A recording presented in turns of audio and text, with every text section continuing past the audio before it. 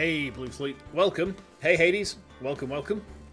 It's good to see people in the chat before I've even actually hit my live button. Welcome. Welcome back to Ace Attorney.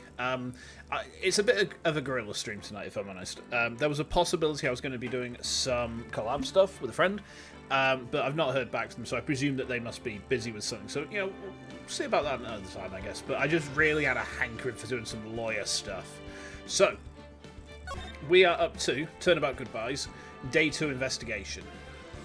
Yeah, 2057, that's where we left it, wasn't it? About 9. Yeah, okay. We're going to jump straight in, alright? Ooh. I almost had some problems, actually, today. I booted up my computer, and it was running piggishly slow. I think something hadn't executed right, so I might ask my more PC literate friends for a little bit of advice on that point. By the way, let me know if the audio is alright, because for some reason the audio in my Chillers Art VOD from yesterday is a little bit gimpy. I don't know how to describe it. Alright, December the 26th, Detention Centre, Visitors Room. Maya! Hey, Nick, it's you! Oh, I'm glad Mr. Edgeworth made it through the day okay. It's a relief. Hey. Why'd you do that anyway? I don't know. I just knew I had to do something. I know I'm not the lawyer my sister was. I'm sorry. Well, you did save the trial. Just behave from now on, alright? Okay. His unnecessary feelings towards Phoenix, yeah. They're definitely going to boy kiss. They're definitely going to boy kiss. Turnabout DEEZ Nuts defendant, Ayunda Risu. Yeah. Yeah, that sounds about right, actually. I would not defend Risu at trial, purely because she'd come to give her evidence, and her evidence to the judge would literally just be DEEZ Nuts. Sounds about right. Alright, let's, have you been questioned yet? No, not yet. Detective Gumshoe was here just now. He said, seeing as this is your first offence, we'll let you go after questioning. Oh. Oh, and he wanted me to get bail money ready. You can pay for me, okay? How much? I don't know. I guess they'll send you a bill or something. Because every proof will be caught on stream, so no. Exactly. Why do I get picture giant bales of money every time I hear the word bail? Any luck with me? None. I can't get through to her at all. I tried. I really did. I don't know what to do. Is this still case 4? Yes, we're still on Turnabout Goodbyes at the moment. So we've just gone into. We've just. I say 1. We've survived the first day of trial.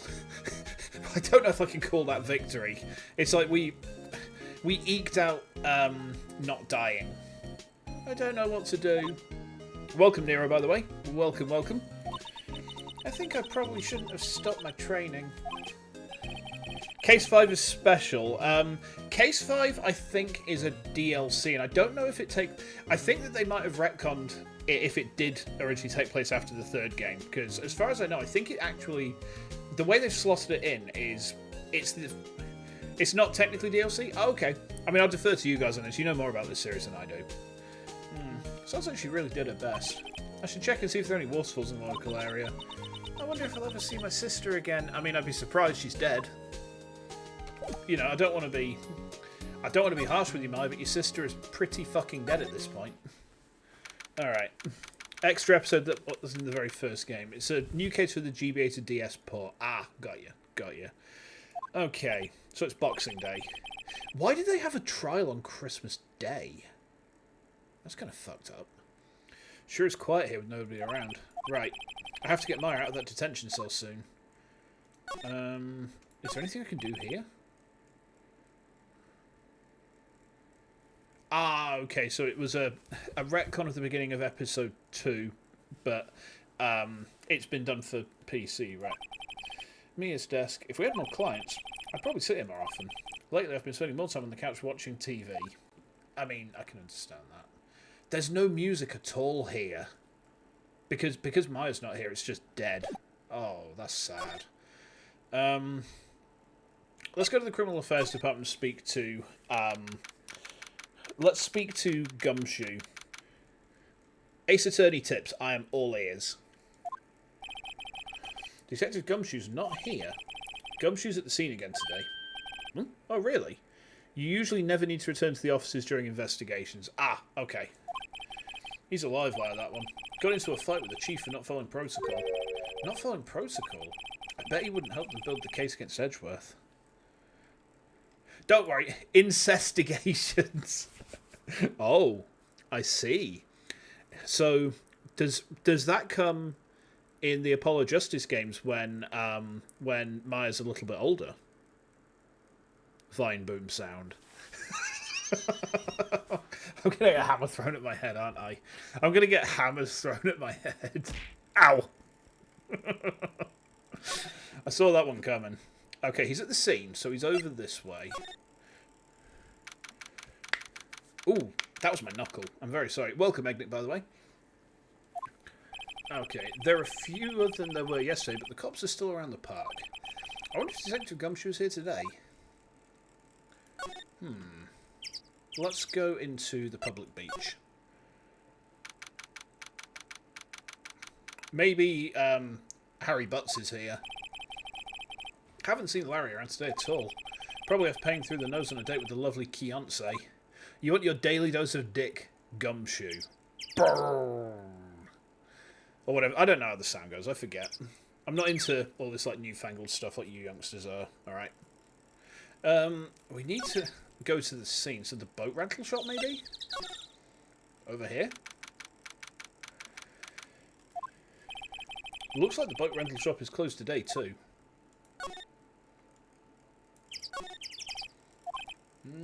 Oh, what just happened there? Sorry, something kind of went a little bit screwy with my one of my stream monitors. Hold on, I'm just going to fix this quickly. There we go. No? Huh. Bit concerning. Let's try that again. Doesn't look like anyone's around. Probably closed because of the murder. I don't think there's anything else that we can actually look at here.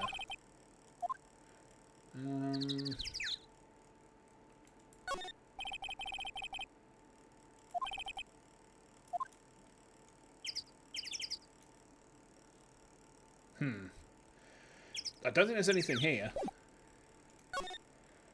Back to the public beach then. I guess we're going to go to the woods. Where is that dick? Can someone help me find my dick? Gumshoe. Please. Please. Oh, here he is. Hey! Ow! Hey, Hart. Welcome. Thank you for coming straight into the stream and throwing something on my face, by the way. Real poggers of you, man. Hey, Detective Gumshoe. Hey, pal. The trial today, it's, yeah? What about the trial? Well, I was going to say good show, but it wasn't really all that. Though, you did save Mr. Edgeworth, I guess. I just wasn't sure how to thank you, you know. Thanks. I wanted to talk to you about Maya Fey. Huh? She's not out on bail yet. That's strange. I told them to let her go as soon as they had their report written up. Man, I don't know what would have happened in that courtroom today if it weren't for her. Seeing her getting dragged out by the bailiff. I'll be honest with you, pal. I shed a tear or two. Mr. Edgeworth, he was so moved I saw his lip trembling. Really? Cold as ice Edgeworth? He was really grateful for what she did, you know. Oh, okay. Oh, right. I wanted to ask you something about Edgeworth. What's up? Is he afraid of earthquakes? I've never heard anything about that before. Mr. Edgeworth doesn't talk about himself too much, see? But there's one thing that's clear as day. Him hating crime the way he does. And him becoming a prosecutor. And him being scared of earthquakes. It all started with that incident. The DL6 incident.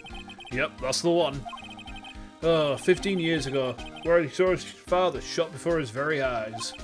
He still feels the pain now. You can just see it in his eyes. Detective Gumshoe? Any idea what strategy Von Karma is planning for tomorrow?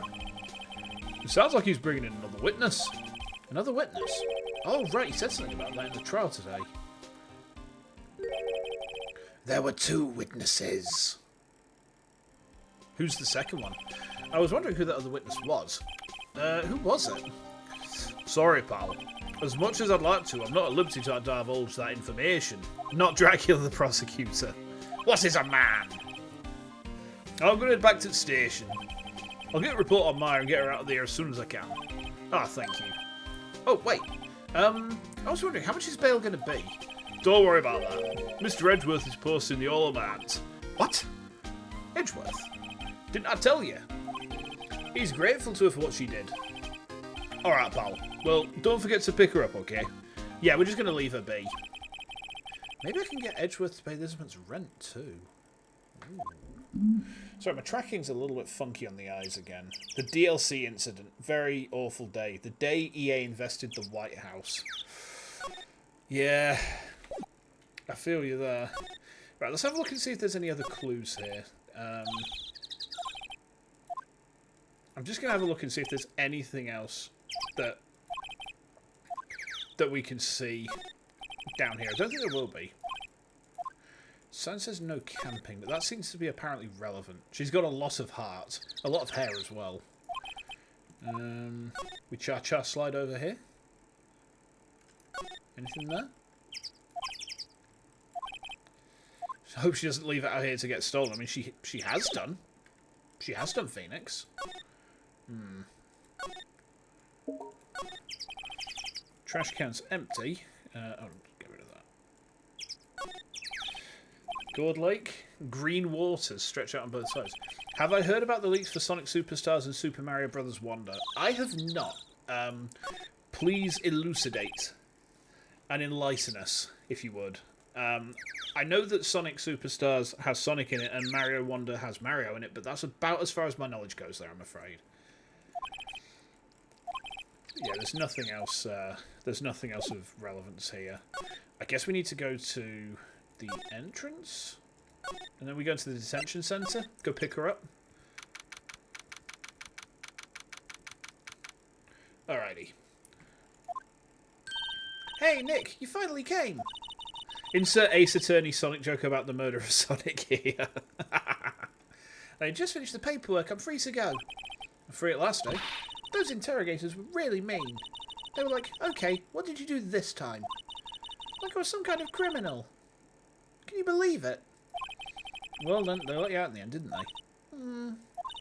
Some people have gotten copies of the games early and have been showing them online. Ah. Yeah, I suppose that happens. I mean, I know that I've seen... I mean, we're going back, like, over a decade, but I got my copy of Mass Effect 2 on pre-order a day ahead of release, and I was petrified. I was a lot younger then. I was petrified that if I play this and I start getting achievements on it, you know, am I going to get in trouble for that? I played it anyway. I didn't give a shit in the end. I just played it. Oh, that reminds me. Thanks for bail. Thank Edgeworth. Huh?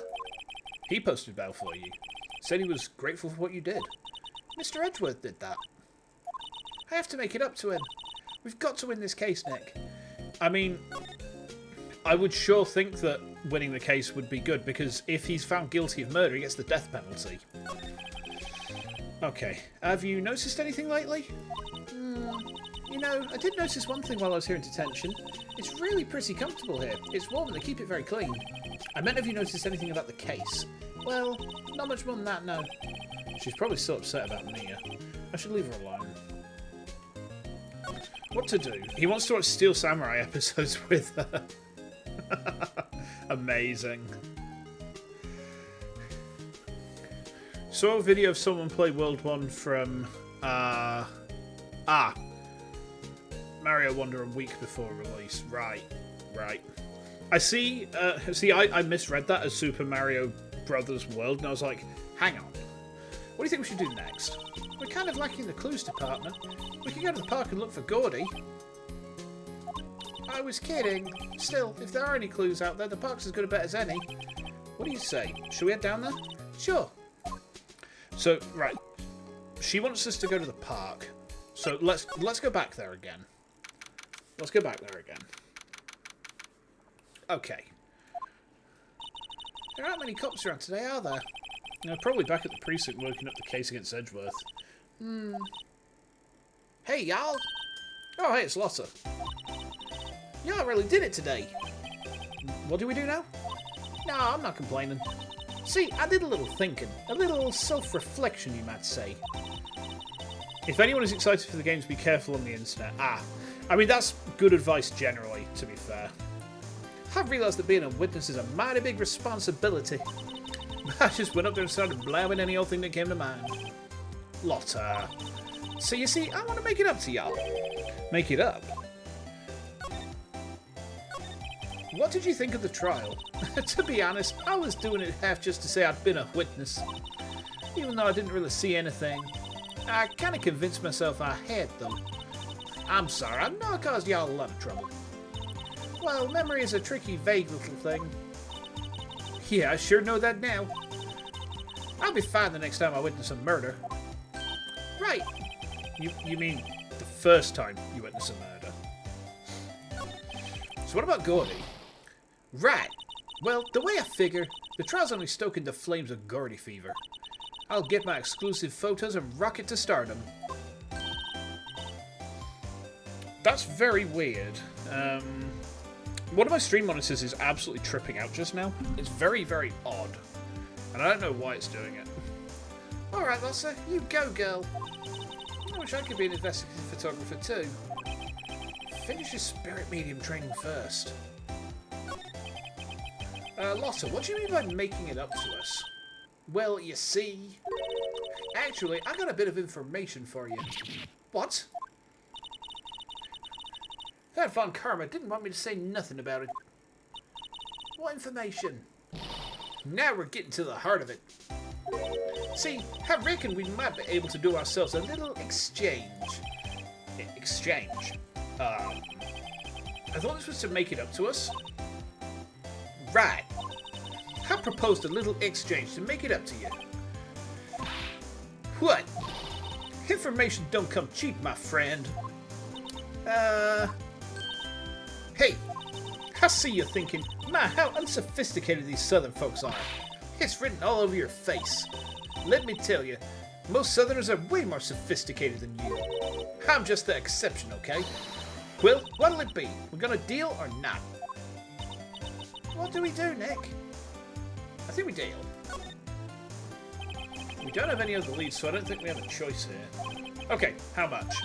Huh? You completely off your rocker? I may not be sophisticated, but I'm not trying to rob the poor. Huh?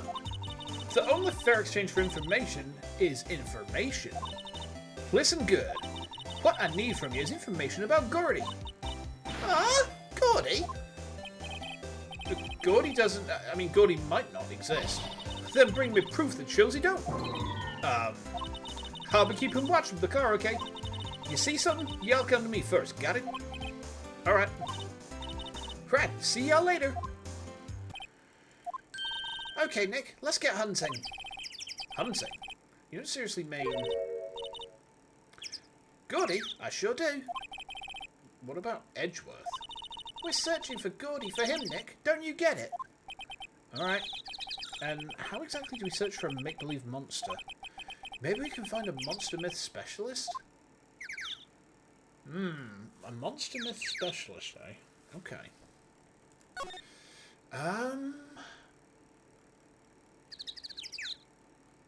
Let's head to the Criminal Affairs Department and see if anyone's able to... Okay. It looks like we were meant to do that. Hey there, pal. What's up? You look out of sorts. Wait, you didn't go and do something that's going to hurt Mr. Edgeworth's case again. What do you mean again? Oh, whatever. Have a seat, pal. I'm here for you if you need anything. Besides money, that is. Ask about Gordy.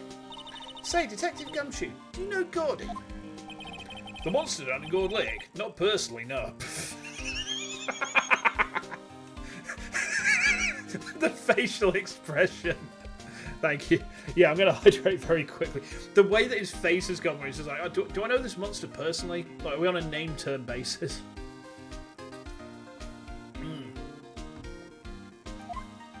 Well, we're looking for it.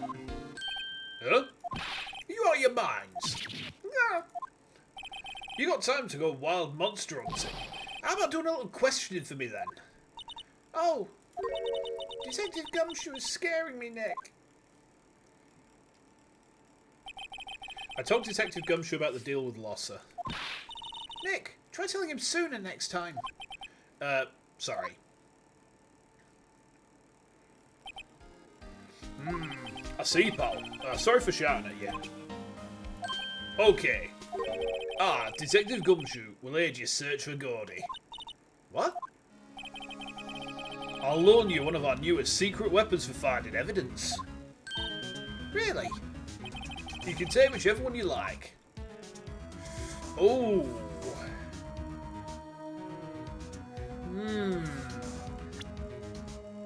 Alright. Let's take the secret weapons. Gumshoe sold me on this. What could go wrong? With a face like that, what could go wrong? Okay, give us the goods. Hold on now. Everything in due time. First, let me show them to you. These are our best and brightest. Introducing secret weapon number 1. Missile! Missile? He's a canine police dog, still in training. Missile! Missile! Yeah, boy. Shippy. Doge. It's Doge. It's Doge. Here he is. Hey, he's cute. Look, Nick, cute dog. A cute dog. And this will help us... How? Bulk. Next, secret weapon number 2. A fishing pole. Here, this is me on personal pole. Detective Gumshoe, we're looking for a monster. Yeah. How are we supposed to catch a whole sea monster with a fishing pole? I mean, obviously Phoenix had never played Pokemon. Kind of by the by, but, you know. Never know till you try, pal. Okay, this next one is the last one. No, please, I'm already overwhelmed by our choices. Secret weapon number 3, a metal detector. Here. Detective Gumshoe, we're looking for something alive? Right. How are we supposed to find it with a metal detector? Hey, you never know, it might be in soda cans. Well, which will it be? I can't make up my mind, Nick. They all seem so perfect. I can't make up my mind either, for the totally opposite reason. No, I suppose it can't have to borrow one of them. Okay.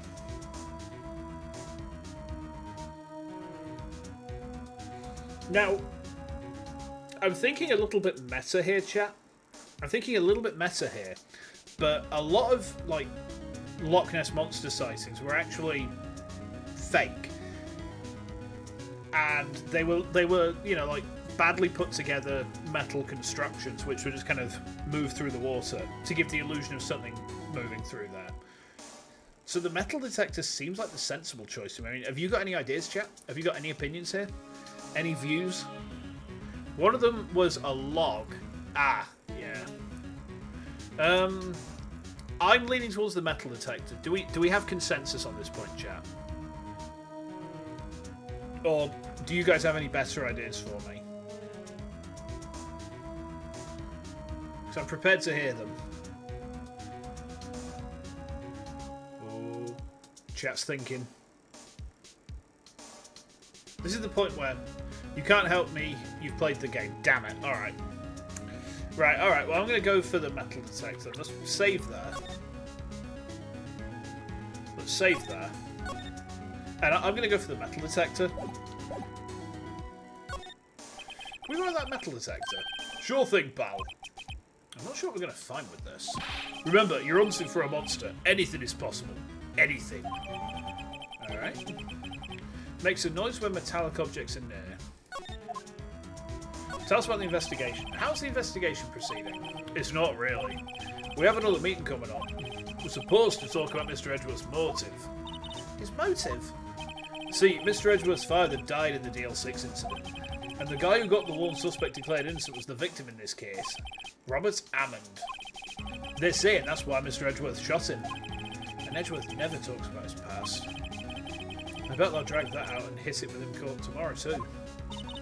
Poor Mr. Edgeworth. I've got to admit, it doesn't look good, pal. No, it doesn't. All right. Let's head back to Gourd Lake. Let's go to the beach.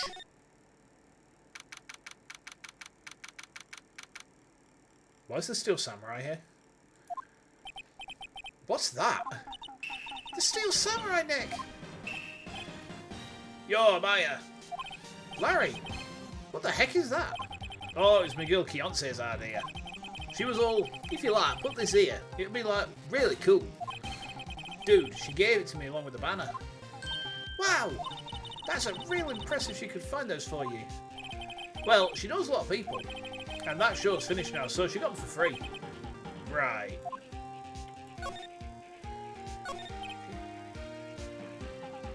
Yo, Nick. What happened with Edgey? Well, we made it through the first day in court, alright. I don't know how good our prospects are from here on, though. Huh. Hey, Larry, did you know Strength has a secret weakness? He's terrified of earthquakes. He acts like a little boy. Huh? That's weird. I don't think he was ever like that in school. No, really? Well, we were only in the same class for a little bit. He transferred schools pretty quickly. Transferred? Right, when the DL6 incident happened. Doesn't look like Larry knows about it, though. Let's go to the big samurai. Something in here is smelling. Hey, Larry. When did you get that big thing? Huh? Oh, the big guy. I've had that for about a month, yeah? It's a big hit with the kids. Why is he sweating? That's kind of sus. Do we know what happened in DL6 yet? We only know that Edgeworth's dad died. That's all we've been told so far. And we know that the victim was the guy who cleared the defendant in DL6 is the victim in this case. That's as much as we've been told at this point. Why wasn't there yesterday? Huh? Huh? Oh, right. The compressor was busted. Compressor? Yes, that little unit by the hot dog stand. That's what I used to put air in the Steel Samurai. It broke a little while ago, so I sent it for a test. Wait, is that a wacky waving inflatable arm floating tube samurai? Wacky waving inflatable arm floating tube samurai. Wacky waving inflatable arm floating tube samurai. Hi, I'm Larry Butts. I'm of Larry Butts' nah, fuck it, I ain't doing this whole fucking thing. Jesus, my throat. Oh, and here I thought you'd inflate it by yourself. To learn more, search Steel Samurai inflation on Google. No, never do that. Never do that. Alright.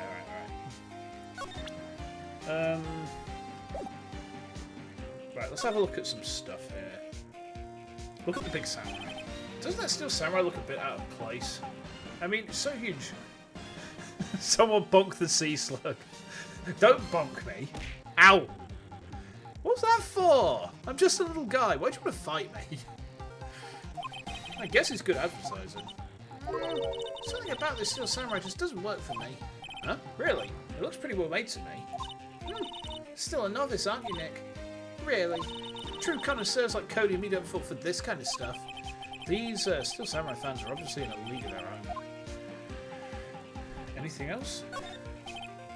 Can't get this. Dogs. The original Samurai dogs, no less. Hey man, whoever calls their product the original first wins. Why don't you add world famous to the sign? Hey, good idea! What have I done? It's just extra dialogue. Oh, what's these flags up? Flags look sad in place here. Flapping listlessly back and forth in a cold wind under a cold sky. Deviant art. Oh, Jesus Christ. You're going down a rabbit hole there, Ara. You're going down a rabbit hole.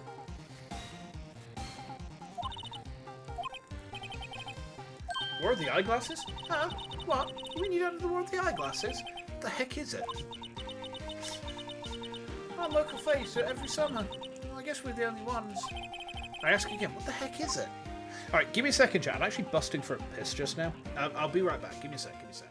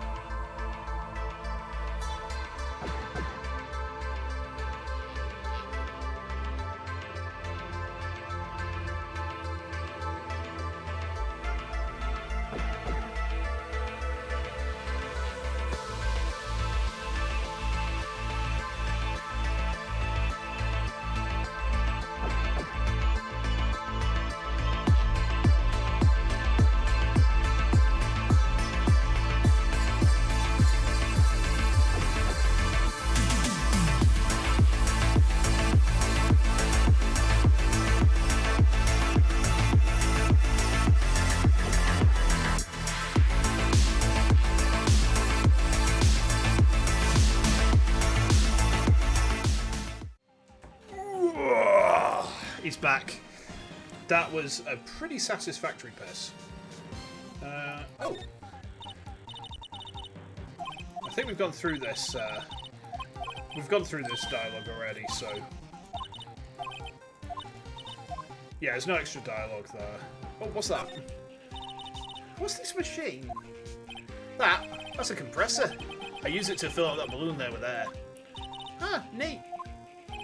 Just got it repaired yesterday. Man, what a drag that was. Why does that feel like it should be relevant somehow?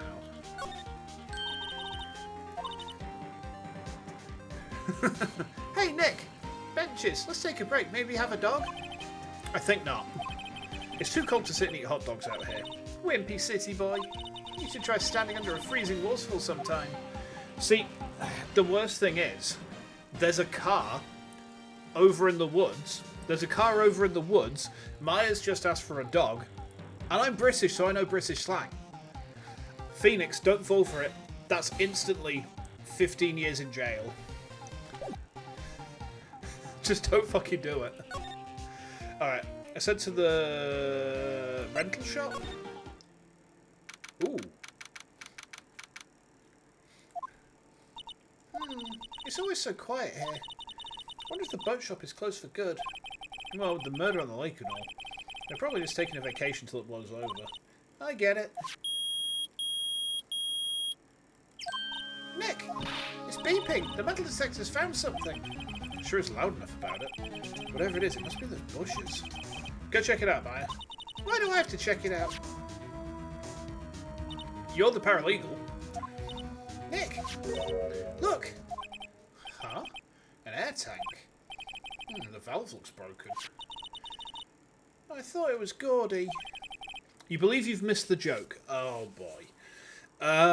Okay, so in British slang, dogging specifically refers to the act of going out with a lady in a car, going to a car park, getting in the back seat with her, and getting it on. You know, a chicka bump bump.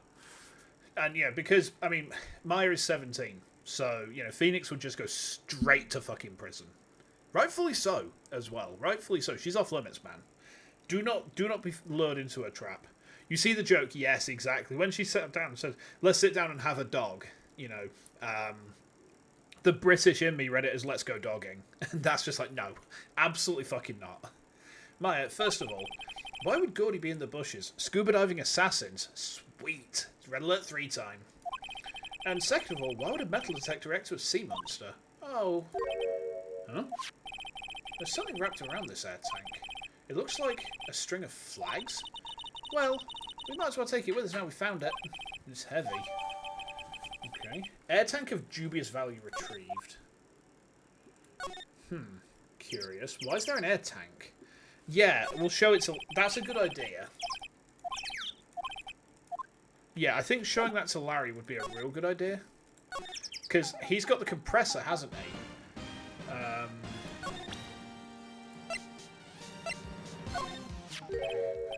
What? An air tank? What about it? Larry, I wanted to ask you about this tank. Have you seen it before? Have you seen this before? Yeah? Me? No, never. Who the heck would go diving in the middle of the winter?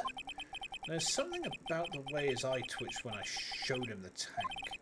I think I better pursue this line of questioning a little further. We gotta go the other route then. Is it yours? Say, is this air tank yours? Why would I have a thing like that? Look, see how there's a string of flags around the tank valve? It's just like the string of flags around your steel samurai there. Oh, the music! Must be a coincidence. There's a string of flags everywhere these days. Like elementary schools. And used car dealerships. But look, why would he need to have a tank anyway? To inflate something. To inflate something or to go diving? He said he wouldn't go diving, but... Maybe. Or to inflate someone. Yeah, he's definitely gonna inflate someone, isn't he? Did Larry kill someone again? I think he's diving to try and find Gordy. To go diving. You used this to go diving in the lake, didn't you? What? Why the heck would I go diving in the lake? Wait. You're not saying I had something to do with that murder? No, not at all. Just, hey, you watch it, buddy. Ow, you watch it, buddy. Why did you bonk me? I didn't say anything, and yet you're bonking me. Why am I getting punished for Ara's misdeeds? Yeah, but I'm the one who got hit. Go on, give her a heart. What are you doing? Larry, Nick is your lawyer. Well, Larry, she's right. Bah. Anyway, I've never seen that air tank, okay? Yeah, right. Larry's hiding something, I can tell.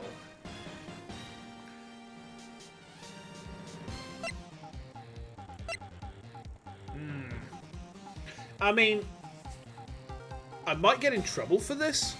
There is a way that an Austrian can bonk France, but you're not going to like it very much, Hart. You're not going to like it very much. Oh, no. Okay, try showing this. That's the guy that's selling me dogs faster than I can cook them. Do you think Gordy really exists? Nah, I think somebody probably saw something else that they just thought was Gordy. But I'll keep selling samurai dogs until the truth's out.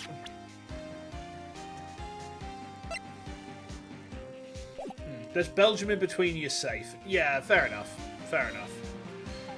It's always Belgium, isn't it? Belgium always gets the raw end of the deal. Sad, really. Right, let's move to the woods, I guess. And Switzerland as well. Yeah, that's true. I wouldn't want to fuck with Switzerland. Their Swiss guard guys are scary motherfuckers. Oh, excuse me. Hey, y'all! Well, y'all find anything out about Gordy? No, nothing. Well, keep moving. It gets cold out here in that town. It is a little chilly. I think I have to sneeze. Whoa, no you don't. No sneezing. Achoo!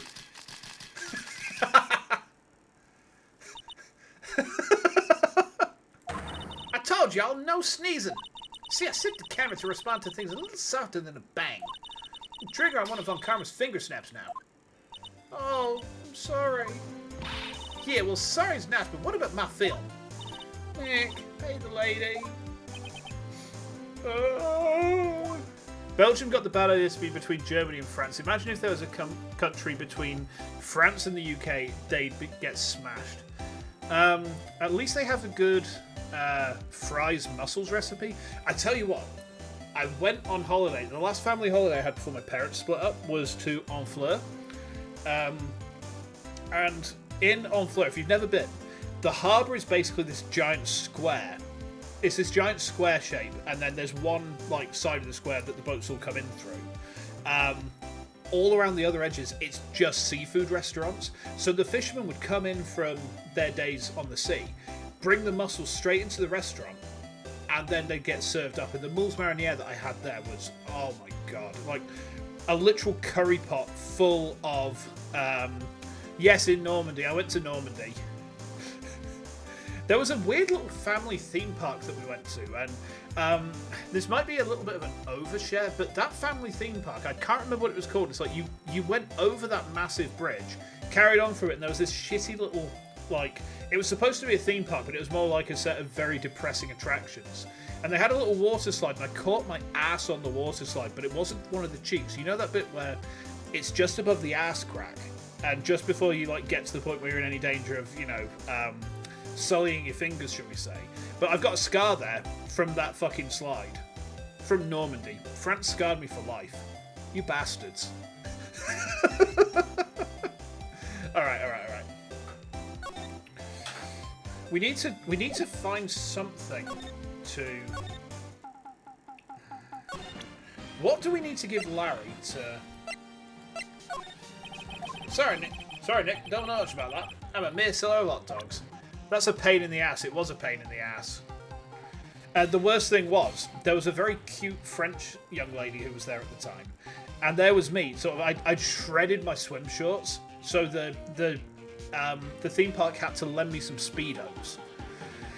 Dear. Yeah, not ideal. Not ideal. But there we go. What do we need to... We've given him the air tank. Right. We've gone through this already, haven't we?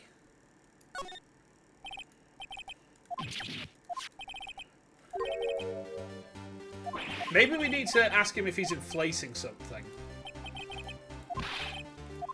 To inflate something. You used this to inflate that, didn't you? Inflate what? What else? That big puffy steel samurai. Now, why would you go asking me a question like that? Looks like I hit the nail on the head. Right. Actually, see, the compressor I was using was on the fritz. So I tried using the tank to inflate it just once, and it didn't go so well. Okay. That's more about the tank. It didn't go so well. Yeah. Do you think it could be a little more specific? Come on. Look, it's embarrassing, so I really don't want to talk about it. Tell us! He can't say no to a cute young lady, apparently. Fine. Whatever. It's like what I said, the compressor was busted. So I took the tank and tried to fill the samurai up with that. And then... Wait. The valve busted open and made this incredible noise. Maya is a girl. Of course Larry finds her cute. Maya is a female. Therefore Larry is like, yes. He's a very simple, straightforward guy. Wait, hang on. Gordy. This looks an awful lot like a butt plug. I can't make a comment there. I am in my 30s. If I say that Maya is cute, I'm going straight to prison. The valve busted open and made this incredible noise. And that tank then took off like a rocket. And it took me poor deflated steel samurai with it. What? Off into Gourd Lake? Sure scared me out of my gourd, that's for sure. Hang on. So, I've just noticed his t-shirt.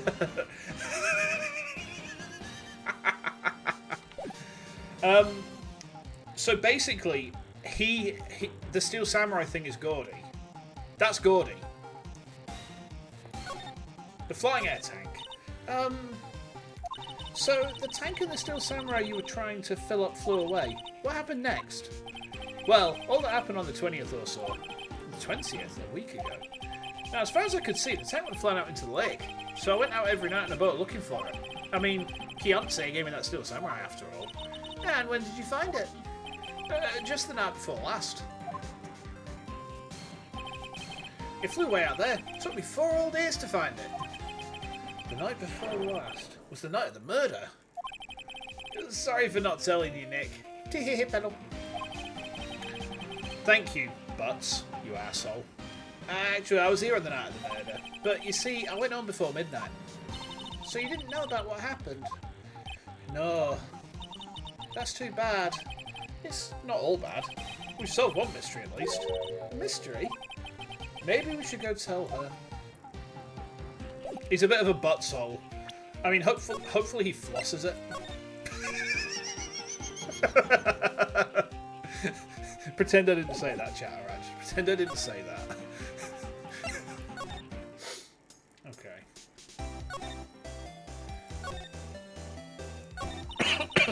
Well, Mr. Lawyer, I got the info y'all need. Y'all got the scoop on Gordy for me yet? Gordy doesn't exist. We found him. You're running low on channel points, so you're saving for very bunk-worthy moments. I may tweak the amounts that you bonk me for in that case. Because I'm just like, you're not... Oh, God. Oh, Andy's here. Ow. Straight into my face. Alright. Do we tell her that we found him or he doesn't exist? Try we found him. Huh? Gordy? Oh, we found him already. What? I haven't seen any monsters yet. Y'all for real? Gordy really exists? Wait. I need proof. You get a photo. I have proof. I have no proof. I don't have it yet, but my lawyer instincts tell me the proof is out there. Ha! Now it's trouble. Y'all can't pull the wool over these eyes that easy. That won't work in court either, Nick.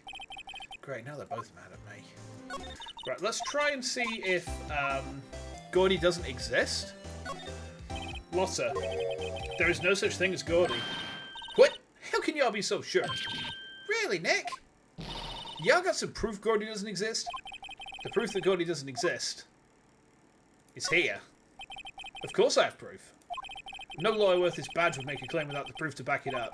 Here's the proof that Gordy doesn't exist. My lawyer's badge. No, it's the air tank. Larry's air tank. Oh, the music! What are y'all doing with an air tank? This is Gordy. Excuse me? What exactly are you saying, Nick? There's a stand near here, a hot dog stand. There's a giant inflatable samurai doll there. About a week ago, an idiot who happens to be a friend of mine tried to fill it. He used this air tank, and when the valve blew, the tank flew into the lake. Apparently, it made a pretty loud bang when it flew. A bang. A bang, you say? Bang, bang, bang, bang, ba bang, bang, bang, bang, bang, ba bang, bang, bang, bang, bang, bang, bang, bang, bang, bang, bang, bang, bang. When something smells, it's always the butts. I tell you what, if I've been eating eggs, yes. The tank, along with the still deflated samurai, fell into the lake at the same time. A couple was taking a photograph of the lake. This photo. Oh boy. Wait! So, you're saying that Gordy is really the Steel Samurai? Aw, she's sad. Well, that's a fine way to ruin a girl's dreams. I'm sorry, Lotta. Nah, it's okay. You win. I'll give you your info like I promised. Oh, Lotta. What happened? I learned something in today's trial, that's for sure. Testifying is serious business. That's why I decided not to talk about that case anymore. Huh? But didn't you say you had information about the case? Tell us that at least. Like I said, I'll trade it for the dirt on Gordy. We just gave you that. So tell us this information that you have. A promise is a promise, I guess. I overheard the cops around here saying something about the witness tomorrow. They said he's the caretaker of the boat rental place up the path here. Boat rental? There's someone there. I mean, he looks so deserted. Just an old guy living all by himself. Y'all should go check it out. Thanks, Lotta. We will. Let's get cracking, Nick. Hold on. Something else? Yeah, the night of the murder. My camera clicked twice, you know. Oh. Wait, so you have another photo? Well, yeah, but there's nothing in it at all. Just the lake. I figured it wouldn't be much use as evidence, so I kept it to myself. Well, it might be helpful at all, but here, take it. Taken automatically on Christmas Eve at 10 to 12 at night. Okay. Bye now. Y'all take care. Time for me to pack up and leave. You know what I just realised? Lotta's voice would have been absolutely hilarious if it was Boomhauer.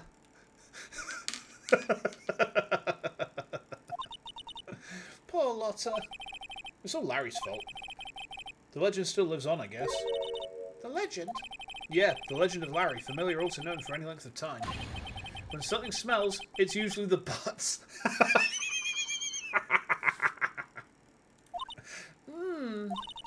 Someone should whip that butts into shape. Oh, Jesus. Is Egnick still here? I don't know. You still here, Egnick? And he is invoking the summoning ritual. And so I shall say the words. All systems, full power! Ah! He's not gonna get away with this. Right, okay. Let's head over to the boat rental place, huh? Move to the boat rental shop. Okay. Hey, Nick! This is the boat shop that Lotta was talking about. You're right. Doesn't seem to be anyone around at all. Well, let's go check it out anyway. Oh, we can actually go to the shack. Alright, let's do it. There's got to be some forklift certifications going on here. Probably. Probably. Ooh. What voice does he get? Oh boy. What voice do we give him? That's a tricky one. He looks out of it. He looks drunk. He's a bit loopy. Alright, that makes it quite a bit easier. Meg, is that you? Hey, is that Keith with you? Where have you two been? I was worried sick. Nick, you handle this. I think I'll leave this one up to you, Maya. Meg, Yes? finally made up your mind, have you? My mind? You'll run the pasta shop when I'm gone. Pasta? Glad to hear it, glad to hear it. You make your old man proud. When you kids left the house, I didn't know what to think. I was supposed to keep this place running, an old man like me. Polly, the kids are home. Hello. Hello. Nick, what was that? A parrot. The one on the perch. Keith, Yes? I'll leave the wet noodle in your capable hands, Sonny. Are we giving him a hand job?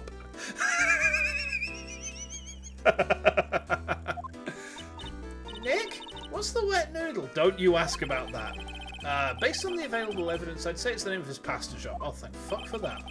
That's the relief, isn't it? Ow. Isn't it, Polly? Hello. Hello. Hello? He fell asleep. I guess he's relieved.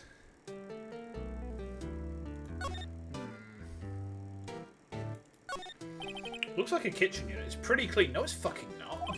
Funny, it doesn't look like the keeper would keep things tidy like that. That's an odd thing to comment on, Phoenix. Is that relevant somehow? You're forgetting, Nick. He's running a pasta shop here. Well, there's lots of various fish in Good Lake, aren't there? Something's funny, Nick. All these fish are saltwater fish.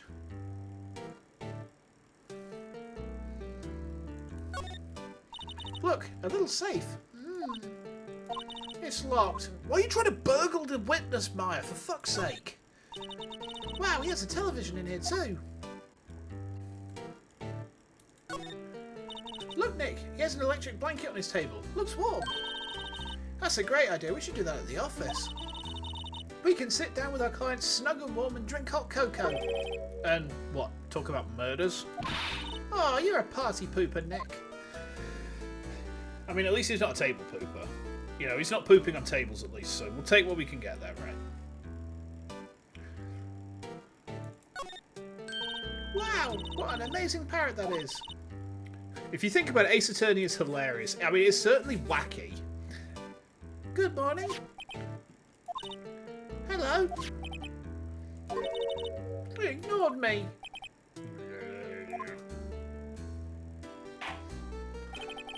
Right, you forgot, Nick. You gotta call her name first. Her name? Polly, how you been? Every case we've taken has been a murder. That is also very true. And we've only had, like, this is like, what, our fourth case as independents, I think? No, it's our third case as independents, because the first one that we ran, we were Mia's little bitch. That doesn't sound so bad, actually. Hello. Hello. See? Oh, neat. So the parrot's name is Polly. Okay. Parrot's on the court record. Too bad all she can say is hello. Ha ha ha! Oh, Polly can say lots of things. You just need to know the secret words. The secret words?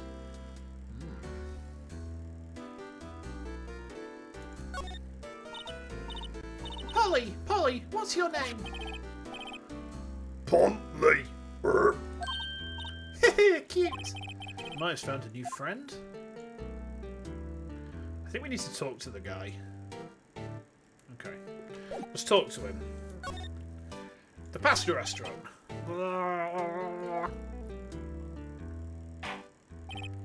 A pasta shop? Hey, to think the wet noodle will live on when I'm gone.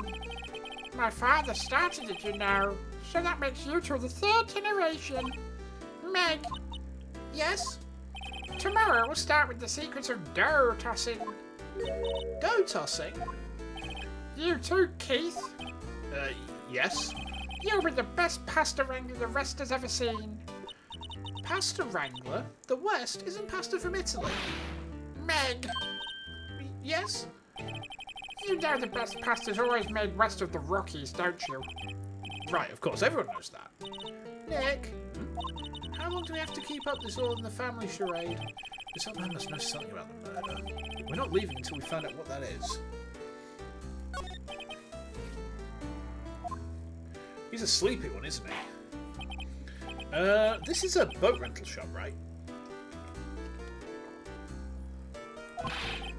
What are you talking about? This is the Palace of Pasta, the wet noodle. Though, as you mentioned, we haven't got many orders for spaghetti lately. All the kids came up and say, "Yeah, dude, we want to ride in one of your boats." And that's why I keep them boats out there. Oh, youngsters these days, darned if I understand them. I'm pretty confused myself. Nick, this isn't going anywhere. But this old man is the witness tomorrow, right? We've got to find some way of getting information out of him. Polly, then? My memory's gotten worse of late. That's why I just tell everything important to old Polly here. Everything important? I wonder. Polly, what's the number to the safe? 1228. Oh, right.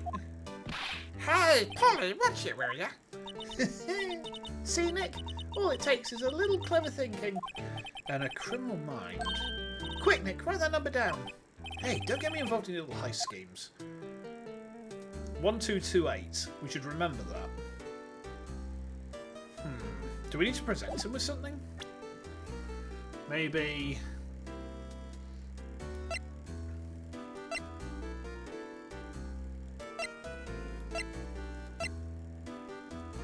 Can't seem to... We're going to open the safe. Alright. Look, a little safe. No, we can't open the safe.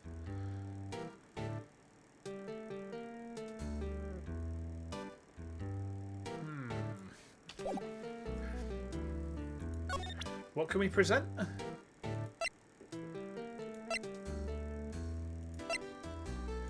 going to present him with Polly.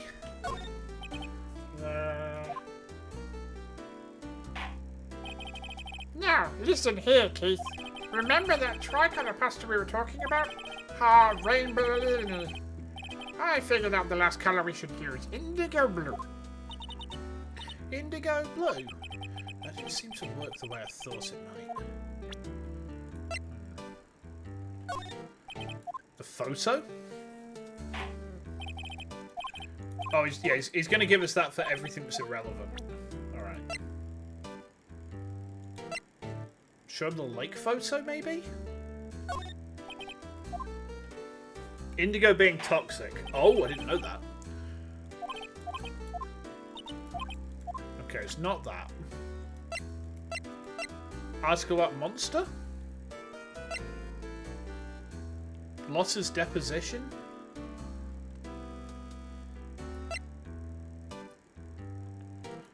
Attorney's badge? It's not going to do anything, is it? Oh, that's a lawyer's badge? Yes, it is. I don't believe it. This old guy's the first person to recognise my badge. Wait, we had to show him the...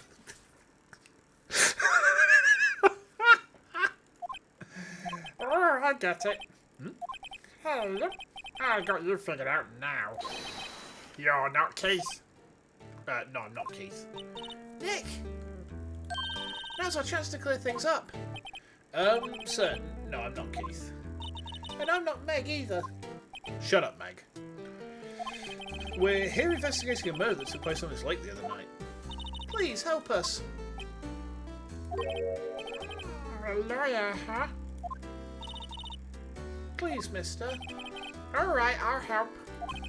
But one condition. What's that? When this case is over and done, you run the wet noodle. Alright, sure. Okay, we promise. Nick, are you sure about this? Hey, anything to get this case solved. Also, who wouldn't want to eat Phoenix noodles? Me? I guess so. That's my boy. Good for you, Keith. Wait, didn't I just say... You too, Meg. Yes? Ha ha ha, it'll bring a tear to your man's eye, you know.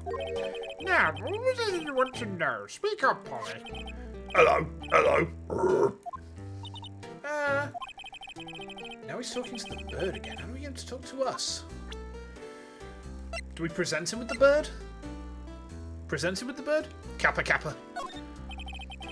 Polly is my only friend in the world. Isn't that right, Polly? Hello, hello. Hello. Do we talk to him? Nope, we've exhausted the options there. Show him the picture. Hello, I've seen this. You know something about this, sir. Keith, Yes? it's okay. You can call me Dad. Dad, do you know something about this? Yep. The other night out at the lake. Yes, yes. I know all about that. I seen it. What? Tell us what you saw. Well, I suppose, since you're taking over the shop and all. Okay.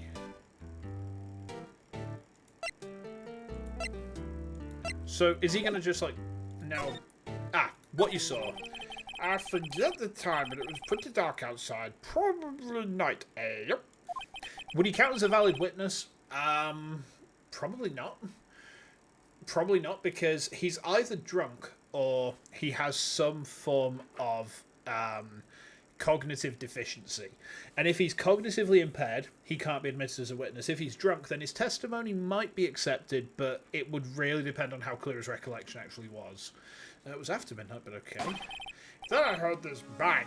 So I looked outside. Then I heard another one. Bang.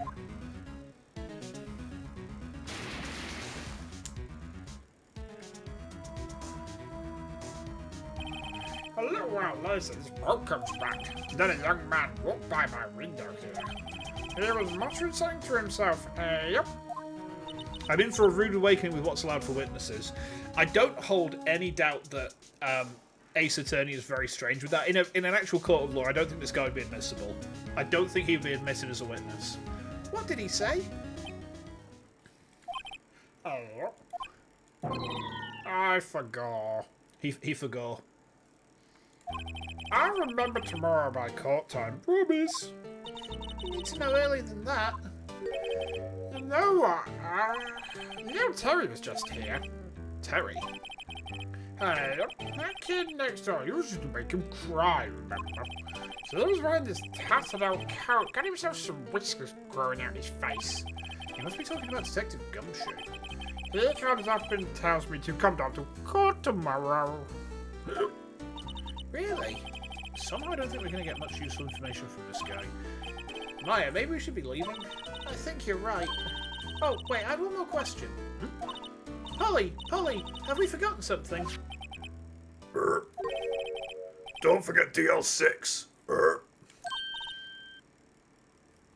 Why does Polly know about DL6? Hold on. And for that matter, hang on. He said he heard a gunshot before, sometime before midnight when he heard the first shot. Empty Lake, taken 12:24 at 11:50. Ooh, okay. What did she just say, Nick? Wait, the Polly is a she. Oh, well, okay. One more time, Polly. Don't forget DL6. What? The DL6 incident? Hey, Dad. This is getting weird. Who is this old guy? Why would that bird Polly know about DL6? We have to figure out who that old man is. Oh. What? He locked the door from the other side. Who could that old man be? I think I need to do a little more research on this DL6 incident. Maybe I should ask Detective Gumshoe. What if the old man did it? What if it's not Edgeworth, but it's this old geezer? Why? It's Von Karma with a disguise. Let's pull his face off, Scooby-Doo style. Right, we're heading to the precinct. No, Larry doesn't know anything. I mean, look at him. He's just... that hairstyle is so fucking silly. Entrance. Move to the precinct. Okay. Get everything back in place again. There we go. Hey, pal, long time no see. You don't look so happy. What's wrong this time? Actually, we wanted to ask you something. Yep?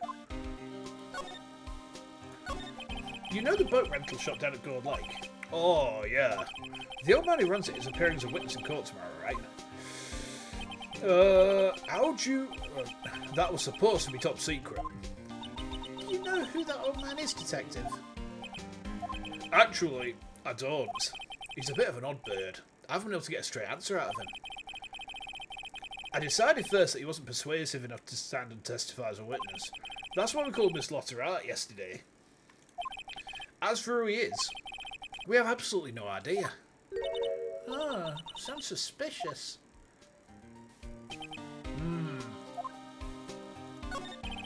Detective Gumshoe, please, help us. Oh? We need to know about the DL6 incident. That was when Edgeworth's father died.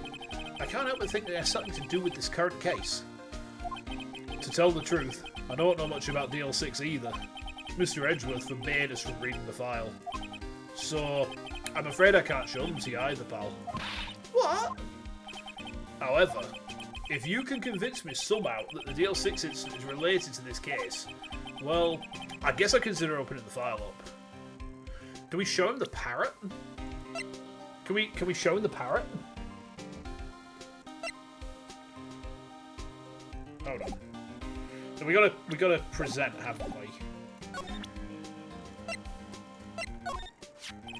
What's that? A parrot? The old man at the boat rental shop's parrot. The parrot knew about that incident.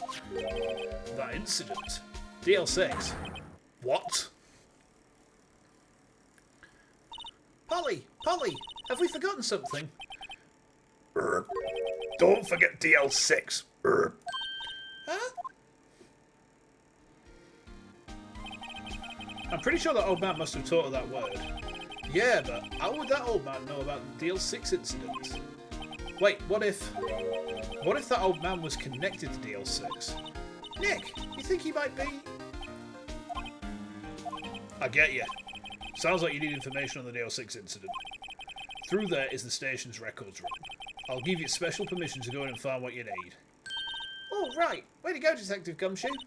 Okay, Nick, to the records room. Well, I guess it's time we faced Edgeworth's past. What dark and edgy secrets are hiding in there waiting for us to learn?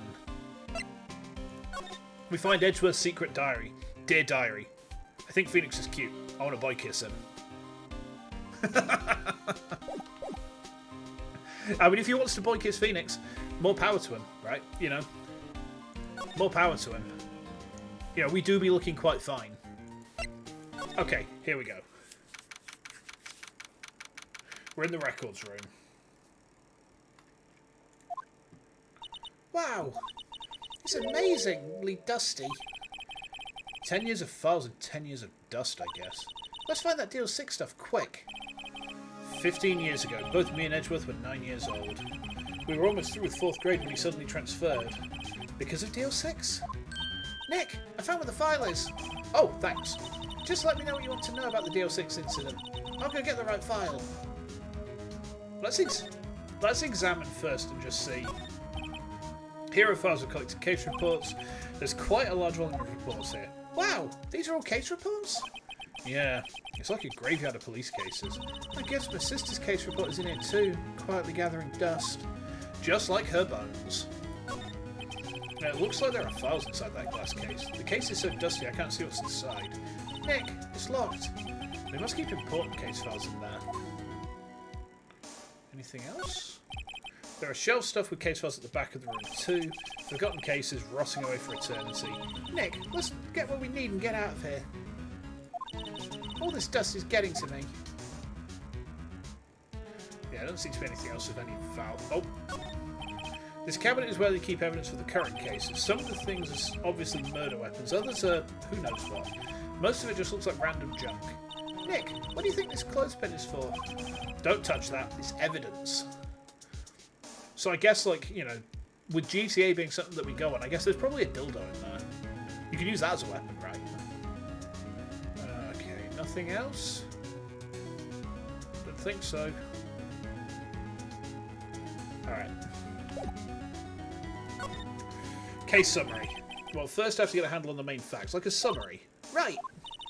Summary. Found it. Here you go.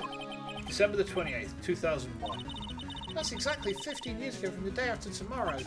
So in 2 days the case is closed. The incident took place in the elevator of the district courthouse.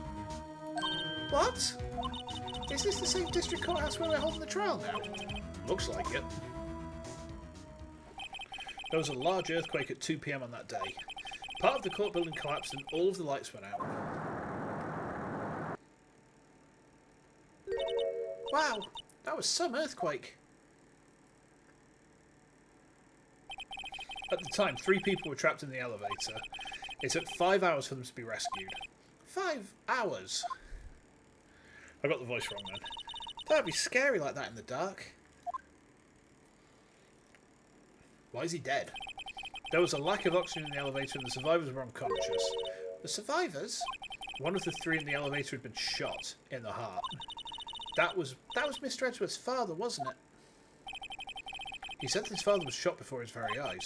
So Miles Edgeworth was one of the other passengers in that elevator. Okay. Interesting. Shot through the heart, and you're to blame. You give the law a bad name. Now, now, now, now, now, now, now, now, now, now, now, now, and so forth. Okay, victim data. Do you have data on the victim? Edgeworth's father? Yeah, hold on. Victim. Here we go, found it. Gregory Edgeworth, 35, defence attorney. If he was still alive, he'd be 50. He'd lost that day's case in court and got in the elevator with his son, Miles. Miles? Miles Edgeworth, of course. So he was in the elevator with his father. I gotta say, court buildings are actually quite intimidating. I've only been to one, specifically to actually go inside, but it was a hell of an experience. From the angle of the bullet and other evidence, it could not have been a suicide. The murder weapon, the pistol, was found in the elevator. The pistol had been fired 2 times. Where have I heard that before? Huh. It sounds just like this current case. What's going on here? Suspect data? Got any data on the suspect in there? That would be the guy that my mum got arrested. Hold on, this is it. The man arrested as suspect in Deal 6 was Yanni Yogi. Oh, I see. So the guy who actually did the murder that we're trying to solve is Seto Kaiba. Ah, I see. He was a clerk in the court, apparently. Him? So he must have been the 3rd person in the elevator. Well, then he had to have done it. But he was found innocent, thanks to his defence lawyer, Robert Hammond. Hammond? The victim in our case? Right. The suspect, Mr. Yogi, was oxygen deprived so much so he had brain damage. He lost all memory of being in the elevator. After he was declared innocent, he disappeared. Where could Yogi have gone to, I wonder? I mean, he's smarter than the average bear, so, you know. Blue Eyes White Dragon. Yes. Yes. Now, Phoenix Odia, obliterate! So the old man is Yogi. I guess he must be. He may be closer than we think. Okay. I guess I know generally what happened in DL6 now. I still don't know what sort of impact the whole thing had on Edgeworth. Nick! Are we going to take the whole file? There's too much. We'll never get it out. You're right. How about we just take what we think we'll need? Okay. So we haven't had to choose, at least. Right. That's probably all we'll be able to find here. Now, all that's left is the trial tomorrow. I wonder how Dad will do testifying in courts. Oh, I don't know if we're quite prepared for this. Alright. Well, it's time to turn about these nuts at long last, chat.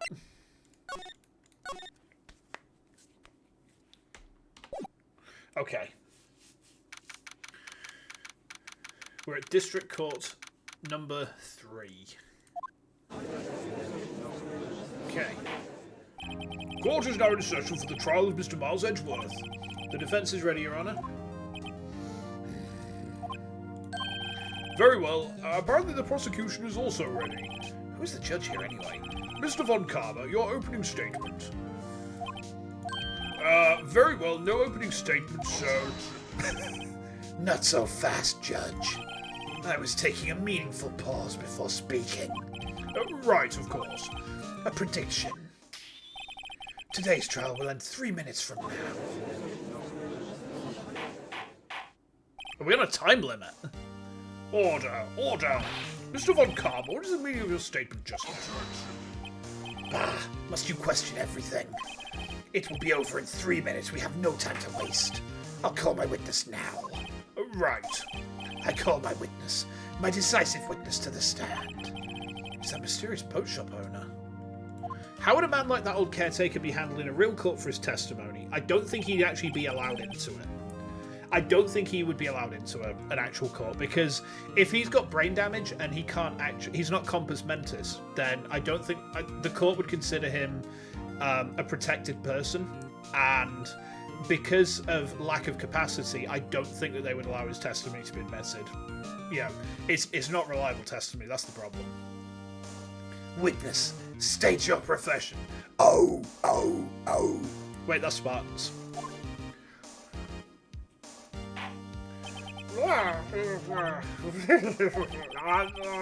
The proprietor of the restaurant, the Wet Noodle and God Lake. And also rent boats? The night of the incident, you were at the boat rental shop, correct? Yep, I was. Please, testify. Yes, come on, Yanni Yogi. Get them jazz hands up in the air. Wait a second. He has to be... No, I don't mind at all. Hold on, we still haven't heard who this old guy is. Do we raise an objection or do we let it slide? We're not going to get penalised by the look of it. I'm still going to save there. Always object. Obneption. Wait. You're going to throw objections at my face now, aren't you? Objection. Wait a minute. The witness hasn't stated his name yet.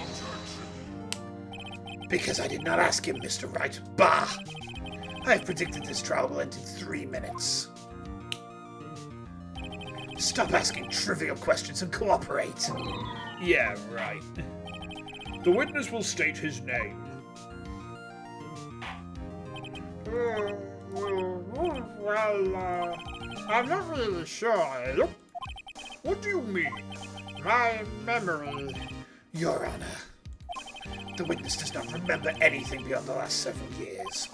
Ergo, he cannot recall his own name.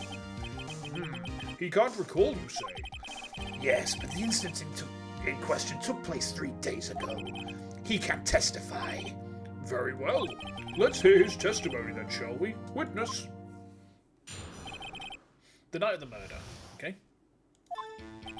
It was the night of the 24th, just after midnight, yep. I was in the restaurant where I rent boats as usual. Then I heard a bang, yep. When I looked out the window, I saw a boat just floating on the lake. Then I heard another bang.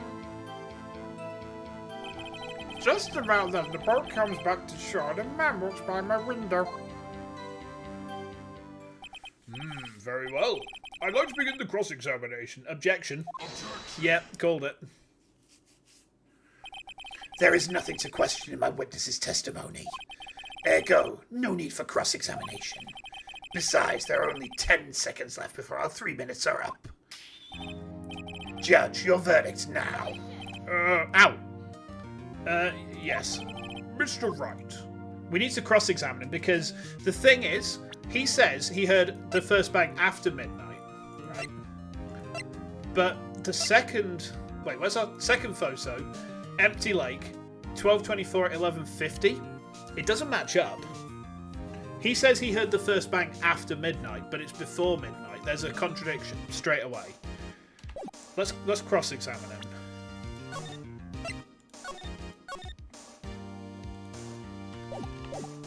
Cross-examine. What are you saying? Of course I'll cross-examine the witness. Very well. You may begin. What? Excuse me, Mr. Von Karma. 3 minutes just passed. I see. Well then, let's just take our time. You may cross-examine the witness. So hang on. If we'd have not cross-examined him, the trial would have just ended then and there with a guilty verdict. Nice try, Von Karma, you asshole. Okay. Just after midnight. We press. Just after midnight, you say? Yep, just around then. Are you sure? Pretty sure, yep. When I talked to you yesterday, you were rather vague about the time. I'm surprised you seem so sure about it today. He's fallen asleep. I asked him and he remembered. Isn't that right? He seems to be making his witness say things. Oh, don't blur at me like that. I remembered it clearly, I did. Yep. You see, continue. I was in the restaurant where I rent boats as usual. Bit weird. Is there anyone who can verify that? Well, I guess Polly could.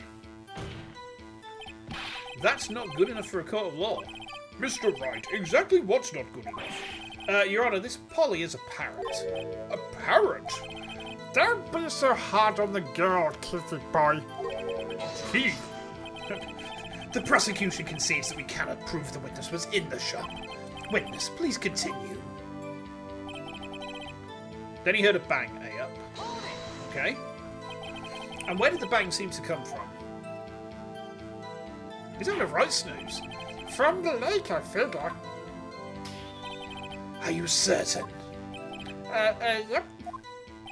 Good, continue. He seems to be telling the witness what to say. What? Has he got some kind of stake in this? Your obsession with being hasty is going to cost you Manfred von Dracula. I think he's got a stake in this thing. Press there. Was there someone in the bar? It was pretty far out there. I couldn't see clearly. Well, I think there was 2 men out there. Yep. But you couldn't see them clearly. At the time, that is. At the time? At the time. The time... Then I heard another bang. Okay. We need to query there. Press there as well. So you heard 2 gunshots total. Yep. That's what Lossa said in her testimony yesterday. Wait, hang on. It's not the... Is it the deposition?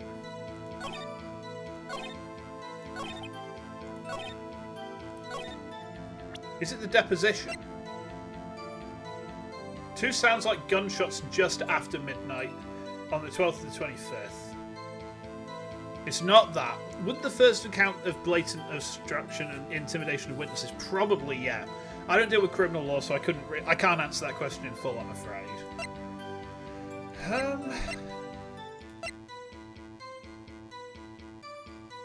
There were 2 gunshots. Okay. I heard 2 sounds like gunshots just after midnight on Christmas Eve. Sorry, Christmas Day even. Shows an empty lake taken automatically on Christmas Eve at 11:50. How often was the gun fired? The gun was fired 3 times. That's a good point. Oh, give me a second, chat. Give me a second. God bless that button. Alright.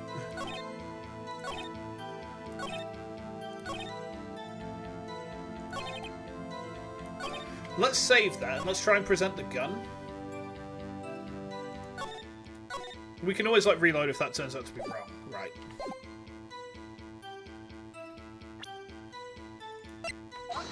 It's not the gun there. It does contradict, but the game says no. The game says it wasn't there. Save Scummaco, so you fucking know it. Is it the gun here? It's not the gun. But it does contradict that the gun's been fired 3 times and he's only heard 2 shots. So where's the 3rd shot? Hold on. Is it the...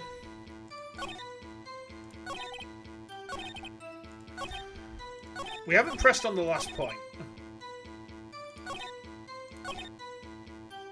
1 shot at 11:50, but the thing is, the deposition says one shot at 11:50, two after midnight. Actually, yeah, that makes sense. That does make sense. So maybe it is the photo.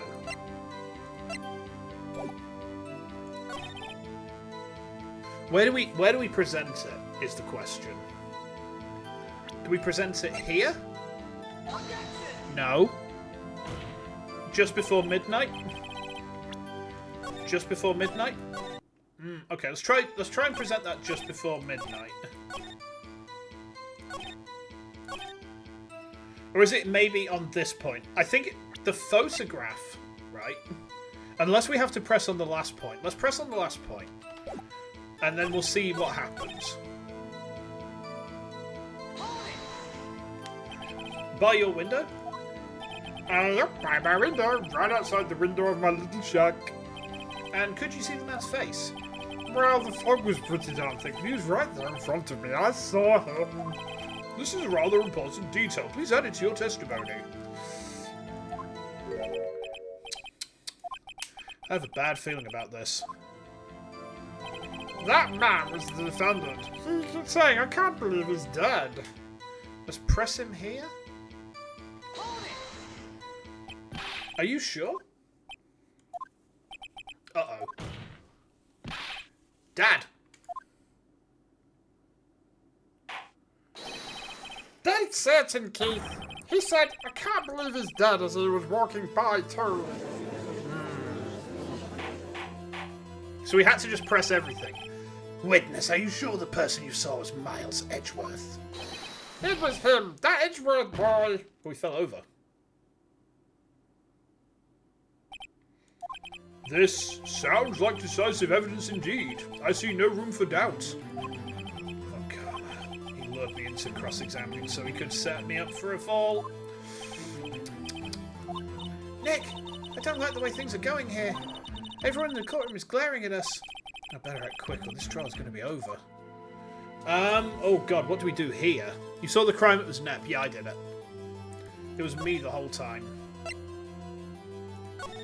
Save there. Do we need to raise an objection here?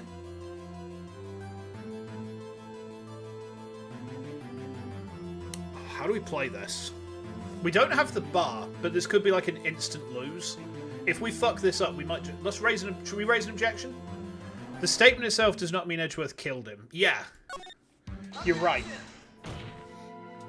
Your Honour, we proved in yesterday's trial that it could not have been Edgeworth who fired that gun. Mr. Wright, are you referring to the fingerprints from Edgeworth's right hand found on the gun and the photograph showing a man firing with his left hand? Exactly. That is easily explainable. He could have wiped his prints after he fired. You are ignoring the truth of the matter here. Everything in this witness testimony is true. The judge is lost in thought. What should I do? Do we need to just wait and see what happens, then? Alright, we'll wait and see what happens. I can't see any room to raise an objection. I better hold back and see how things develop. Nick, we have to do something. If we stay quiet now, Mr. Edgeworth will be found guilty for sure. It's no good. There's nothing I can do. Are you sure? To be honest, I don't know what to do anymore. Please. Can you hear me, sis? Please. We need your help. Nick needs you. 3 minutes was perhaps too high an expectation. However, 15 minutes isn't bad. This must be a new record. Enough. The witness may leave the stand. Uh-oh. Oh, no, we lost.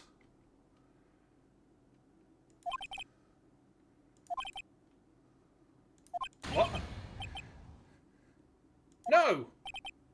Oh, do we not? We were supposed to read through that. All right. Well, I thought we were just going to skip through so we could try and reload or something. But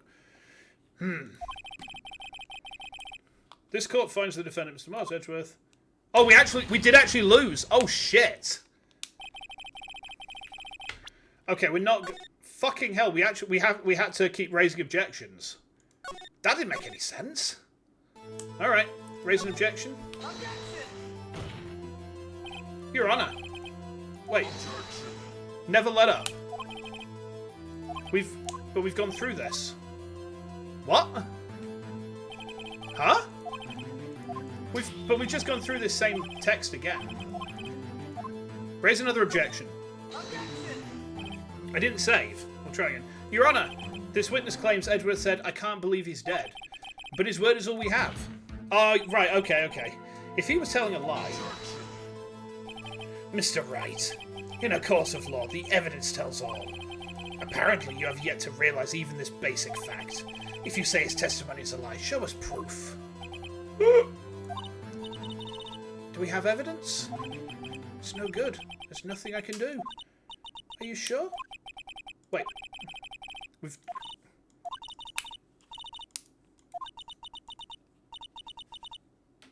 Huh? Wait, what? What? Just keep reading until the game itself asks you to reload. Right, okay, so were we meant to... Is this another of the situations where we were meant to lose? Is this another Tarantino moment? This court sees no reason to further prolong the trial, nor is there any need for more time to decide the case against the defendant. This case is extremely clear. I see no room for misinterpretation of the facts. See, I don't like the fact that it's not clear. I don't like the fact that's not clear. Like, normally when you get forced into an unwinnable situation, there's normally at least some sort of tell, right? And there wasn't a tell there. It just looked like a game over. No. This court finds the defendant, Mr. Miles Edgeworth, guilty, apparently. All right. The accused will surrender to the court immediately, to be held pending trial to higher court within a month from today's date. That is all. This court is adjourned. Are you sure? Oh, okay. Wait! Who was that just now? Me! Huh? Larry! What? Alright. What are you doing here? Listen, you gotta listen to me. I was there in the park night at murder. The game was made for NDS, so safe scumming is hard to, and fake guilty screens are more effective. Yeah, it fucking got me. I wasn't sure about it until yesterday, but today I remembered it. Remembered what? The gunshot. I heard it too. Order! What is the meaning of this? The verdict has been decided. I call for adjournment. One moment, Mr. Von Karma. So, you say you heard a gunshot? Yeah, I did, a gunshot that night. I was sitting here in the audience listening to the testimony. NDS, right. Made for GBA, not NDS, but the point still stands. Fair enough. Then I realised something what he said was different from what I remember. Anyhow, I can't just sit here and let you call Edgy a murderer. It's just not right. I'll testify. Let me testify. Order! Order! Well, this is the first time something has happened like this in my court. I'm not quite sure how to proceed. Judge, you've already given your decision. The trial is over. Nick, this is it. Larry's given us one final chance at this. She's right. If only it wasn't Larry. He could make things even worse. Mr. Edgeworth's just declared guilty, Nick. It doesn't get any worse. Excuse me a second. Need to have a swig of my water. Hold on. You're right. Okay. Your Honour, if there is another witness, it's our duty to hear him speak. Right here, right now. Right here, right now. Right here, right now. A waste of time. The verdict cannot be overturned. Allow me to speak my opinion. In all court proceedings, it is our duty to prevent an inaccurate verdict. In order to make sure no mistake has been made, every witness should be heard. What is this? I withdraw my previous verdict of guilty. Good. Mr. Von Karma, I order you to call this new witness to testify. Now. What? The court will adjourn for a 5-minute recess. After that, we will hear this new witness. Hello. Okay. Court is adjourned. Alrighty. The judge has had it with Von Karma. Yeah, I think he has. Alright. Whew. That was too close. Sorry to keep you on the edge of your seat like that, Edgeworth. I've seen worse. Yeah, right, Edgeworth. You're sweating bullets. I just wonder what Larry plans to say in there. Larry was at the lake that night? Yeah. He said he went looking for the steel samurai balloon that flew into the lake. Oh, right. And he found the balloon in the air tank that night? Yeah. You can't blame the judge? No, same.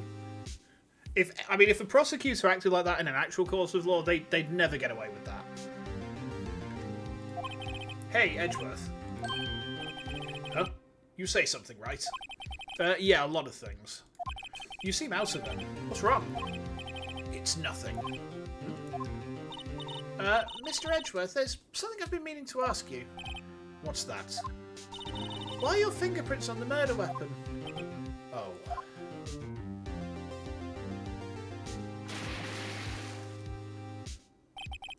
When you fell into the lake, I went into a daze. I couldn't understand what had happened. I couldn't think straight. Then I saw the pistol lying on the floor of the boat in front of me. I picked it up without thinking. I didn't have a reason, really. Bit stupid. That's a fucking rookie mistake. I see. Right. Yeah? This might be our chance. Our chance? Von Karma has only ever run perfect trials. Perfect trials. Perfectly prepared witnesses, perfectly complete evidence. That's the secret to his success. This is the first time he's ever had to deal with something unexpected. He has to let someone he hasn't even talked to testify before the court. And that someone is Larry. What are you getting at? It's likely his testimony was full of holes, right? That's right, Nick. No 10-minute trial this time. We'll milk this one for all it's worth. Hey, it was 15 minutes. Everything's on Larry now. Alright. Let's get my shoulders back in place. Okay. In we go. Yeah, no worries. I'll try and survive without you. Ow! What's that for? Is that a chiropractic treatment? Let's milk Larry. Oh, I see. We're milking Larry. Okay. Okay. Court is now back in session. Witness, please testify to the court about everything that you saw on the night of December the 24th. Right, leave it to me. Please, Larry, don't mess this one up. I hate to admit it, but you're our last chance. Von Karma didn't even have time to prepare his witness. I just hope Edgeworth is right about this being our big break. Okay. That night, I was out on a boat on the lake. I was looking for something and I found it. So I quietly slipped the boat back in at the rental shop dock. Then, just as I was thinking about going on, I heard this bang. I looked out over the lake, but I didn't see a boat. So after I heard that single gunshot, I went on.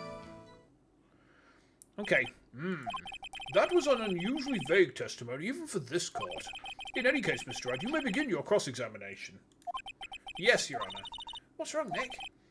It's Larry. I have no idea what he's going to say if I press him. I'm a little scared. Well, we've come this far. There's no way to go but forward, Nick. So hang on, if we press Larry, might that fuck us up? I think we need to press on the number of gunshots, specifically. But let's press on everything anyway, just to be safe. Right. Okay. Something wrong, Mr. Wright. There were so many things wrong, I don't know where to begin. Well, okay. First of all, what time was it? Oh, it was after 11 when I went out in the boat. By that time, everyone had gone home for the night. So I waited until the coast was clear, so to speak. And why were we out on a boat at such a late hour?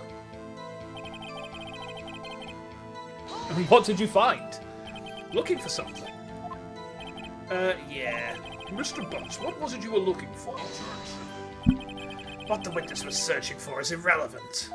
Most likely he was hunting for this Gordy. That's surprisingly close to the truth in a sense.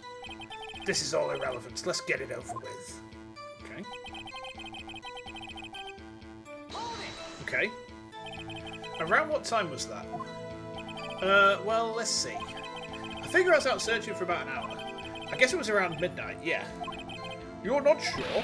Hey, don't give me that face. I'm not some sort of human sundial, okay? People use watches these days, Larry. Von Karma is very unhappy. So you heard a bang.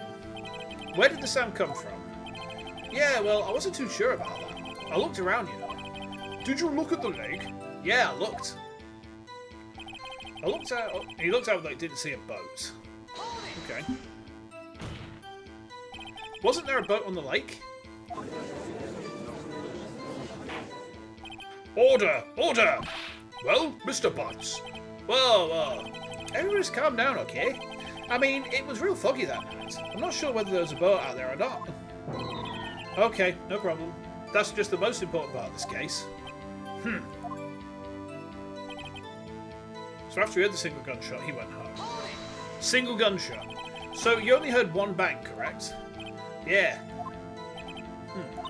Well, Nick. It's a pretty wishy-washy testimony, wasn't it? I guess I should just start working on the contradictions. Sorry. I wish I could be more helpful. I wish I could call my sister.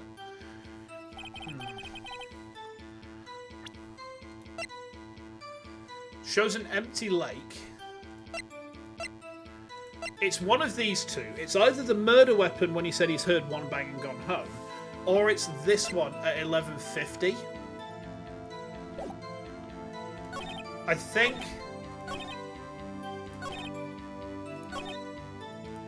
it's the photo here. Let's try and play the photo there. And if that's not right, we say scum chat. We always say scum on this channel. It's what I do. Right. It's not that. That statement contradicts the evidence. Well, I mean, kind of.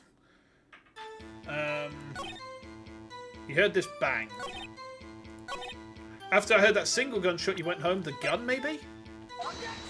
Nope, it's not. The gun being fired 3 times doesn't match up with... You know, the fact that he said there's 1 gunshot doesn't match up with the fact there's apparently 3.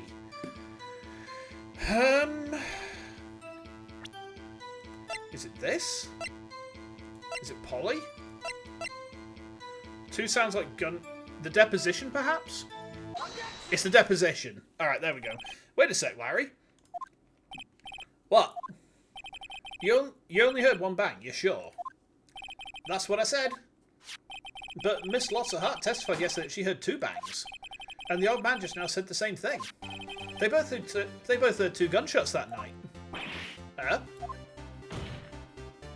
Were you even listening? Were you paying attention at all to what they said? Yo, Nick, please. Huh? You know, something's been bothering me. I'm a witness, see? I'm like a customer here. So you gotta treat me nice and stuff, okay? Mr. Butts. What? You only heard 1 gunshot, are you sure? Well, to tell you the truth, I'm not sure. Not sure? How could you not be sure? Yeah, well, I might have missed the other gunshot. I was listening to something else. Something else? My radio dude with my headphones. What? Order! Order! And stop that booing! Mr. Butts, you were listening to the radio with your headphones. Yeah, so what? That crime. I listen to my radio. Everyone listens to the radio. What's the big deal? Mr. Von Karma, your opinion?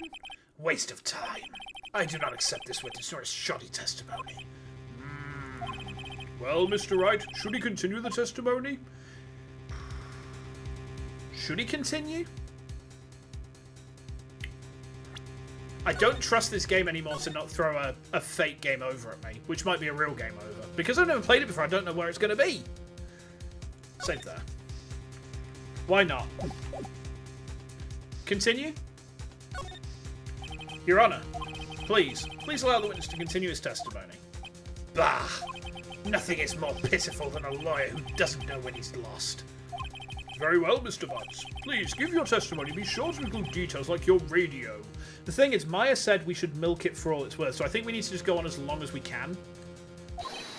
Right, leave it to me. I wouldn't if there were any other way out of this, believe me. What Larry heard.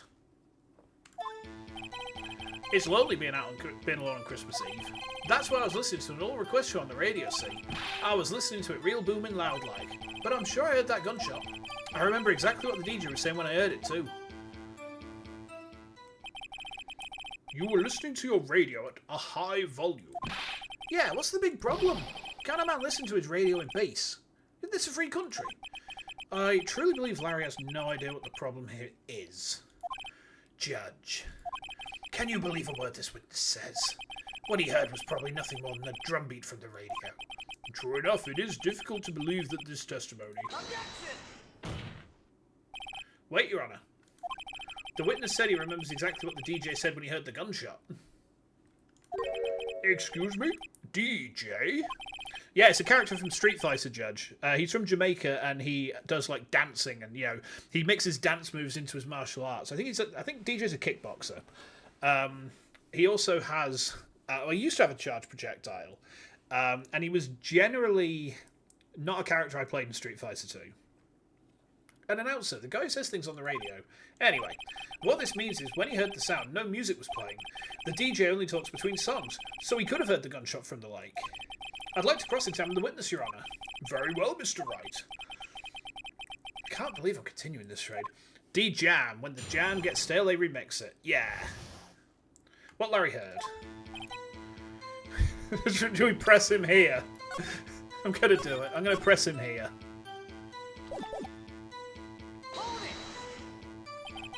So you turned on the radio? Right. I just wanted to hear someone's voice, you know. You don't know what it's like out there alone on Christmas Eve, alone. I shouldn't have said anything. Okay. Or request show. Do you by any chance remember the name of the program you were listening to? This has nothing to do with the case, Your Honour. Objection sustained. The witness was listening to the radio. That is all we need to know. Tell us, Mr. Butts, how loud was your radio set that night? Real booming loud. Real booming loud? Yeah, you know. And you had headphones on? Yep. I wouldn't think you could hear anything going on outside at all. Press him there. Can you prove that? No, of course you can't. Nah, I can't prove it. But I remember that moment real clear. I mean, while I was talking about it came back real clear to me, you know. Okay. What was the DJ saying? What did she say? How do we know that the DJ is a she? Mr. Wright, please cease these pointless questions. What possible good could knowing what a radio DJ said do us? Indeed, Mr. Von Karma has a point. I'll allow the question only if you see some reason why we should care. Should we care? Should we care? Let's try it. Yeah, we should care, Your Honour. Of course we should. Why? Well, how do you know if we don't ask him? Fine, very well. Mr. Butts, please testify to the court. What was the radio announcer saying when you heard the gunshot? In a real court, this could be useful to pinpoint the exact time. Yeah, just when she said, hey, it's almost Christmas, I heard the gunshot. Hold on.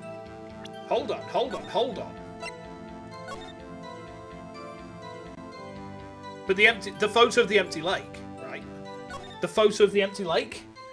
Do we play that here? No, apparently we don't. But there's a gunshot, but the lake's empty. But that's not relevant, apparently. Okay. Press him there. Press him there. Are you sure? Of course I am. She had this real sexy voice. Maybe when Carmen's right. I'm not sure how that helps us at all. It's the most ludicrous testimony I've ever heard.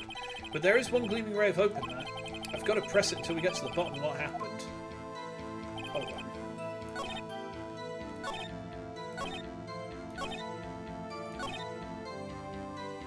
Is it the, is it Lotta's deposition again? Is it Lotta's deposition? Time of death was sometime on the 24th or 25th. Okay. The first photo. Yeah, you're right. You're right. It is. Larry, are you absolutely sure what you're saying is correct?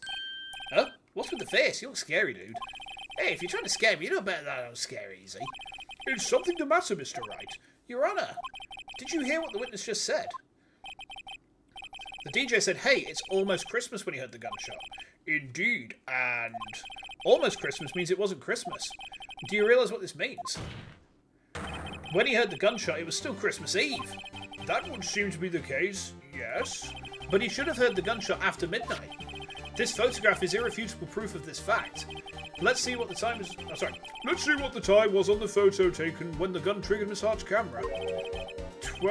The 12th day of the 25th month, 0:15.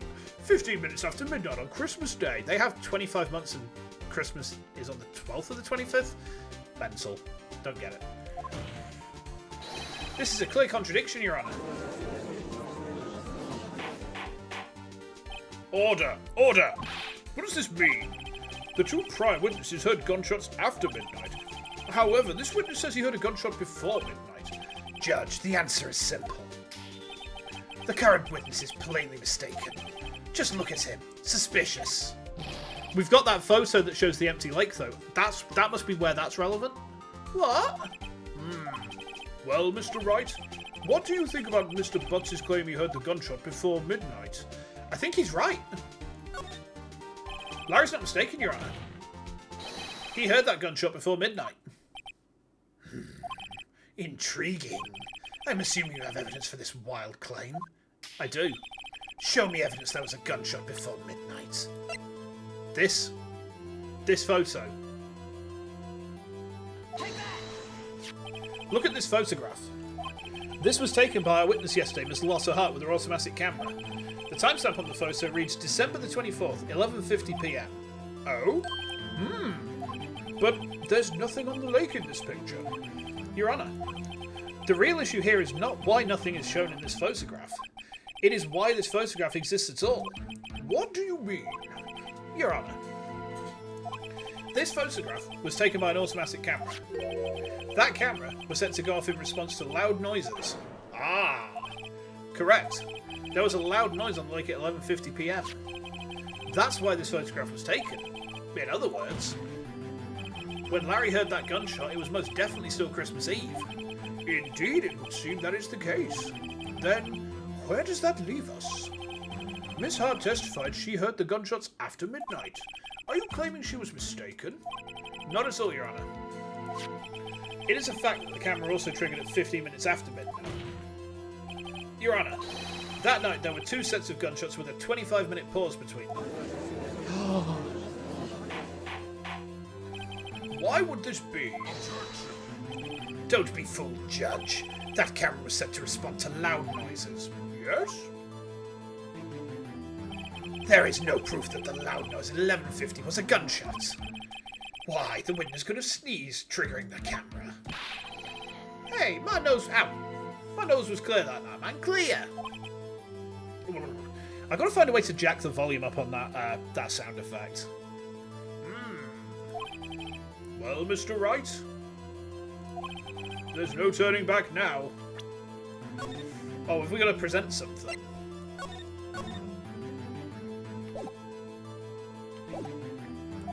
Can you prove that the loud noise at 11:50 was indeed a gunshot? I think we have to play the gun, because there's 3 shots fired. Is it the... I think it's the gun. But fired 3 times. Right? I'm going to try it. This is my evidence. The murder weapon? Something about this pistol was bothering me, Your Honour. Both of the witnesses who testified yesterday heard 2 gunshots. However, the murder weapon was fired 3 times. When, then, was the last shot fired? Only now have I realised the truth. That 3rd shot was the shot Larry heard just before midnight. I got it right. Order! Order! That would make sense of the evidence we've seen so far. However, this leaves me wondering exactly what did happen that night on the lake. Exactly. If this is true, there were 2 sets of gunshots separated by 25 minutes. One at 11:50, another at 15 minutes after midnight. Why, I ask you, why? Better think something quick. Wait a second. Gunshots separated by 25 minutes? What's wrong, Nick? I have it! Huh? Remember the case with the Steel Samurai? Oh, yeah, of course I remember. The murderer in this case had the same idea as the murderer in that case. What do you mean? Maya. Yeah? If we don't figure this out now, we'll never overturn Edgeworth's guilty verdict. Oh, that's definitely telling me to save, isn't it? That's definitely telling me to save? Alright. I've got a hunch, and I'm going to run with it. Right, I mean, is this safe? Safe? We've already gotten a guilty verdict. We have nothing to lose. You just watch and let me know if I say anything that sounds fishy, okay? Right, Nick. Your Honour. Yes, Mr. Wright. The testimony just now has cleared up this entire case.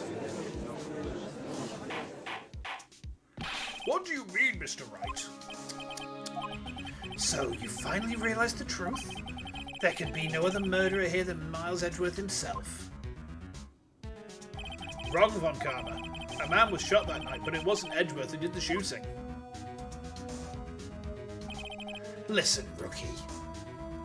Take a deep breath and consider the facts.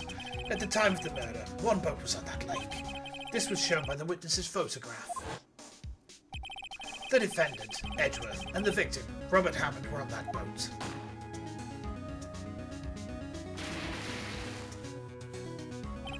There was a gunshot fired on that boat, and Robert Hammond fell into the lake.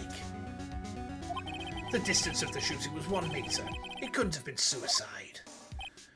Well, the guilty party has to be the other man on that boat.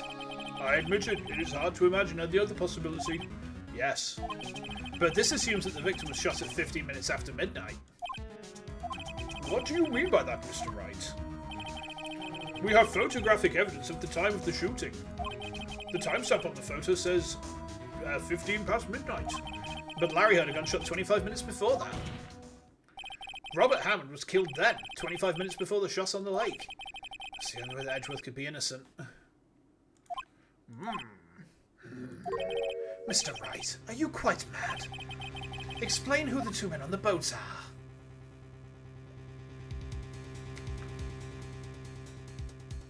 Edgeworth and the murderer. Because we already know that Edgeworth's on the boat, right? We already know that Edgeworth is on the boat. We can't say that he's not on the boat. Because we know that he's on the boat, right? Phoenix? Matt? Welcome back, by the way. Now, if it's the murderer and Hammond, right? Then why does Edgeworth come off the boat? If it's Edgeworth and Hammond, Edgeworth is guilty and he did it. If it's Edgeworth and the murderer, then if the murderer is the one who's shot the gun and then they've fallen backwards off the boat and dropped the gun, that kind of makes sense to me. That kind of follows the sort of logic I think Phoenix is going for here. So we'll try that.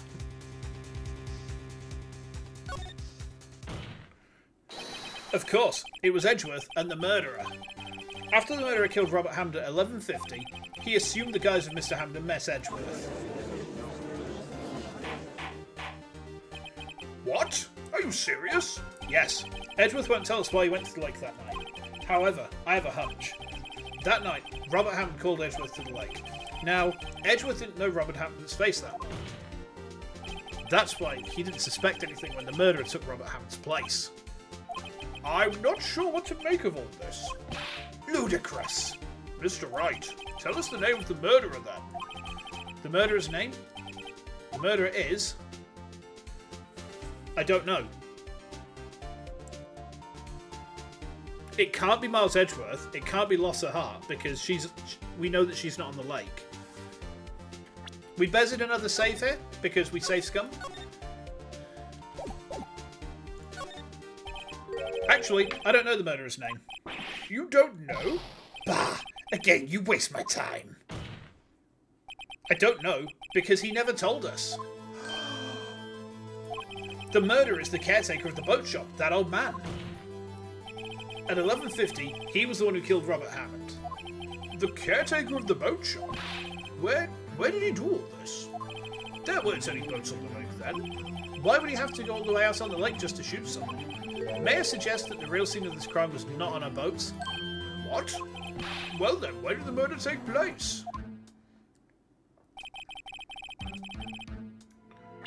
I think it was... Was it the hut? Do you think it was the hut?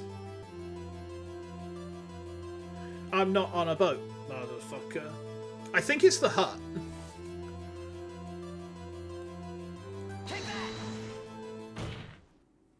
Here, of course, the boat shop where he lives. That way he can meet the victim without anyone seeing. Do you have proof that the boat shop was the scene of the crime? Is it the parrot? Because the parrot said recall DL6. Record Larry's testimony, if you will.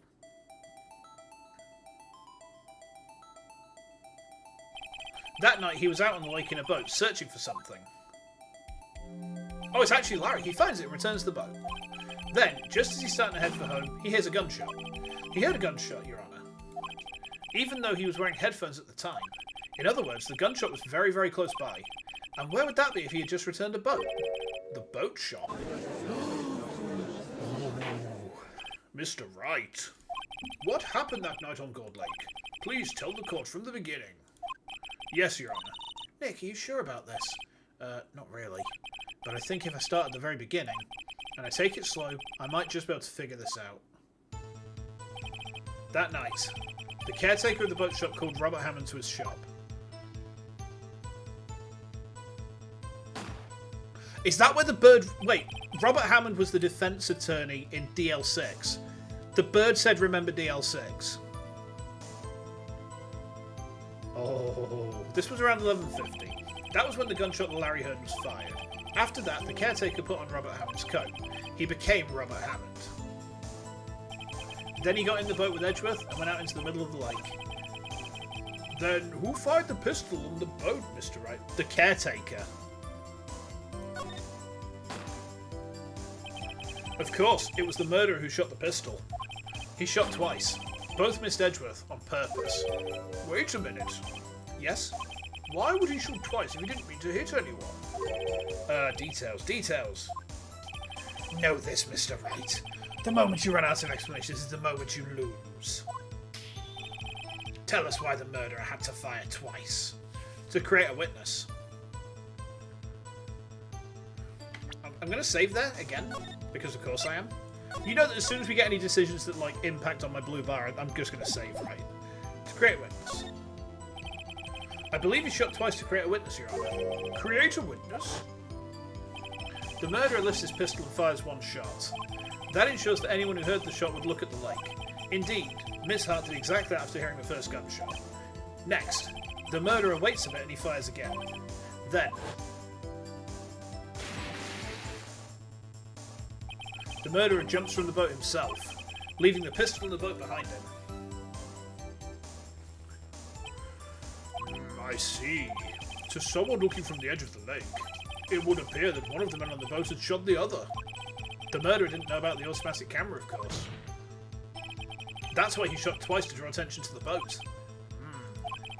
Once you realise that, everything else falls into place. The boat shop caretaker swam back to his shop.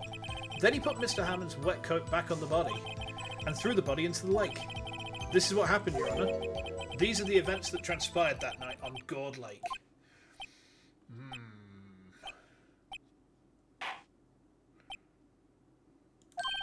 Bailiff! Bring out the witness from before.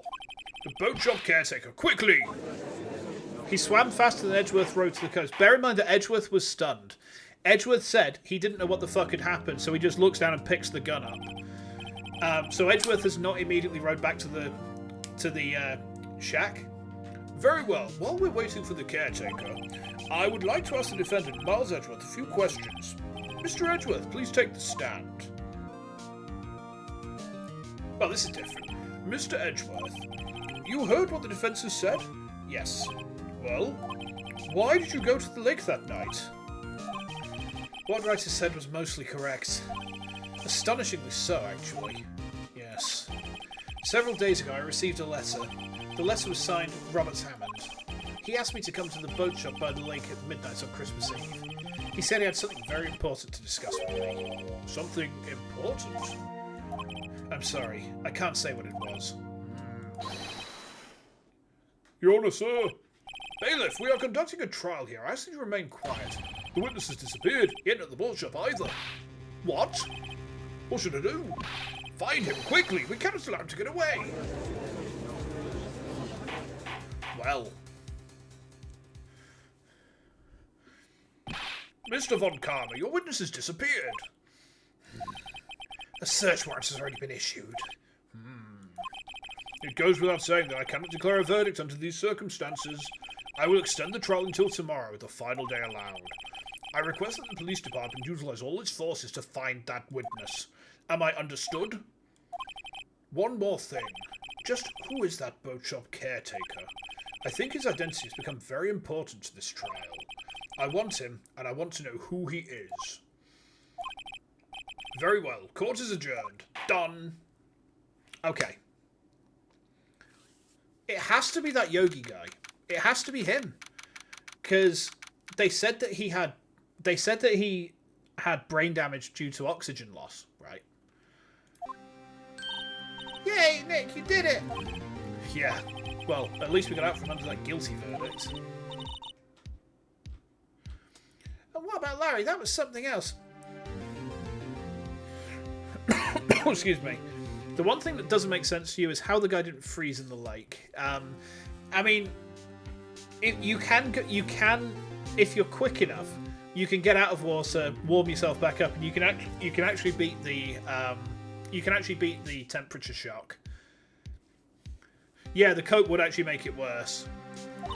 Even Von Karma didn't know what to do with his testimony. Larry really helped us out.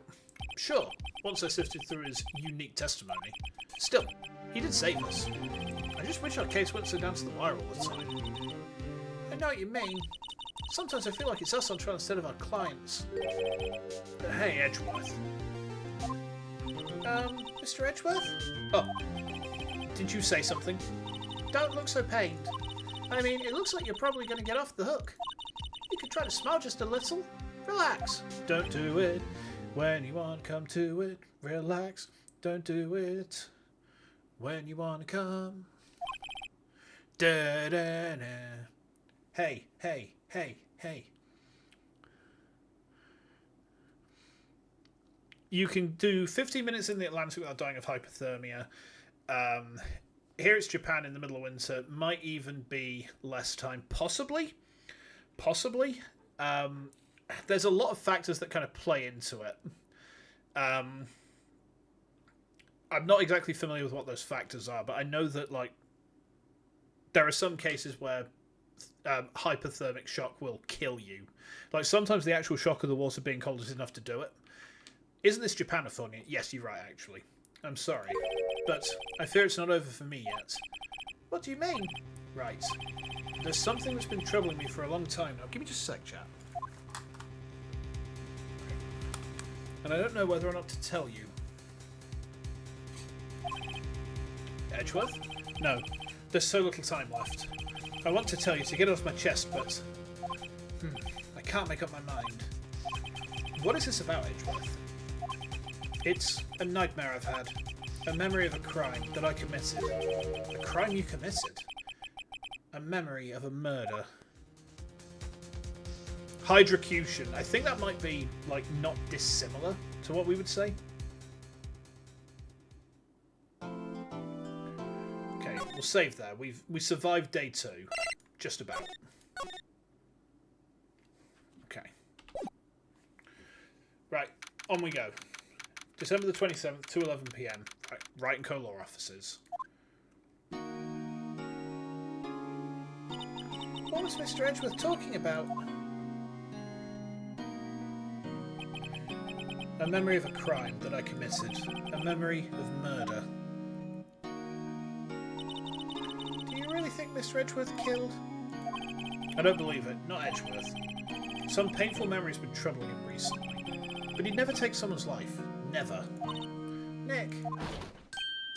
Yo, how's everyone doing? What do you think of my performance today? I had him swooning in the aisles. Maya? Swooning? Me? Oh, yes, I do remember feeling faint. Right on, tell me the truth. It was like love at first sight, right? Larry, she's 17. Back the fuck off. Right, Nick. Me? Well, maybe my heart skipped a beat or two. Oh, I need to sneeze, chat. I think you can do better than that. Come on. I saved Edgeworth in there, dude. Edgy. You guys should be bowing before me. Yeah, bow before your hero. Oh, did you hear that? Damn it. Larry, You really helped out in the trial today. You did. If you weren't there, Larry, I'm sure Mr. Edgeworth would have been found guilty. Seriously, Nick. That boat shop caretaker guy's pretty suspicious. Oh, you saw the avatar? Yeah. But Edgy ain't off the hook yet. Way to spoil the mood, Larry. Hey, I'm just the guy sitting in the audience, you know. But from where I was sitting, Edgy seemed pretty edgy. I mean, can you really know he's telling the truth about that guy? Nick? I don't know. But what I do know is I'm going to believe in you two until the end. Us two? Edgeworth and who else? You mean me, right? Nah, he means me, right, Nick? Yeah, you, Larry. Not me? But why you, Larry? Huh? Oh, actually, yeah. Why me, Nick? Oh, enough with the silent treatment. Nick, why do you trust Mr. Edgeworth so much? I mean, he's changed recently, true. But when we first met him, he was kind of a jerk, don't you think? You didn't know him back then. Back when he wanted to become a defence attorney. Wait, was that when you two were classmates? Yes, in grade school. They saved me, Miles and Larry. They saved me and I'll never forget it. That's why I became a defence attorney, you know. What? Hey, Larry, what's he talking about? Huh? Sorry, I kind of forgot. Oh. Okay, Nick, out with it. I'm going to hear this story today, and that's final. Okay. It's kind of a long story, so hang in there. It was the very end of 3rd grade. I was on trial. A class trial. A class trial? You remember, Larry. Spring, end of 3rd grade. A kid in our class got his lunch money stolen. Lunch money? Our school was really small. Every month, kids would bring in an envelope with money for lunch from home. Oh, I see. Anyway, this kid's envelope disappeared, with $38 still inside. Oh, yeah, now that you mention it, I do remember that. I can see why you'd forget, though. You were out of school that day. Anyway, the envelope had been stolen during PE class. I was coming down with the cold, so I skipped PE that day. I was the only one not in class. So, they thought you did it? Yeah, the kids in class said that I should be put on trial. Trial? So the next day we held a classroom trial with me as the defendant. Uh-oh. I didn't do it. Guilty, it did it. Guilty, it was you, thief. Give the money back, it's such a big game. No one plays with it. Just admit you've done it. You can't hide the truth. Tell us the truth. We're not going to play with you anymore. Yeah, no relays. Should be allowed in the relay race or on the library committee. Give me back my 50 cents, I wonder. Hey, did you rob that bank the other day? Now, Phoenix, you know you shouldn't steal people's money. It's not right. In the end, even the teacher thought I'd done it. Go over and apologise, Phoenix. I didn't know what was happening. I was so sad. I couldn't stop crying. Everyone was staring at me like I'd done it. I tried to apologise. I went to where the boy whose money had been stolen was sitting. That's when it happened. He shouldn't have to apologise. The only thing that belongs in a trial is evidence. Anything else has no place. You should all be ashamed. Amateurs. Miles? Object! It wasn't you who stole my money, was it? No. Then you shouldn't apologise. Everyone's been shouting you did it, but no one has any proof. That is why, Your Honour, this boy is innocent. But Miles, it was your money that was stolen. Yeah, he did it. He's the one. We don't need proof. Make him say sorry. Why don't you all just shut up? This is always how it is, and everyone's ganging up and picking up on one person. Just think how he feels. He said he didn't do it, so he didn't do it.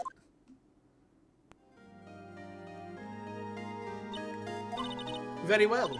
I will replace the money myself. This class trial is over. That's how it happened. After that, the three of us were the best of friends. Wow, I had no idea. Yeah, I had no idea either. I mean, I forgot. That's when I learned what it meant to be alone. Totally alone, without a friend in the world. Larry did it by accident. Fucking hell, what an idiot. You did a good thing, Larry. Yeah, well, I was just lucky that I took the day off from school. If I'd been there, they would have thought I'd done it. So, I took it kind of personally, see. When something smells, it's usually the butts. Anyway, Edgeworth and I talked after that class trial. That's when I heard his father was a defence attorney. I remember his eyes would shine when he talked about his father. I'm going to become a defense attorney, just like my father. A famous defense attorney. Revealed in the anime. Ah, okay. Then, a few months later, he suddenly transferred to another school. The DL6 incident. Right. I'm not sure, but the transfer probably had to do with his father's death. That's so sad. It was several years later when I heard Edgeworth's name again. There was an article about him in the newspaper. The headline was something like Dark Suspicions of a Demon Attorney. Fabricating evidence, manipulating testimonies, covering up facts. The article said he'd do anything to get a guilty verdict. Anything. But why? What happened? I mean, that's not the Edgey I used to know at all. That's what I thought too. I tried to get in touch with him. I don't know how many times. He never replied. I guess he didn't want to see his old friends. I couldn't just drop it though. I wanted to meet him, to learn why he had become who he became. That's when I decided. Wait, you don't mean... That's why? That's why you became a defense attorney? To meet Edgeworth? If I was a defense attorney, I knew he'd have to meet me whether he wanted to or not. Excuse me, in court. Embarrassing little hiccup there. Edgeworth believed in me, and I believe in him. He's in pain, and no one's on his side. I'm the only one who knows the real Edgeworth.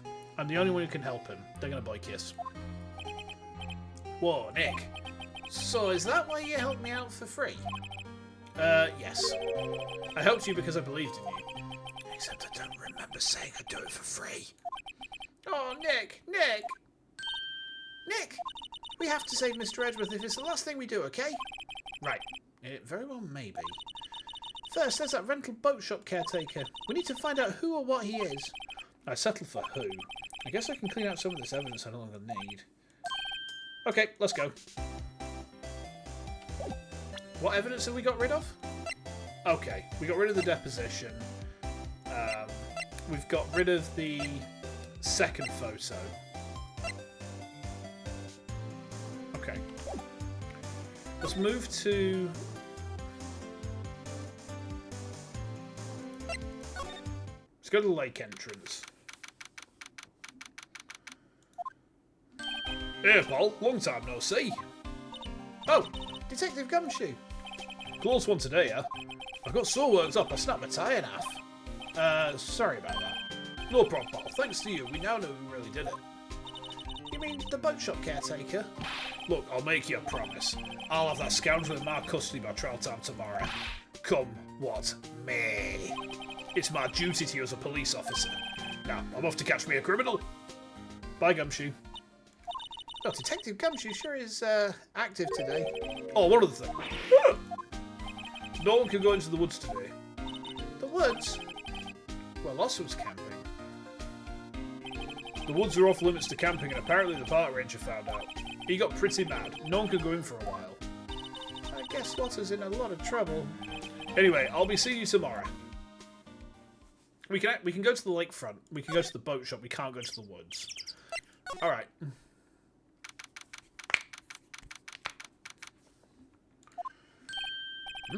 The steel eyesore is missing.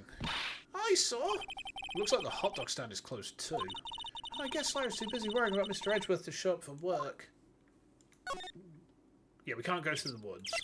Go to the rental shop then.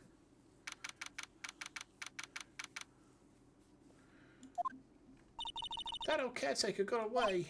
Yep. I never imagined he might be the real murderer. Someone's coughing. I'd know that clearing the throat anywhere. Ah, it's Grossberg. Ah, hello. What might you be doing here? Out for a walk, hmm? Ah, the days of my youth, like the scent of fresh lemon, you see. Mr. Grossberg, this is not the time for idle reminiscing. Mr. Edgeworth's trial ends tomorrow. What's that? Have I been bitten by something? I have. Hooray. That is true, yes. But from what I saw on today's trial, Edgeworth should be fine, right? Well, I'm not so sure about that. Oh, what do you mean by that?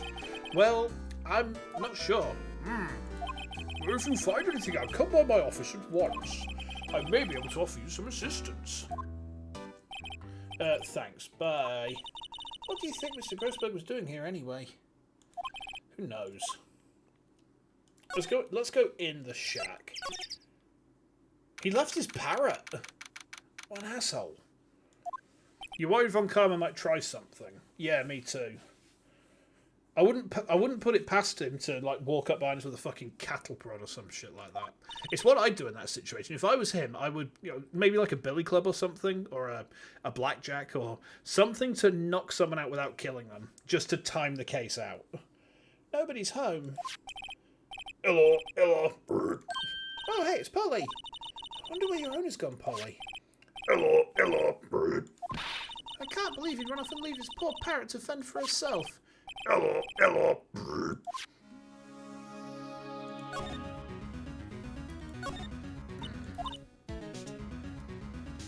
Say, Nick, don't people usually put pictures of fish up on the walls to boast about them? Yeah, I guess so. You mean pictures of the fish they caught, right? Right, but don't the fish on the wall here look really puny to you? Well, you know what they say. You should have seen the one that got away. Except the one that got away from us is the caretaker, and we did see him. Why do I feel like we're having two different conversations here? Can we get in the safe now? That reminds me, Nick. Polly here knows the number to the safe, right? Yeah, that's right. Polly, what's the number to the safe? 1228. Let's open it, Nick. Come on. I'm sure there isn't any money in there. Aww. But, hey, he keeps it locked, right? So there must be something of value in there. I'm not so sure. Okay, Nick, let's see what's in there. Guess there might be a clue or two. The only thing in here is a letter. A letter? Oh, boring. There's no signature on this thing. It's handwritten in very precise, clear letters. Get your revenge on Miles Edgeworth. Edgeworth? Nick! Why would Mr. Edgeworth's name be on here? How should I know? Let me read the whole thing. Get your revenge on Miles Edgeworth. It also says, this is your last chance. Now is the time to get revenge on the two men who ruined your life. The rest of the letter goes on to describe the murder plot in detail. How to kill Robert Hammond and frame Edgeworth. Calling Edgeworth out to the lake, getting on the boat, firing twice. This is exactly what I figured out today in court. It's all here, in perfect detail. What do you think it means, Nick? I don't know, but it looks like these are instructions for that caretaker. When he killed Robert Hammond and called out Edgeworth, he was following instructions. But who could have written that letter? And what does it mean to get revenge on Miles Edgeworth? Look, I don't know, okay? But one thing's for certain. This letter is an amazing clue. Okay? Let's speak to Polly. Maybe I should take care of Polly, Nick. You probably shouldn't just kidnap her. The police know about her anyway. I'm sure they'll do something. Well, okay. Sorry, Polly. He says I can't take you. Great, now the bird's gonna hate me. Doesn't look like he used this kitchen much. You're right. I guess the whole pasta restaurant thing was a lie. What, you thought he was telling the truth?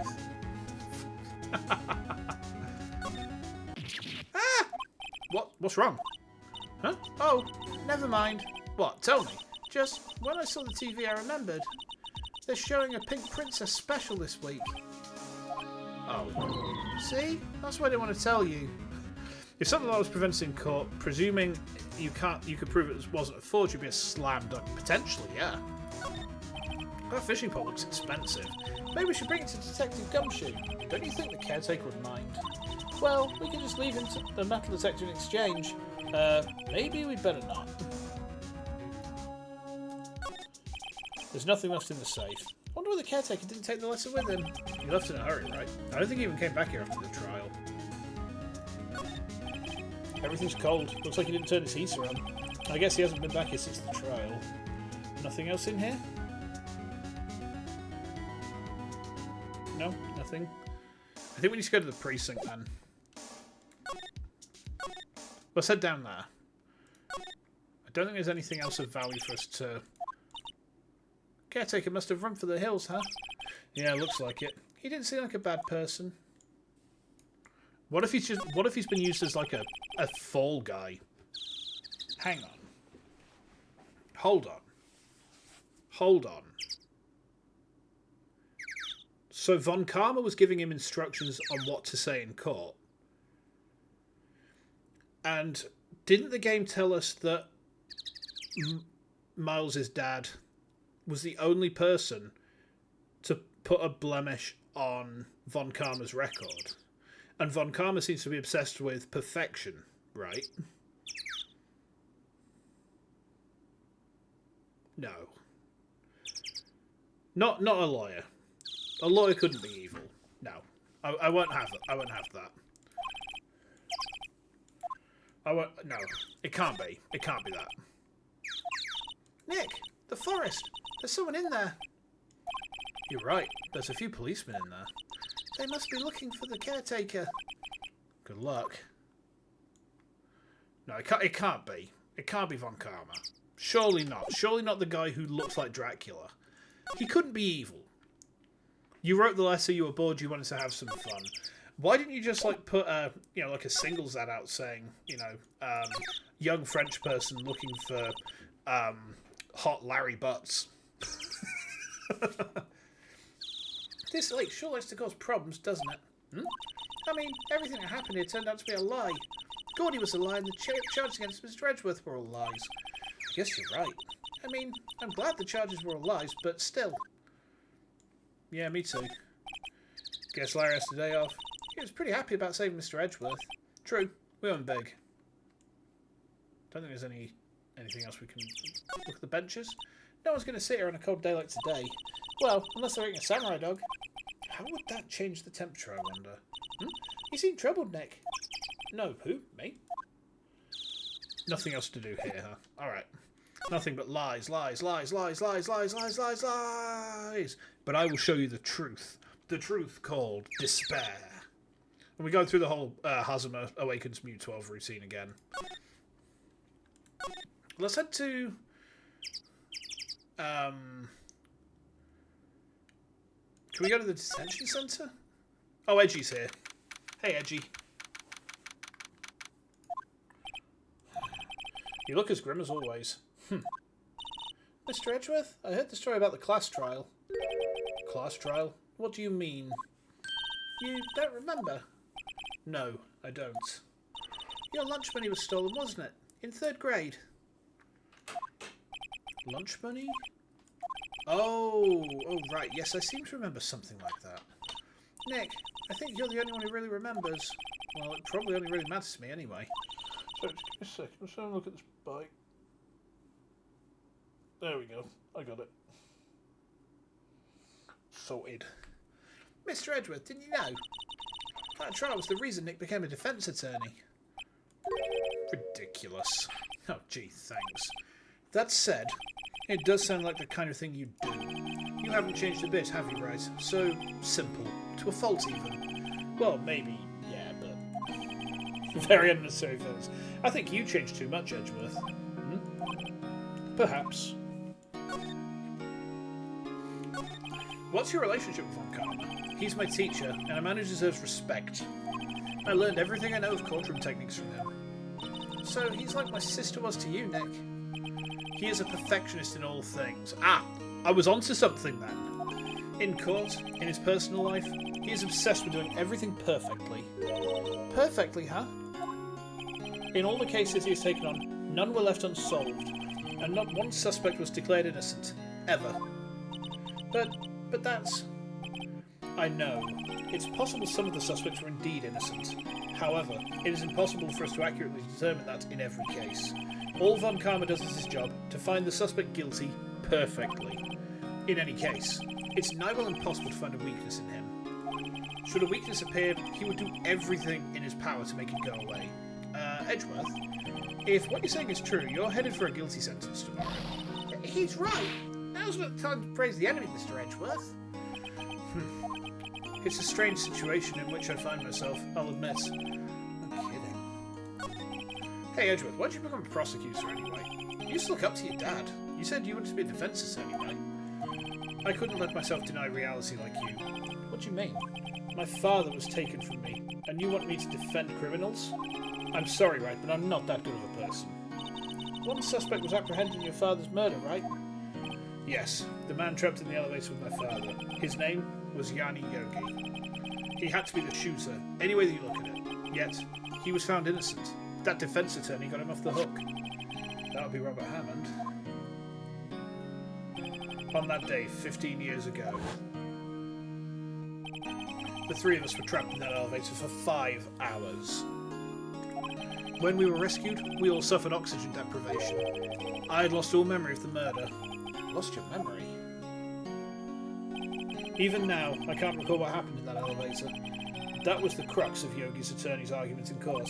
He claimed Yanni Yogi had been not of sound mind due to the oxygen deprivation. Who else is not of sound mind?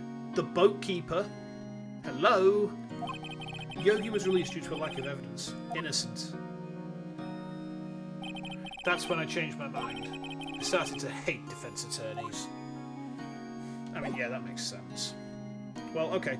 We know that you hate us, so let's go to the Criminal Affairs Department, I guess? He played the insanity card. Yeah, exactly. Looks like Detective Gumshoe hasn't gotten back yet. Gumshoe? He won't be coming back today. Oh, really? He said there was some guy he had to arrest by tomorrow. The boat shop caretaker. He shouted something about catching him if it's the last thing I do, pal. Good luck, Gumshoe. Maybe we just go to see Grossberg? 1 day left, Nick. Yeah, I know. Well, no time to waste. Let's get going. I mean, I've only come here so I can get back to Grossberg's, to be honest. Okay. He's out. Again. When does he work, anyway? No, don't be harsh. Guess we'll have to come back later. We need to do something else, then. Do we still need to... Do we need to present Edgeworth with something? Ah! Edgeworth. See this letter? This came out of the safe in the shack where that boat rental caretaker lives. I see. Revenge on me? Who is that old guy, anyway? I don't know. Could he be an innocent defendant you got declared guilty or something? Nice, right. But I don't remember that old man. Not at all. So, he was following this letter then. Which means there was someone else behind it. Now is the time to get revenge on the 2 men who ruined your life. 2 men, meaning myself and Robert Hammond. It also says, this is your last chance. Last chance. Wait, maybe. Maybe he's talking about the statute of limitations on the DL6 incident. Wait, that old man. What is it? Do you know who he is? Yogi. Could he be Yogi? Yogi? Oh, we were right. The suspect in the DL6 incident. The one who was found innocent. Hold on. Sorry, I'm not sure I can help you with that. We got the file? Date, 12th day of the 28th month, 2001. Air in elevator was oxygen depleted at the time of incident. No clues on the scene. How airtight are elevators? I don't know. Gregory Edgeworth, defense attorney. Trapped in an elevator returning from a lost trial with son. Miles Edgeworth, age 9. 1 bullet found in heart. Murder weapon fired twice. Yanni Yogi, age 37. Court bailiff. Trapped in elevator with the Edgeworths. Memory loss due to oxygen deprivation. After his arrest, fiancée Polly Jenkins committed suicide. Hold on. Give him the file. It was that case that changed my life. And tomorrow, on December the 28th, its statute of limitations runs out. Tomorrow. Could that be a coincidence? But, even if the case is finally closed on paper, it will never be erased from my memory. Never. Oh, Mr. Edgeworth. Do we now need to go see... Right, ask him about Yanni Yogi. Yanni Yogi was a court bailiff at the time. We just happened to be in that elevator together 15 years ago.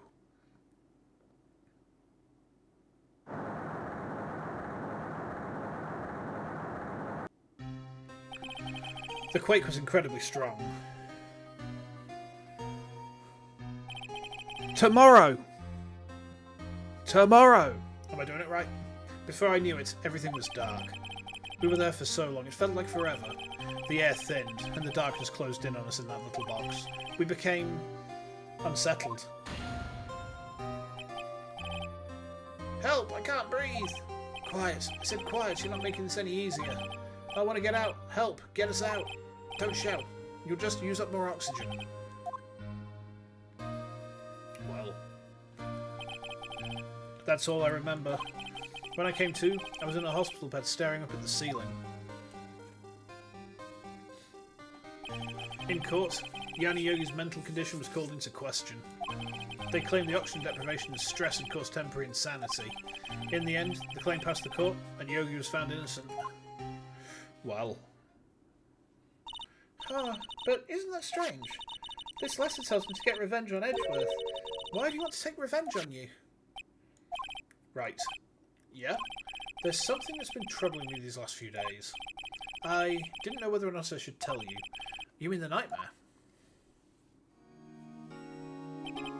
It's a nightmare I've had. A memory of a crime that I committed. A crime you committed? A memory of a murder. Not innocent and not responsible of his acts, that's not the same. Oh, that's a very sticky legal point. That's an extremely sticky legal point. So, in tort law, there is a defense called automatism, and basically, let's say you have two cars traveling in opposite directions on a single lane road, right? The driver of one of those cars has a heart attack, loses control of their vehicle, crashes into the other car. The other driver is pretty severely injured, brings a suit against the driver who's crashed into them.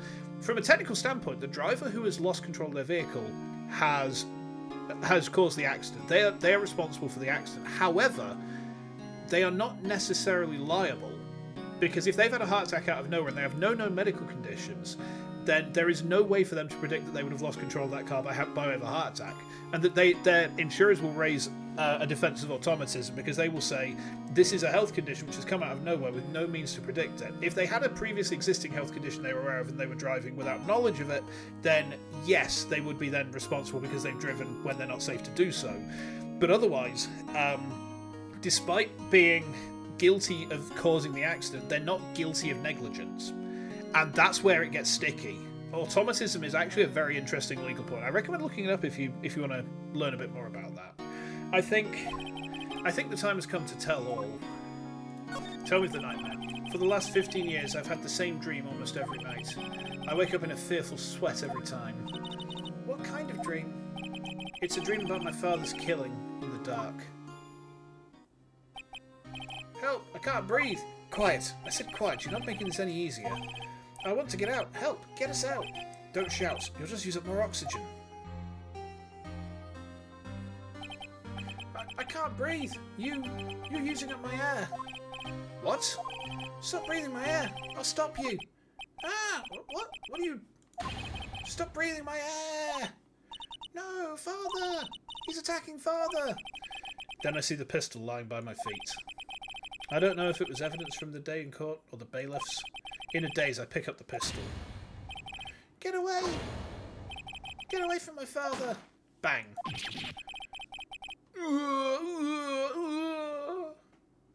You lose! And with that scream, I wake. It's a bone-chilling scream. A scream that has rung in my ears for the past 15 years. But that's just a dream, right? Right? That thought is the only thing that has kept me sane for the last 15 years. But what if I'm wrong? What if it's real? They say that sometimes people shut out memories in self-defense. Maybe it was I who killed my father. What? If you think about it this way, this letter makes sense. Get your revenge on Miles Edgeworth. Think about it. Yogi was really innocent. That's why he wanted revenge against me. Wait, Edgeworth, you mean... It was me. I was the true criminal of DL6. I shot my father. This is bad. What are we going to do, Nick? What can we do? I don't know. I don't think there's anything we can do, like it or not. If there's someone else who knows a lot about the DL6 incident, maybe... There is, Nick! There is someone else who knows about DL6. It's Grossberg. It's Grossberg. Come here, you absolute bile demon.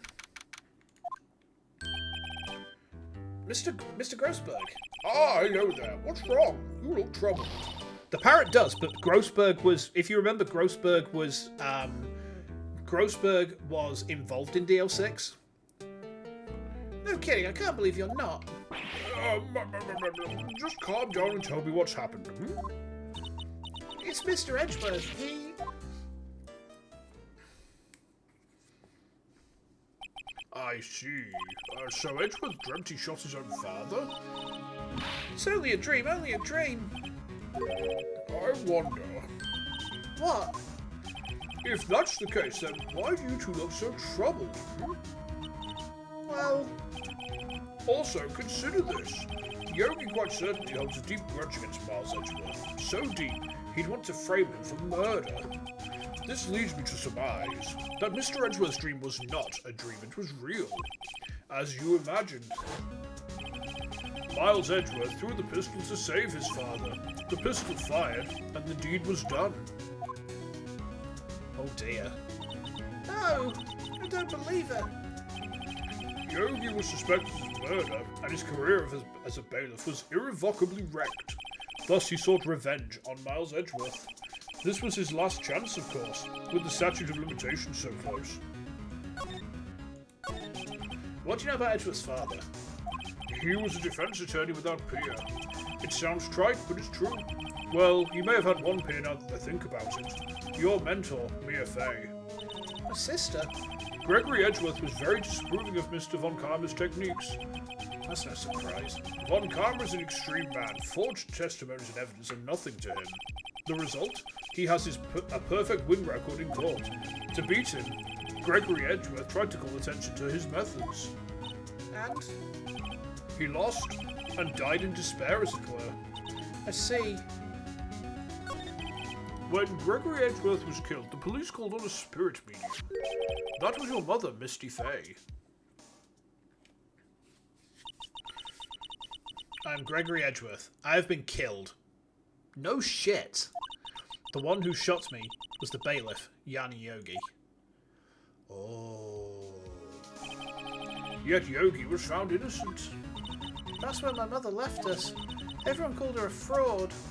That's right. Everyone thought she was, you see. Yet, now that I think about it, it seems the one who lied was Gregory Edgeworth's ghost. Gregory Edgeworth must have known who shot him. I don't believe it. So you're saying he falsified his testimony? That Edgeworth's dad lied to protect his son? It's only a possibility, mind you, but a possibility nonetheless. Do we present him with the DL6 file?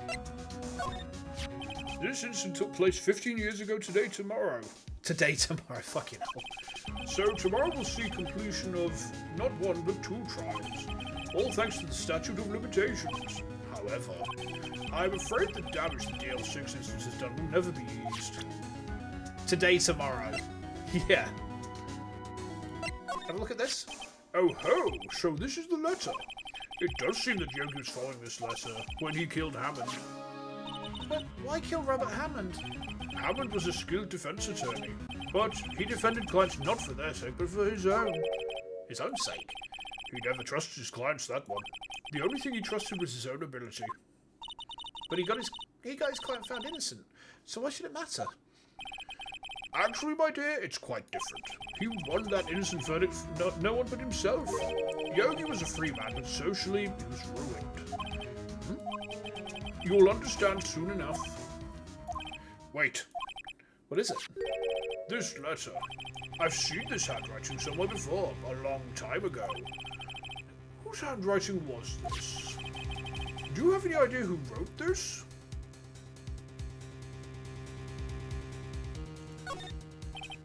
Could it be Manfred von Karma? Von Karma? Why would he have something to do with this? Well, I'm not sure.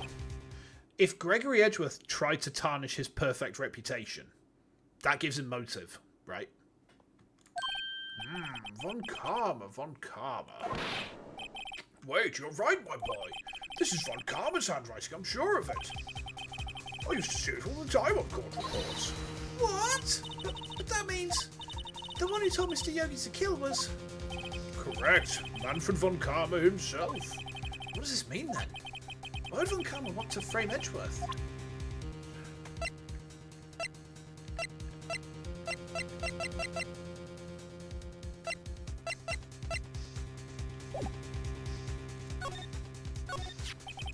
If he truly was Von Karma who wrote this letter, he would know the truth. He would know that Miles Edgeworth had accidentally killed his own father. He'll say as much tomorrow in court, I should think. He'll press the point until the court find Miles Edgeworth guilty. Oh no. But how could Von Karma know about Mr. Edgeworth's past like that? Even Mr. Edgeworth thought it was just a nightmare. That I do not know. Yet I do know that Von Karma is both persistent and a perfectionist. He acted very strange in the testimony, yeah. And why did he do it with a handwritten letter? Well, seems like a dumb move to me as well. He may be seeking to satisfy a grudge against Gregory Edgeworth by hurting his son. What do you mean? It was 15 years ago. Von Karma met Gregory Edgeworth in court, and Von Karma did win, but he didn't make it through the trial unscarred. What happened in the trial between Edgeworth and Von Karma? Von Karma got the guilty verdict he wanted. He won the trial, but Gregory Edgeworth accused Von Karma of faulty evidence. And though he lost the trial, Mr. Edgeworth's accusation stood. Faulty evidence? It was the only penalty Von Karma has ever received in his career as a prosecutor. Gregory Edgeworth dealt a blow to his perfect trial record. I was right. Wow. It must have been quite a shock for Von Karma. He took a vacation for several months after that, you see. A vacation? Yes, an unusual event for the man. That was the first and the last vacation he's taken in his many years of prosecuting. Really? He doesn't take vacations? Like, go to the sea or the mountains? Don't tell me he's never been to Europe. You don't want to go to Europe. You have strange ideas about vacations, Maya. In any case, that was the only time he took a vacation from work. I believe the penalty upset him quite a lot. Odd. If you're committing fraud, you don't go on vacations. Yeah, exactly. Evil Hitori Bocce be like, does her taxes. Odd, if you want to keep a perfect record so badly, why would you take such a long vacation? What do we do, Nick? Von Karma's going to bring up DL6, you can bet on it. What if Mr. Edgeworth pleads guilty to DL6? I won't let him. Yes, Mr. Wright. I hate to say this, but even accidental murder is murder, you know. No, it's not. It's manslaughter. What kind of lawyer doesn't know what manslaughter is, you stupid man? I know that. I just believe in Edgeworth's innocence. I can't believe he killed someone. But Nick, Mr. Edgeworth admits it himself. His father must have lied to protect him from beyond the grave. See, manslaughter is accidentally killing someone. So manslaughter has to have no intent. There has to be no intent whatsoever. If there's intent, it's murder. If there's no intent, it's manslaughter. I don't care. I know he's not guilty. Mr. Wright, if you say so, I suppose I could go check again. The police files might hold something of interest. Mr. Grossberg, thank you. I can't promise anything. In fact, I think the chances of finding something are slim. I understand. Police materials. Alright. Looks like we're going to the police station then. Involuntary homicide. I think manslaughter is it's a medieval term, I think. Let's go back to our office. Then we go to the criminal affairs department. Excuse me. Oh, I need to take a drink. Give me a sec, chat.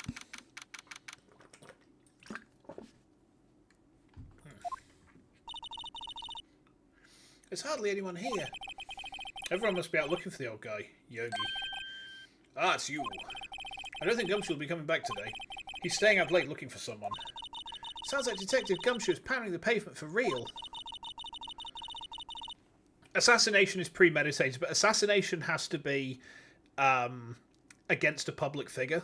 So assassination is very specifically the murder of a public figure. So, you know, someone who's in office, like a politician or a police chief or a mayor or someone who is in a position of power, specifically. Assassination, you can use it to refer to a very specifically targeted murder, but normally it refers to a murder of a public figure.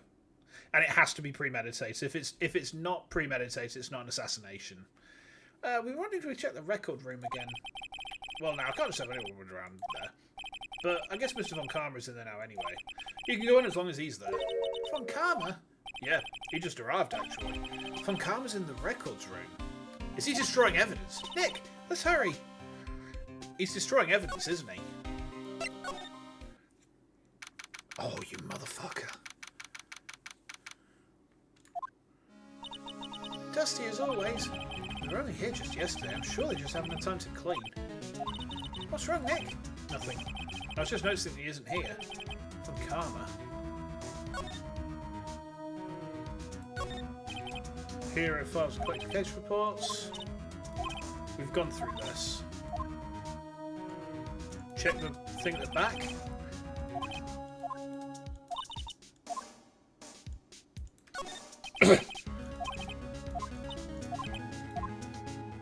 Make sure there's nothing else. I don't think there is. This cabinet is where they keep evidence. The current case is some things there. We need to specifically use this one then. Huh? One of the drawers here is open. Someone must have been looking at it recently. The label says unsolved cases, evidence. Unsolved cases. Nick! The file for DL6 is completely empty. What? What are you doing in here? Von Karma! You. How do you know my name? Huh? Have we met? What are you saying? We see each other every day, don't we? We're Miles Edgeworth's defense team. Defense team? Ah, I beg your pardon. See, I rarely remember defense attorneys. Front-facing Von Karma is terrifying. Look at this. Actually, do you know who he reminds me of? Do you know who he reminds me of? Do you ever play Darkstalkers? Do you ever play Darkstalkers? The character's name is escaping me, but he looks like the vampire guy from Darkstalkers. The one who's got the command grab super that like turns most of his opponents into waifus. They are like bugs to me, needless things to be crushed. I can see how this guy was Edgeworth's mentor. Mr. Edgeworth is your student, right? A romanticist who still can't shed that veneer of amateurism. Just like his father, always second rate. Mr. Von Karma, you had an axe to grind with Mr. Gregory Edgeworth, didn't you? Me, a grudging as a mere defense attorney. Because he dealt a blow to your otherwise perfect trial record? So you did. But what I don't get is, why did you take his son on viewing afterwards? The son of your most bitter rival. That, my dear attorney, is none of your business. Tomorrow will be the last day of this trial. It's been a while since I've had a defense attorney last this long. Still, you will lose in the end. Miles Edgeworth will admit his own guilt. His guilt of 15 years ago, you mean? You're quite the researcher. If you've done your homework so well, then certainly you must understand. You know what Miles Edgeworth will tell the court tomorrow. Right. So Von Karma's going to bring up DL6 in court.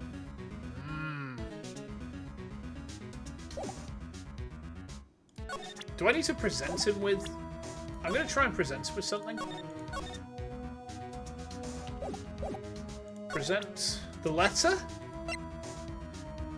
No, we don't play our hand. Don't play our hand.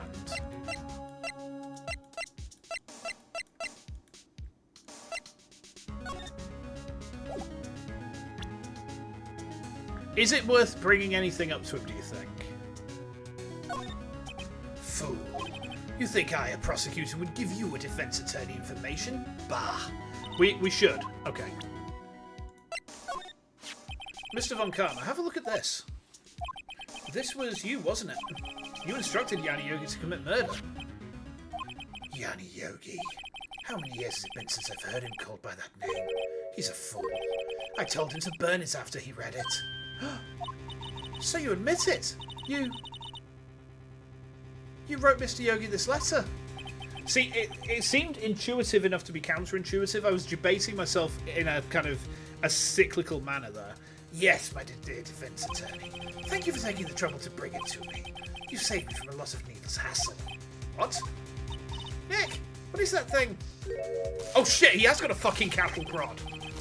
A stun gun, for self-defense usually. Indeed. 600,000 volts will course through your body like a dog touching an electric fence. 600,000... Oh, don't worry. People don't die from it. Usually. Now, give me the letter. No! No! Whoa, what are you... Nick, run!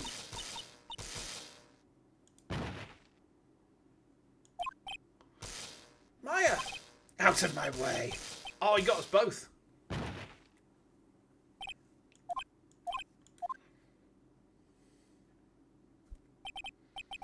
Oh, he got us. The letter's gone, of course. And he took the DL6 evidence. All of it. Back to having no clues. Wait, Maya jumped first.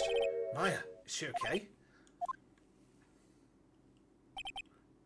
Maya. Yes, we're going to get him. We're going to absolutely have this bastard. Maya, open your eyes. Oh, she is sparkers. Maya. Actually, a cattle prod I don't think would be a deadly weapon unless it killed the victim. Because it's not intended to be a lethal weapon. The letter. Did he take it? Yeah. Are you okay? I couldn't stop him. I jumped as fast as I could, but one shot from that thing knocked me out cold. I'm useless. I'm no good as a lawyer or a medium. I can't even call my sister. Not even now when we need her the most. I wish I hadn't woken up at all. Oh, that's dark. Maya! There has to be some way I can help her. I better do something about her self-confidence first. Maya. She's holding something. What is that? A bullet? DL6 incident, evidence number 7. Taken from the heart of Gregory Edgeworth. I remember. Von Karma was holding this when Maya jumped him. Is it? Hold on. But what if the gun's the same? Is it the same? It's the same. It looks like it's the same caliber. I'll prove it to you, Maya. You're most definitely not useless. I'll prove it to you in court tomorrow. That... I get the feeling that that bullet is a 2.2 caliber 5 from the murder weapon. Right, safe progress. I just popped a cough sweet in just to coat my throat for this next bit. Von Karma killed Edgeworth. I don't know if Von Karma did. Or maybe he did. Oh, I hadn't thought about that. Right, here we go. Let's get this asshole beyond bars. Will I put it past him? Not anymore. This is it. Judgment Day. Today, things are going to get settled at last. A lot of things. Ah! What's the big idea? Sorry, Nick. I only touched your shoulder. I guess the shock hasn't worn off from my running with the stun gun yesterday. Anyhow, today's the last day of the trial. Good luck, Nick. Yeah, thanks, Maya. Edgeworth is looking glum as always. I hope Von Karma doesn't push him too hard. Whoa! What are you doing? Sorry, I'm sorry. I just thought I'd cheer you up with a pat on the back. Maya, maybe you should go outside and discharge. Right, good idea. That's a really bad choice of words. We haven't found any bite marks on Edgeworth's neck, so not sure. True. Try not to electrocute him on your way out. Ooh, pal! What's gone into that girl? Oh, Detective Gumshoe. Morning, Mr. Edgeworth. Good morning. How did it go, Detective? I've no fear. As promised, I've captured our runaway caretaker. I just brought him in, took all night, pal. Thanks, Detective Gumshoe. You must be tired. Actually, after that shock I got on the way in, I feel pretty good. Yogi says he's forgotten his own name, but that has to be a lie. Why would he want revenge on Edgeworth if he couldn't remember his past? He does remember. I'm going to prove it. Wait, hang on. Hold on. Hold on. He was let off of a guilty verdict by way of insanity. But if he's found innocent by way of insanity and he's actually sane, if he then goes back to acting sane afterwards, he could be tried. He could potentially be tried properly. He wasn't actually found. He wasn't like properly tried. They couldn't reach. You know, they had to find him innocent on grounds of diminished responsibility, right?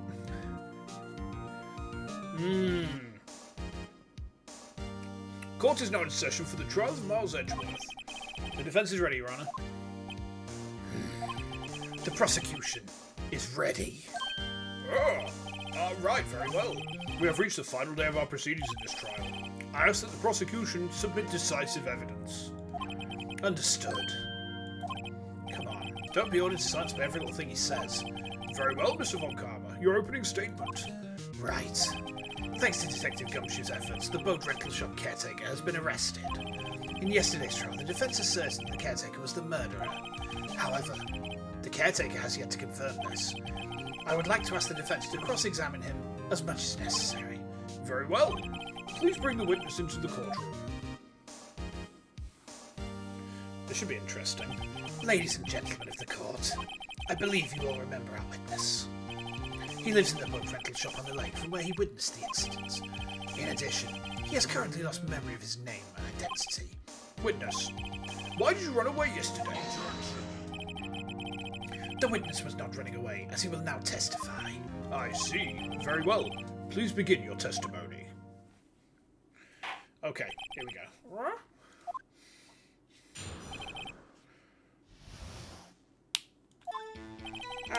Really sorry about just leaving yesterday like I did. But I wasn't running away or nothing. I went to buy some food for Polly, you see. Yeah, I figured I got nothing to do with this incident anyhow. Yeah, I mean, I'd need one of those motive things, right? No, don't got one. So my testimony yesterday stands as is.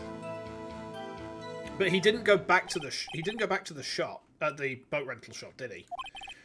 Let's begin the cross-examination, shall we? He has to know his name. Yanni Yogi. You're Yanni Yogi, and I'm going to prove it.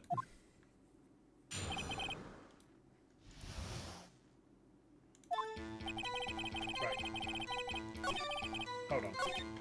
Let me save here again, of course.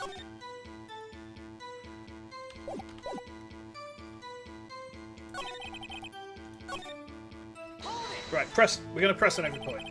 I caught what you did running away and not just leaving. You heard Larry's testimony and realised you were in danger.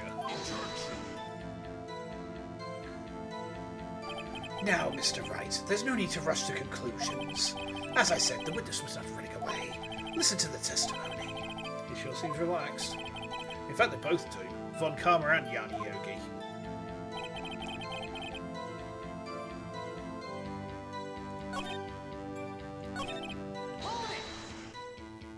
Then why did you leave? He's just about to say why. Is it so hard for you to just quietly listen when someone is talking? If I sat quietly, Edgeworth would be guilty in the 3 minutes.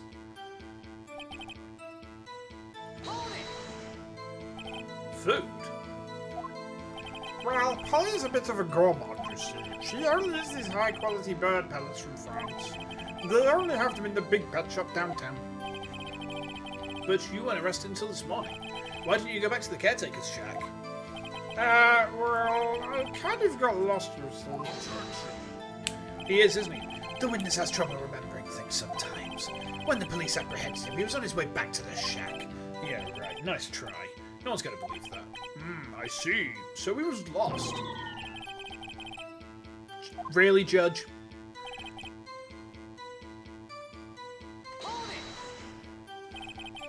You've lost much of your memory, is that correct?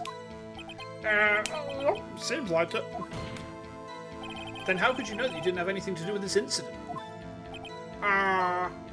Or maybe you're lying about not having your memory. You know exactly who you are. Ooh. The witness has testified quite clearly he has no memory of who he is. If you claim he's lying, then show the court proof. How am I supposed to prove what's going on in the unconscious head? It's impossible.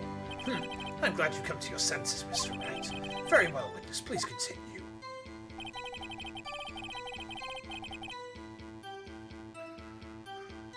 We press. How can you say you have no motive? I say you do. You had a grudge against Edgeworth and the victim, Robert Hammond. That's why you took revenge on them, right? Ooh. Please don't make me repeat myself, Mr. Wright. This witness has no memory of anything beyond several years ago. He can't hold a grudge. It's impossible. Have to prove he's lying about his memory.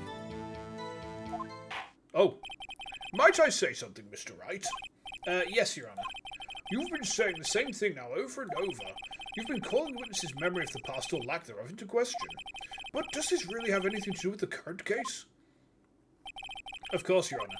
The witness has said he has nothing to do with this case and no motive. Both of these statements are lies. Oh. I'm glad I didn't try and present any evidence there. Order! Order! Mr. Wright, there's a serious problem with your claim.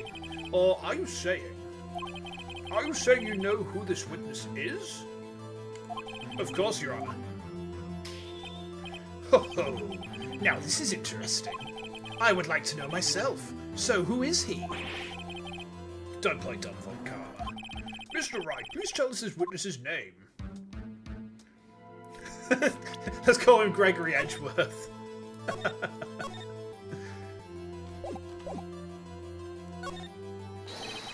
His name is Yanni Yogi, a former court bailiff. Yogi? That name seems familiar. Oh! Yanni Yogi from the DL6 incident. I think the gentleman have heard of it. It was such a famous case. But what does this mean? Your Honour, if this man is Mr. Yogi, he has a clear motive.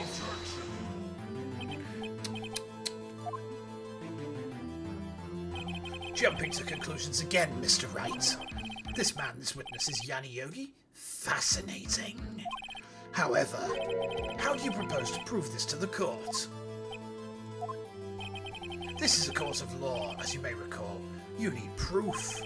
And allow me to repeat, once more, that the witness has lost his memory. This is it. I have to do this now. If I can't prove he's Yogi right here, right now, then I've got nowhere else to go. Nick, how are you going to prove it? How can you prove that he's Yanni Yogi? It's okay. It's actually quite simple. Your Honour, please take this man's fingerprints. Then we'll compare them to the fingerprints on file for Yanni Yogi 15 years ago. I see, that makes sense.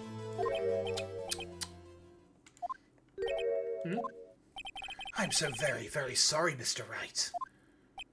Why? The witness has no fingerprints. What? No fingerprints? See, before I worked as a caretaker, I worked in a chemical plant. I burned my fingers working with the stuff, eh? What? Yogi, you sneak. You burned your fingerprints off to hide your past. Well, if the witness has no fingerprints, I guess we will not be able to prove his identity. No. Well, what will you do, Mr. Wright? It seems that the case has been decided, no? No. I know what happened. I know everything. I just can't prove it. But no, I can't let it end like this. I can't lose. There has to be another way. There is no one who can testify as to who this witness is. No one. No person? Nick, what are we going to do? I didn't even consider that he might have raised his fingerprints. What do I do? It has to be. Well, Mr. Wright, perhaps you'd like to cross-examine his parrot for a little comic relief? Yeah, very funny. You're a sore winner, Von Karma. Wait a second. Cross-examine his parrots? What is it, Nick? No, you're not gonna... Your Honour, the defence would like to take Mr. Von Karma up on his proposal. Take Mr. Von Karma up? The ass. On my proposal? Exactly, Your Honour. I would like to cross-examine the witness's pet parrot.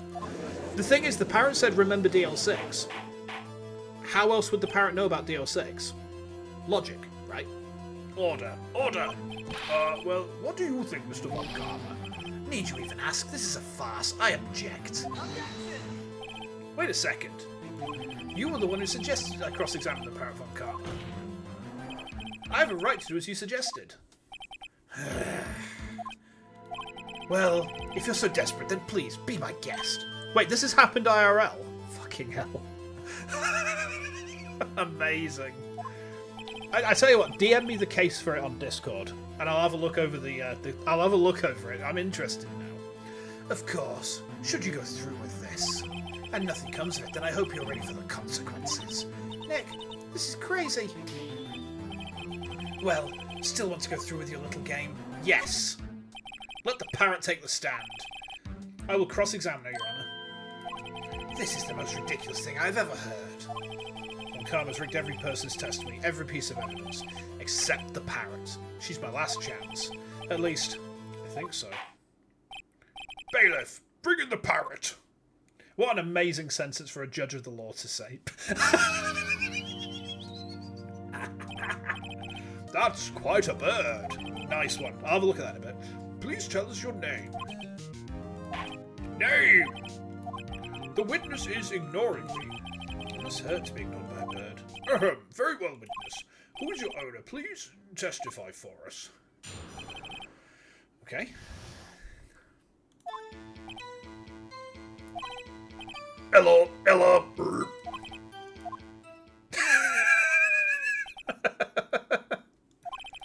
Certainly the most concise testimony we've had so far. Very well, begin your cross-examination. Right. What are you going to do, Nick?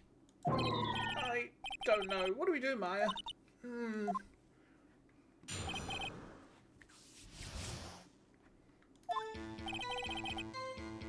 going to save here because I feel like there's traps. It's time. We're cross-examining the parrot, yeah. Witness, you can't just say hello and expect us to get anywhere.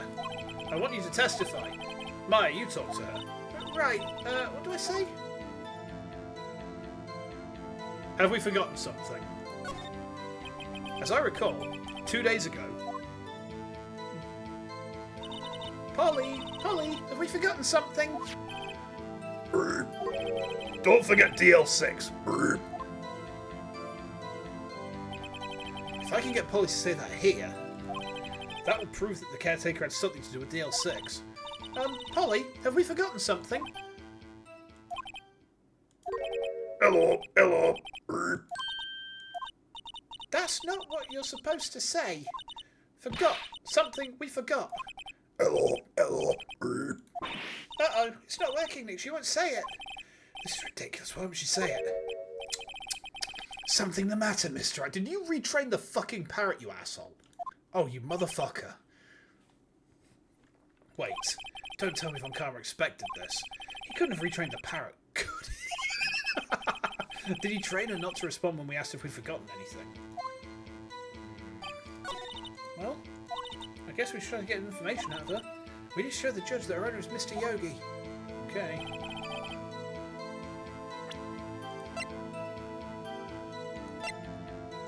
Is there anything we can give her? He knew Phoenix Idiot Right would actually take him up on the proposal. Can I present the parrot to itself? I'm gonna... Hang on a minute. Present the parrot. Hold on. I'm gonna save before I do this. Just because there might be an achievement behind it, but... there might be an the achievements for this game are really quite stupid, but... It's not the parrot. It didn't do anything at all.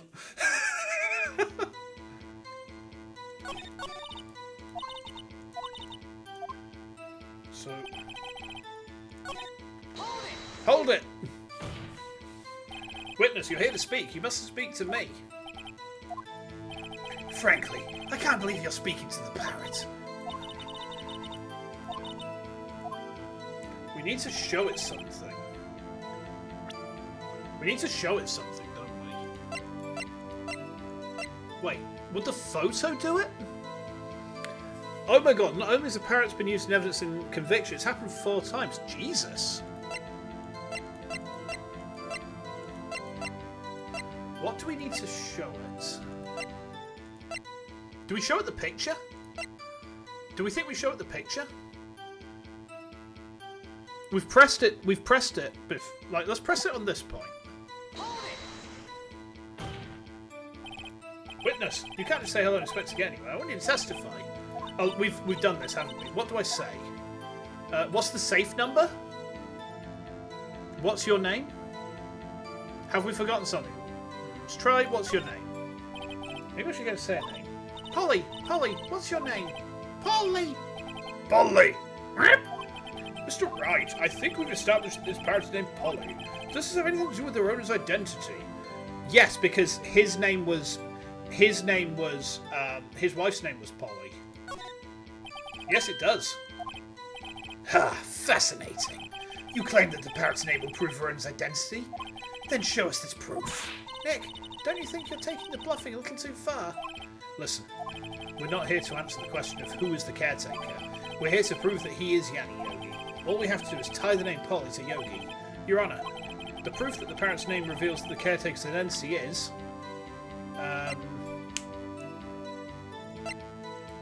Can we check this? Yes! His fiancée Polly Jenkins committed suicide. It's this. The DL6 case file? That's quite a large file you have there. Which page is this proof on, then? Show us, or stop wasting our time. Very well. Mr. Wright, please show us the page. Where in this file is the information connected to the parent's name? It's on the victim data, is it not? Oh, no, suspect data? Hold on. Let me check it again. Suspect data. It's a large file, it's 3 pages.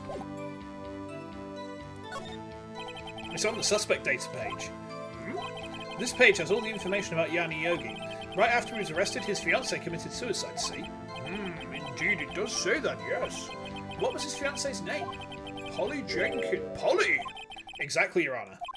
He wanted to remember the name of his fiancée who had committed suicide.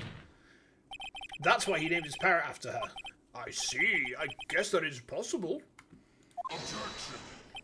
Objection, DEEZ nuts, you asshole. Bah! A mere coincidence, that's all.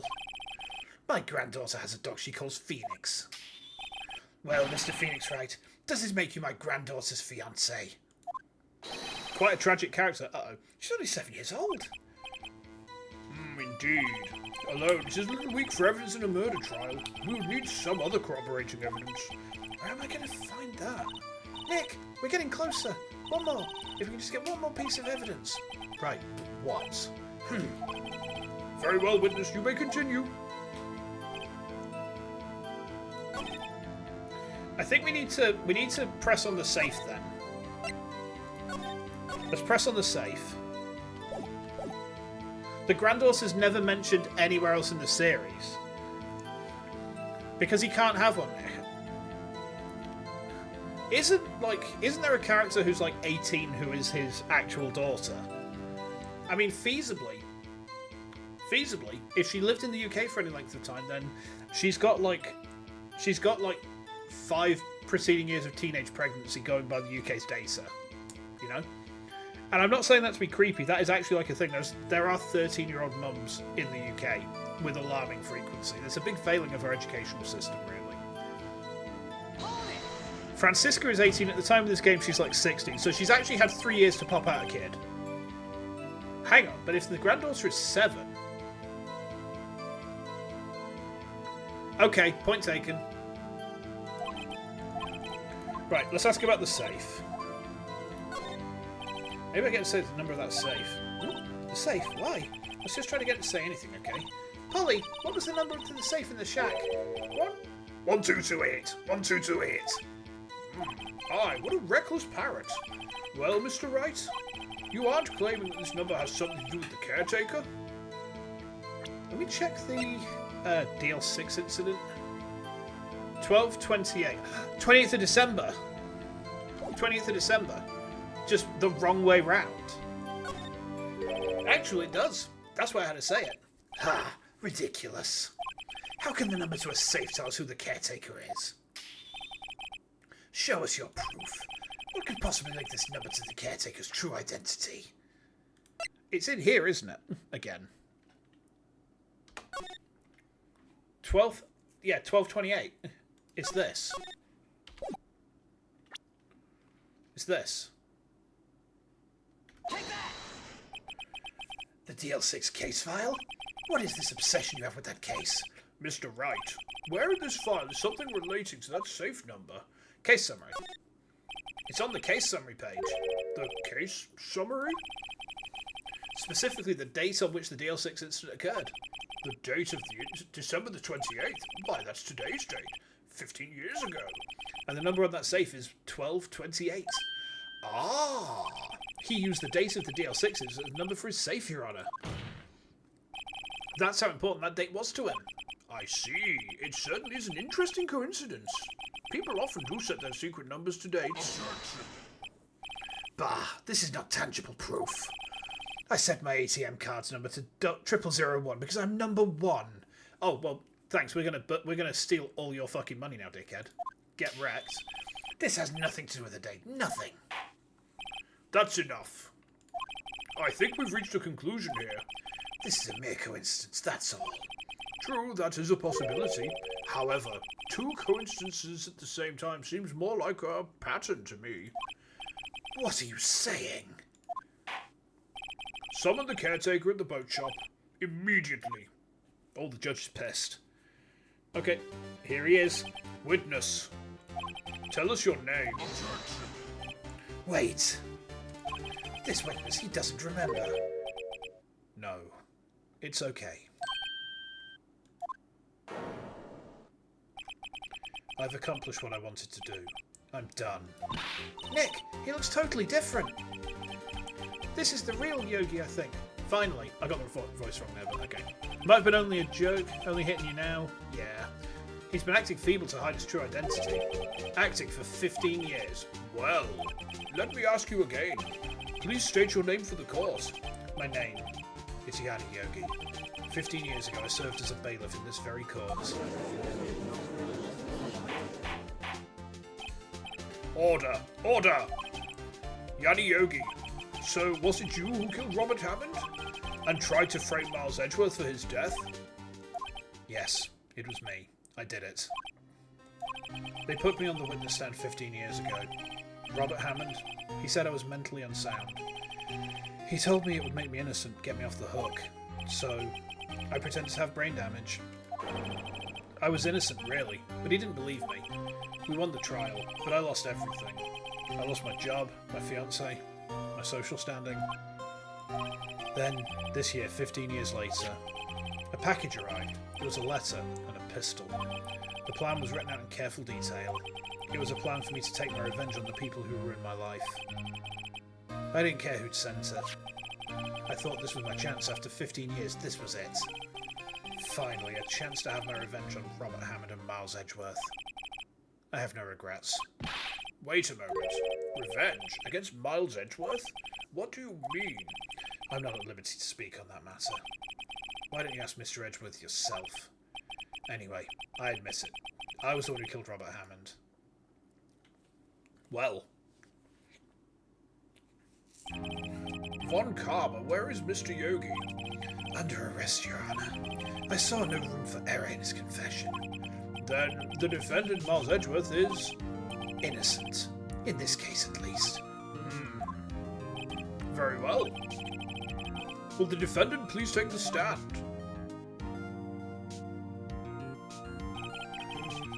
There are a few mysteries left unsolved. Still, you are clear of suspicion for this particular case, so I would like to pass judgment on the murder of Mr. Robert Hammond. Any objections?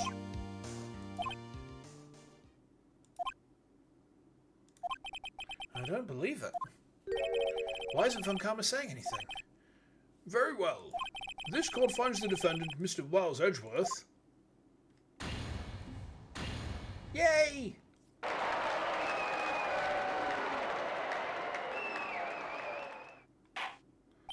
That is all. This court is adjourned. Well. Edgeworth, you stupid bastard. Did someone just say objection? It wasn't Von Karma. Gumshoe's the one throwing confettis. But that means no. Edgeworth, Your Honour, I object to your judgment. What do you mean? I'm not innocent at all. As we have heard, Yanni Yogi killed Robert Hammond in revenge. But revenge for what? Nick, Edgeworth is trying to confess. He's going to say he's guilty. He's going to tell them he was the murderer in the DL6 incident. He's going to tell them he killed his own dad. Uh-oh, what do I do?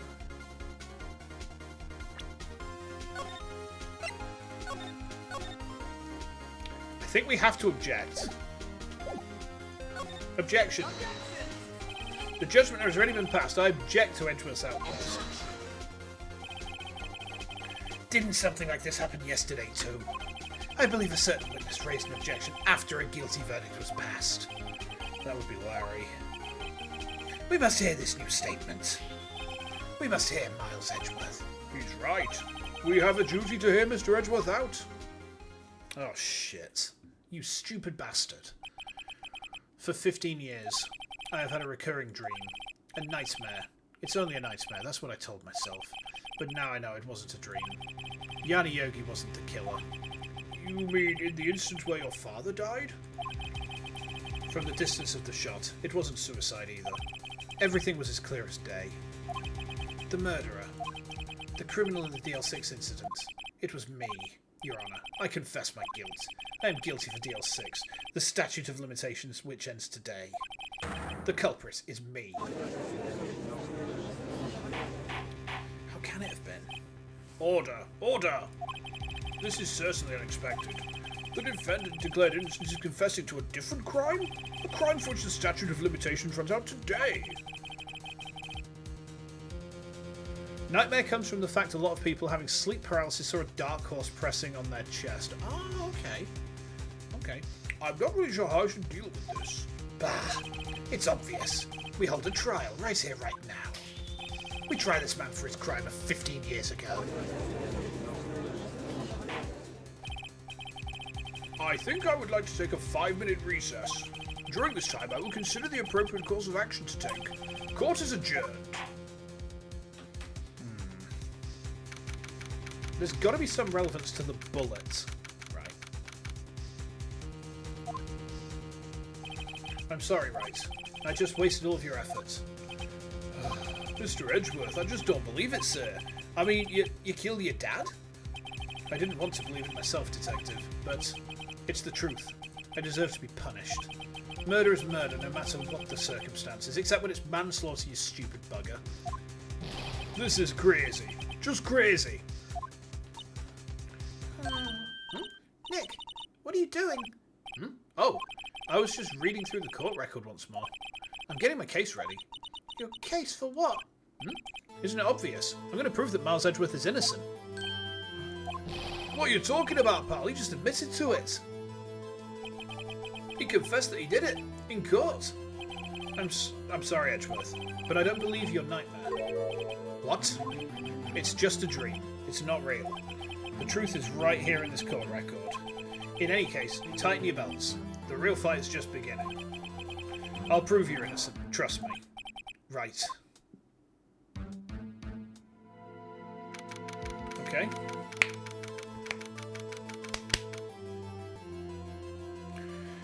You know it's crazy, but you totally get him in this moment. I can see that, yeah. I can see that. Now then, I would like to resume our trial. Judge, Miles Edgeworth has admitted his own guilt. He has confessed his crime. Let us begin by hearing his testimony. Then, though pointless, let the defence do their cross-examining. The statute of limitations on the DL6 incident runs out today. Though it's unconventional for me, I'd like to run this one by the book. I see. Does the defence have any objections? No, Your Honour. Von Karma, you knew this was going to happen from the very beginning, didn't you? Very well. Dun dun. Will Miles Edgeworth take the stand? Here we go. He did, yes. Will the witness state his name, profession? Miles Edgeworth. I am a prosecuting attorney. Mr. Edgeworth, 15 years ago, you mistakenly killed your father, Gregory Edgeworth. Is this correct? It is correct. Then testify about this matter to the court. When Edgeworth was telling me about his dream yesterday, I noticed something. One detail didn't quite fit. That will be the key, but only if I can get it to work. Please, please.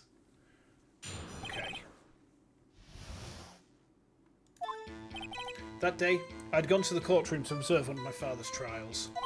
As we went to leave, an earthquake struck, trapping us in the elevator.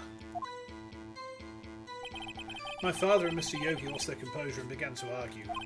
Just then, something heavy fell at my feet. I picked it up and threw it at Mr. Yogi. I wanted them to stop fighting. A moment later, there was a single gunshot, then a scream. It was a terrible scream. I remember it to this day.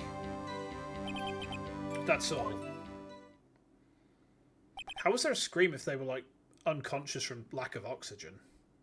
And until now, you thought this memory was a dream. We were stuck in that elevator for 5 hours.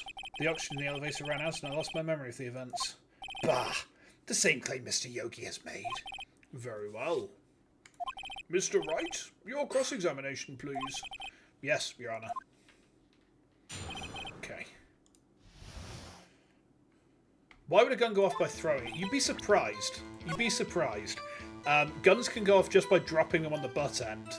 Yeah, exactly. If the hammer, if a gun drops onto its butt end, like especially if it's got a stock, the shot can actually trigger the mechanism to go off.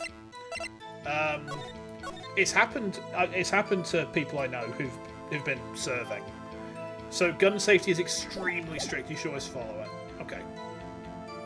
We press. What was the trial your father was involved in on that day? I don't remember things very clearly. Only two things. I know my father lost and Mr. Von Kahn was the prosecuting attorney. Okay.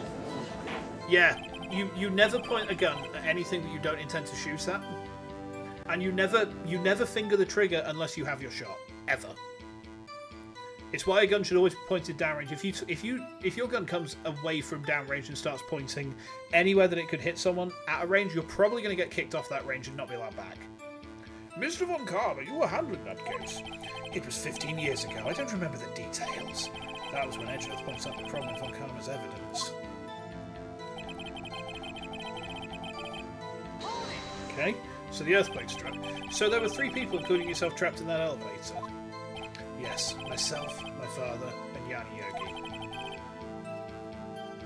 We were fine at first, but then as time passed and no one came to help. My father, you okay? What did you do then? I was a 9-year-old boy at the time. What could I do? I was scared, trembling in the corner. But then... Let me check the court record again. Hold on. Air in elevator was oxygen depleted at the time of incident. The murder weapon was fired twice. The murder weapon was fired twice. Handguns misfiring when reloading. That sounds like there was something already chambered. That sounds like something was chambered when they've reloaded. Okay. What was it? A pistol. I assume it was the bailiff Yanni Yogi's. The safety must have come off when it fell from his holster. And you picked it up. What happened next? I picked through it, Mr. Yogi. Did you know it was a pistol when you threw it? I think I knew. I knew it was dangerous. But the air was getting so thick, I panicked. So you're saying that you threw the pistol at Mr. Yogi? I was in a daze. I think, do we present the report here? I think we need to present the actual file, because it says 2 gunshots. It says 2 gunshots, right? I'm going to present it. We'll press on everything. We'll press on everything. The gun fired once? Yes. I think, after I threw it, I lost consciousness. Since then, they've echoed in my head every day. That gunshot and that horrible scream. The scream. Tell me about the scream. To this day. Yes, I can practically hear it now. I doubt I will ever forget that scream as long as I live. There it is. One part of that testimony clearly contradicts the evidence, but I don't know what it means. I better find out quick.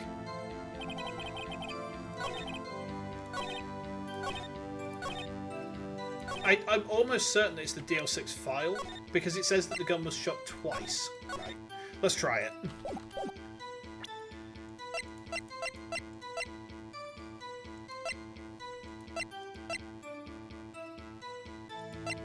Hold on.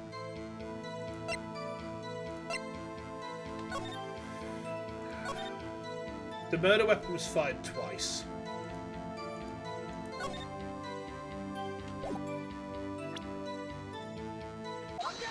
It is that. Are you sure you only heard 1 gunshot? Yes, I'm sure of that. I heard the shot and the scream. Then everything faded.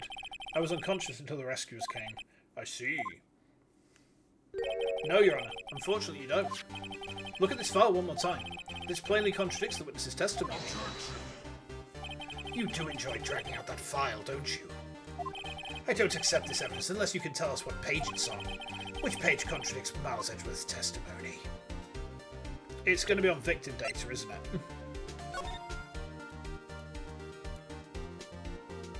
Fired twice. Page 2. Victim data. Look at the victim data in this file. It says it quite plainly. The murder weapon was fired twice. Miles Edgeworth only heard one gunshot. Yet, the murder weapon was fired twice. The first shot was the accidental firing when the pistol was thrown. So, who fired the remaining shot? Was there perhaps another shooter who fired that second shot? Your Honour, as I'm sure you're aware, this incident occurred 15 years ago. The evidence is dated. The pistol did fire twice. However, we do not know when that second shot was fired. It might have been fired the day before the incident. There is no proof that the second shot had anything to do with this incident. What? I see. You do have a point, Mr. Wright. The murder weapon was fired twice, as we've heard. One of those shots was fired by the defendant, a boy at the time. Do you have any proof that the other shot fired had something to do with the case? It's the bullets, isn't it? It's got to be the bullet. Let's try. Should we play the bullet, chat? Yes. Your Honour, I think I'll be able to show you proof. What? Impossible! Now, Mr. Von Karma, save your surprise for after you've seen the evidence. Very well, Mr. Wright, show us your proof. Do you have evidence that the second fire with the pistol is related to this incident? Let's check that photo again. Because there's a bullet hole there. There's a bullet hole there.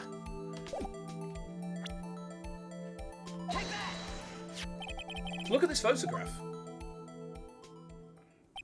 This is a photograph of the scene of the crime 15 years ago. I can see that the victim lying there is Gregory Edgeworth, but this proves the murder weapon was fired twice at the time of the incident. This photo proves it. So, let me get this straight. This photo proves 2 shots were fired where? Your Honour, please get a clue. I don't know that song. I'm probably glad for that. It's there.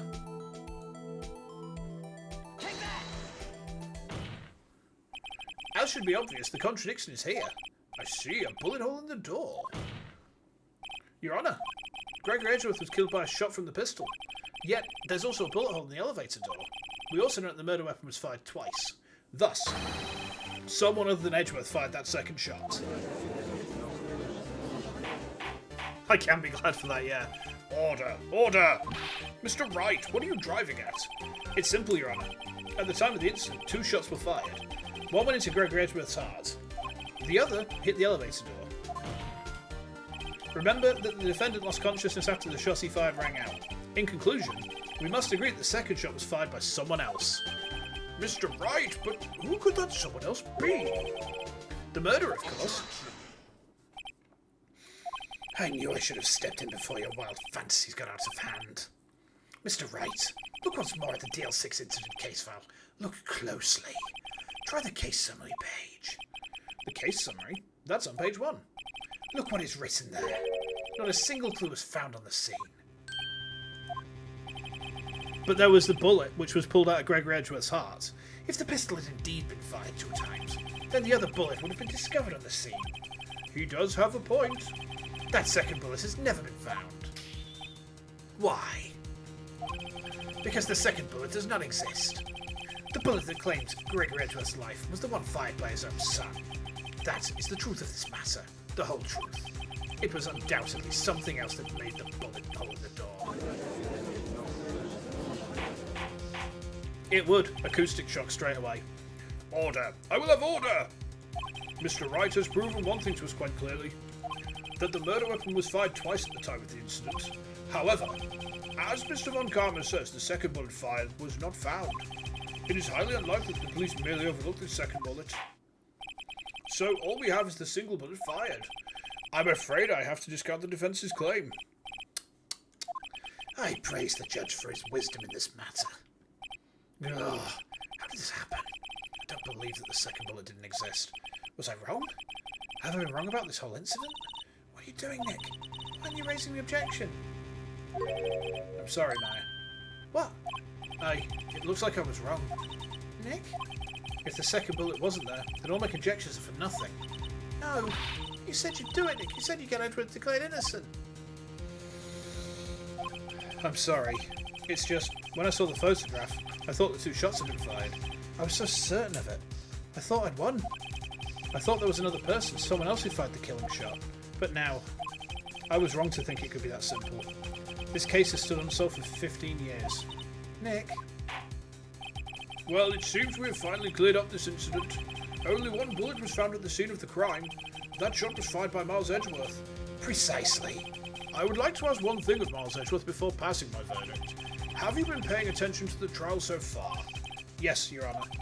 Do you have any objections? No. No, I do not. So, you killed your father, though it was not your intention? Yes, I did.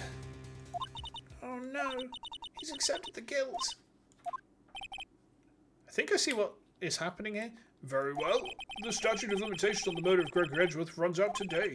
Therefore, I must pronounce a verdict on the defendant today, right here. Right now. Right here. Right now. Indeed. Does anyone have any objections? I've been here before. It's just like my first day in court. There are so many things I know I should be saying. But my mind's gone blank. I can't find the words. Mr. Wright? Do we need to summon Mia? Courtroom Bluffo? Objection? Objection! Your Honor!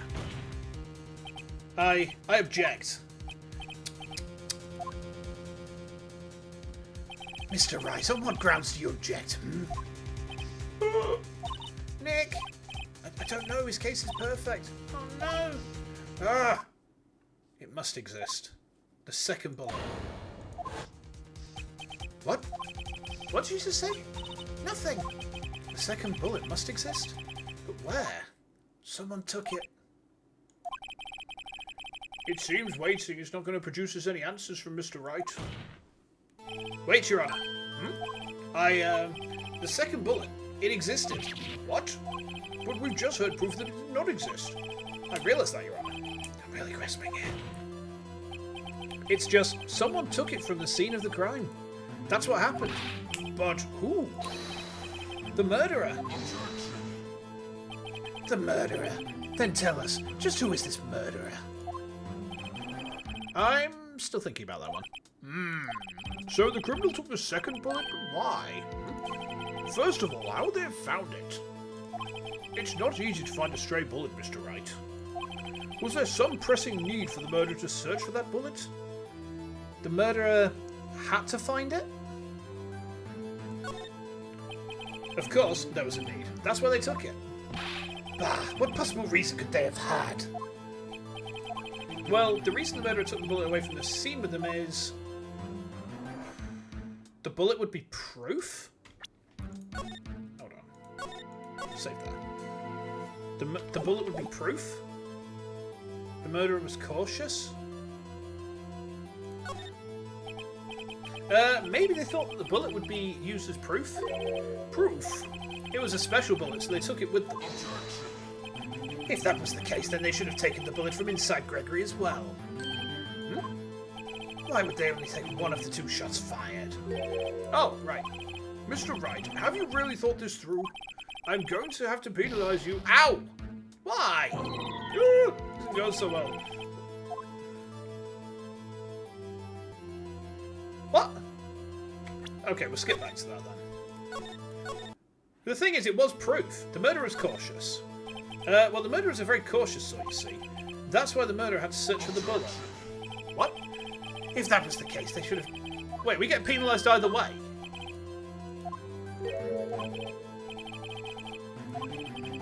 What? We get penalised either way? The murderer didn't need it? Why would the murderer have spent the time to look for the stray bullet? I haven't got a clue. What's wrong, Mr. Wright? Bah, the murderer had no reason to take that bullet. You don't want to admit it, but it's true. Had to take it. Had to take it. The murderer, what does that mean? You're thinking too normal. Think crazy. Don't think why the bullet was taken. Think why the bullet had to be taken. Mr. Wright? Yes, Your Honor. I have no idea what I'm doing. Well, the murderer had no intention of taking the bullet from the scene, but the murderer had to take that bullet. Had to, Mr. Wright? What do you mean?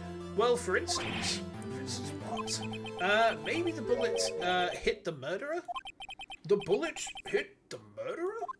Just saying, for instance. I mean, if it hit you, you'd have had to take it with you, wouldn't you?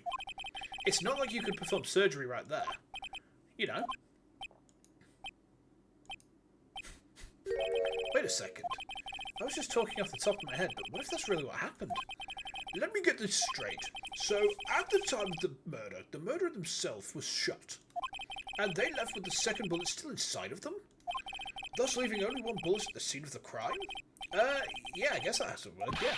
There's a problem with that. The other two people rescued from that elevator, Miles Edgeworth and Yanni Yoga, are both unharmed. So that would mean... The murderer came from outside, yes. He took a months-long vacation, he did. Interesting. The two men fight inside the elevator. Trying to stop them, the boy picks up the pistol at his feet and throws it. The pistol discharges, and the bullet goes through the elevator door and hits the murderer outside. The boy loses consciousness. Then the murderer opens the elevator door and sees the men inside.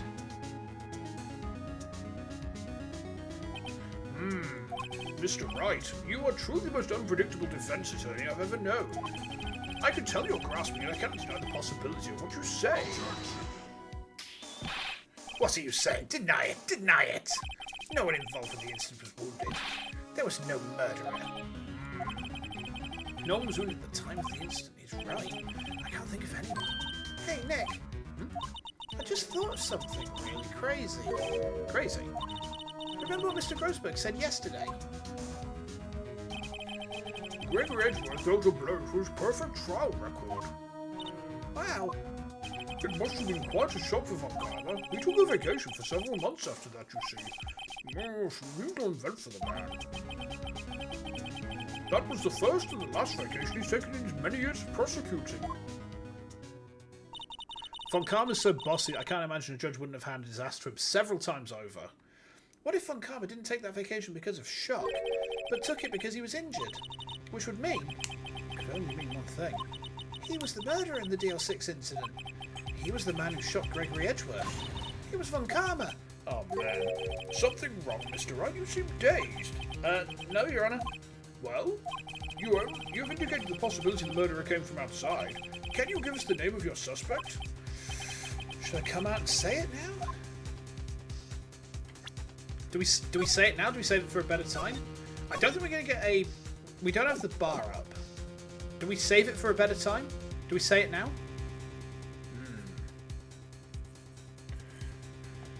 Save it for a better time. Wait, I don't have enough proof yet. My trump card, better save it for the right time. Mr. Wright, something the matter? I'm fine, Your Honour. Shall we carry on with the trial then? That said, we have no farther to go. All that is left is the finish.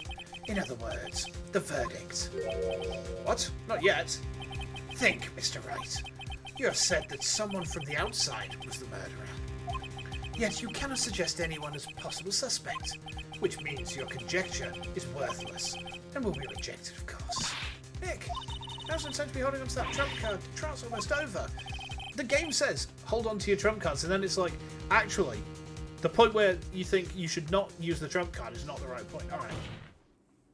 Your Honour, there is a suspect. One lone suspect. Well, this is certainly interesting news. Very well, Mr. Wright. Who is your suspect?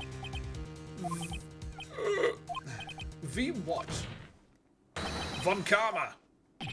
Von Karma?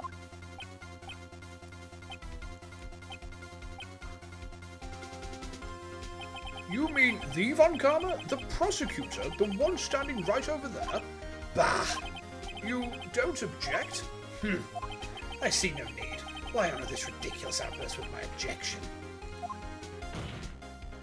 Because you took a vacation for several months starting the day after the incident. Yet you pride yourself on a perfect record. Why would you take such a long vacation without any reason? So you're claiming that I took a vacation to heal my injury from the incident? Fascinating. Prove it. I would have needed surgery, though. Where did I go into the knife act, Mr. Wright? Bring the doctor to operate on me. Have him testify. Nick, Let's find out who his doctor is. It's no use.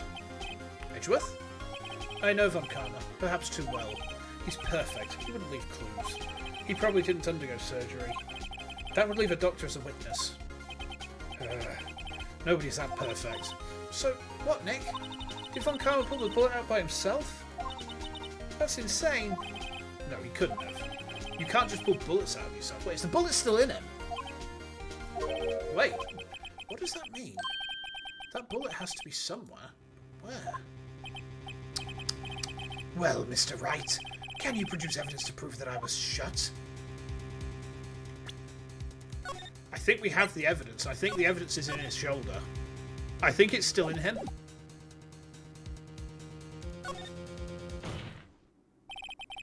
Alright, Von Karma, I'll prove it.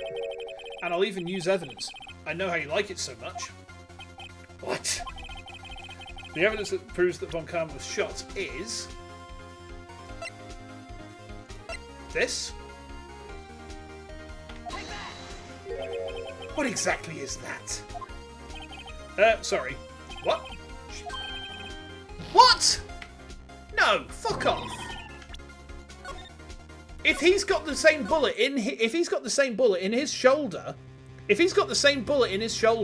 right? We get the bullet extracted from his shoulder. Look better at the evidence. What?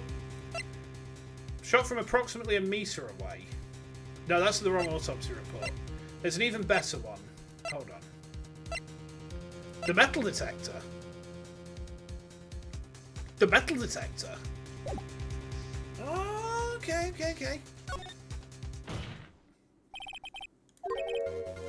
Alright.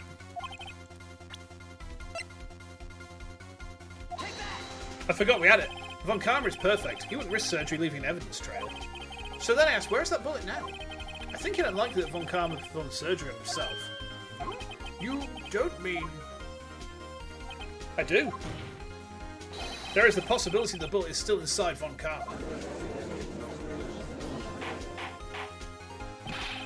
Is that even possible for all these years? Well, there's one way to find out. I mean, the court could actually order him to strip. The court could order him to strip, and if there's a bullet wound there, actually, yeah, that would have been. My lawyer brain got in the way there. We could use this metal detector. Well, Von Karma, I'm gonna run this over you and see what we find. Oh, he's sweating. I refuse. You refuse? But refusing this means you acknowledge the bullet is still inside you. Oh. Order! Order! Order! Your Honor, the defense requests that we be allowed to use the metal detector. Judge, I call for a suspension of this trial. This is an invasion of privacy. The statute of limitations runs out in this case today. It was you who said we had to end it right here, right now. Enough. I permit the use of the metal detector. Mr. Von Karma, you will submit yourself to testing. Nick, what does this mean? I don't know. We have to give it a shot.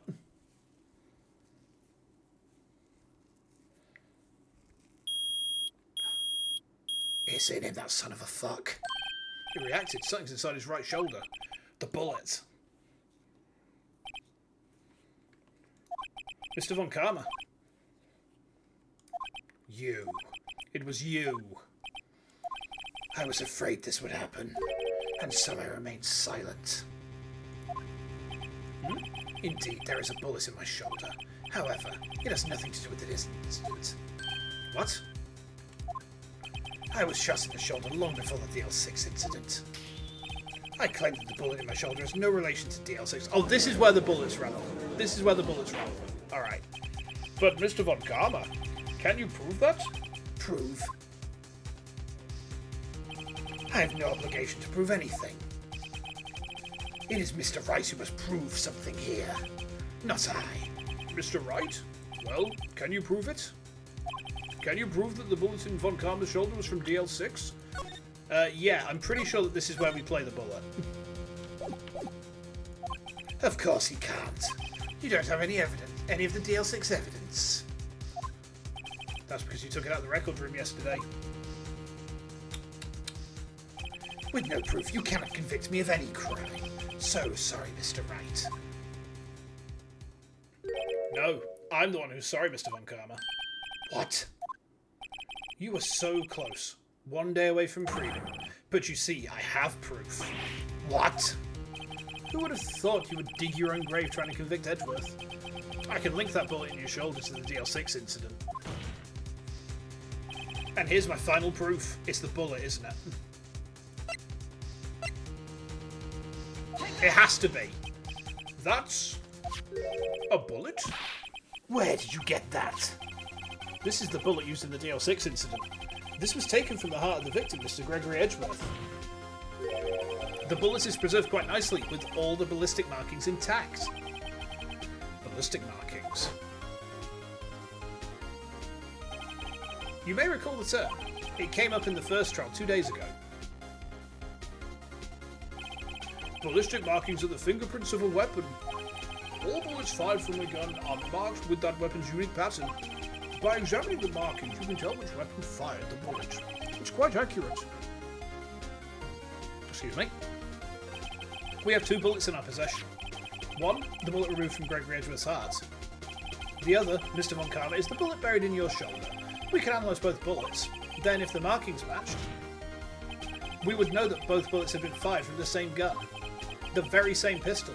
In other words, the murder weapon that killed Gregory Edgeworth. Mr. Von Karma, you will let us remove the bullet from your shoulder. Then we'll compare the ballistic markings to those on this bullet and solve this case once and for all. Well, Mr. Von Karma? Oh, he flipped out. Rogue! That scream. I've heard that scream before. Wait, I know. Help, I can't breathe. Quiet. I said quiet. You're not making this any easier. Stop breathing my air. I'll stop you. Stop breathing my air. Get away. Get away from my father. Rogue! Sags? I'm joking. It's that scream I heard in the elevator 15 years ago. Von Karma, it was you who screamed. Well, Mr. Von Karma. Edgeworth! Only you would dare defy me. So it was you. You and your father are my curse. Your father shamed me with a penalty on my record. And you left a scar on my shoulder that would never fade. I'll bury you. I'll bury you with my hands. Death. 15 years earlier. Chief Prosecutor, I am sorry. Von Karma, it's not like you to make this kind of error. I never would have thought that Edgeworth would be the one to catch you. I was careless. I'm sorry, but you'll have to be penalised. I've covered for you in the past, but not this time. Edgeworth.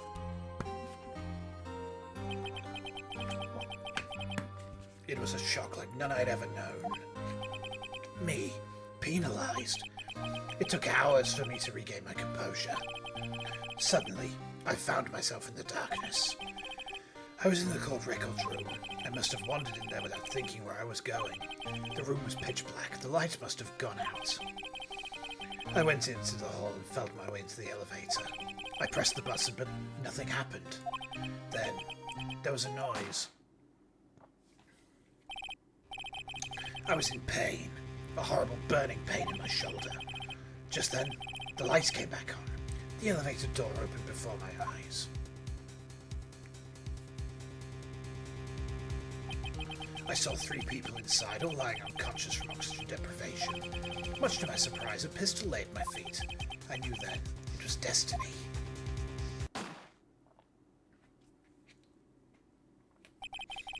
In his last moments, Gregory Edgeworth was still unconscious. He died, never knowing who had shot him. Later, he spoke through a medium, blaming Mr. Yogi. He was fooled. It was the perfect crime.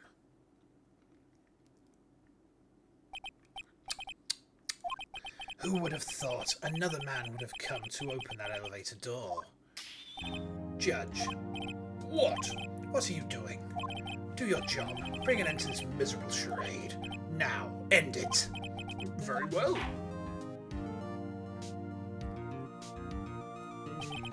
It appears that we have come a very long way to the end of this maze.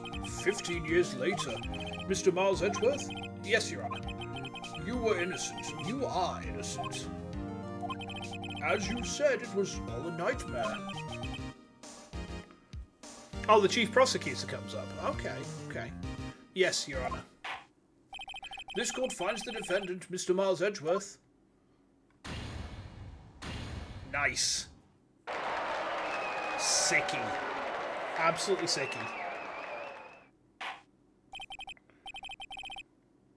Just give me 1 second, chat. There we go. That is all. This court is adjourned. Okay. December the 28th, 5:38 PM. District Court, Defendant Lobby, number 2. Nick, we did it! Did you see his face? Von Karl looked even paler than usual. He's pretending to be all cool, but inside you crushed him, Nick. I gotta say, I'm impressed. It was pretty close, though. I was sure we'd had it. I know. I was on the verge of tears the whole time myself. But now, it's all just a good memory. Whew. 1-5. It's actually coming on for 10 o'clock, so I'll be wrapping up after this one. Yeah. 1-5 is very long. Yeah, we ain't got time for that today. So, it's finally over, Edgeworth. Right. Yep. I'm not sure how to say this. I know. Try, thank you. I see. Thank you, right. You're welcome. Chronology, yeah. We will definitely do 1-5 next. Happens. I tell you what. I'll take advice on that point. Right, I'll take advice on that point, and then we'll make a decision next time we come to this. I think you could have done better than that. Sorry, I'm not good at this sort of thing. Just kiss him. You've got a lot to learn, Edgeworth. She's got you there. Ooh! Amazing, pal. You pulled through just like I thought you would. I'll never forget this oil, pal. And tonight, let's party. Dinner's on me. Yeah, my salary went down a bit this month. But who cares? See, Mr. Edgeworth, you should take a lesson from Detective Gumshoe. That's how you say thank you. I see. Whoop! I feel foolish. Don't worry. Take it a little at a time. You'll get used to it. Irish Gumshoe, he's supposed to be Yorkshire. He's supposed to be Yorkshire. It's been 15 years since I've seen Edgeworth this unguarded. Hey, y'all! Oh, lots of... Y'all were great in there. Oh, thank you. Yo, Edgeworth, congrats! Thank you all very much. I knew you were innocent from the start, of course. Just look at you. You would stick your hand in the cookie jar even if no one was there. You were the witness on the first day of the trial, weren't you? Yeah, well, let bygones be bygones, eh?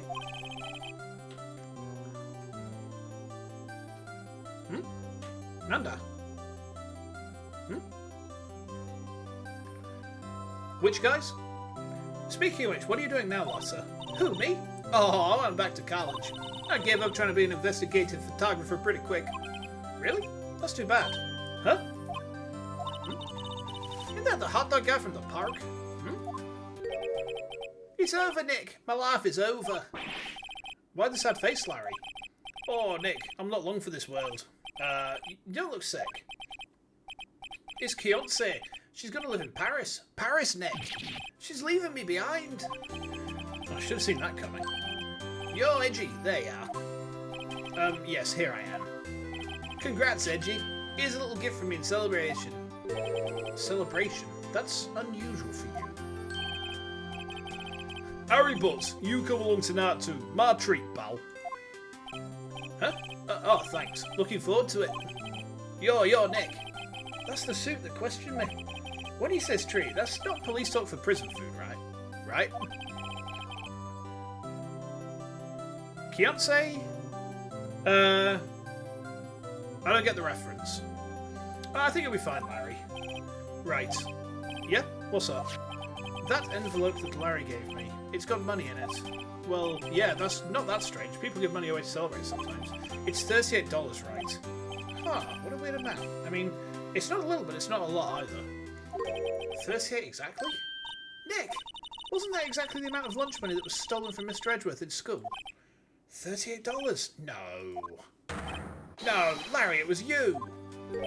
What are you so surprised about, Red? Larry was absent that day from school, right? But that doesn't automatically rule him out as a suspect. What? Think back to that date 15 years ago. Larry took the day off, but he was bored, so he came into school anyway. Then he saw the money out, lying there, and the rest is history.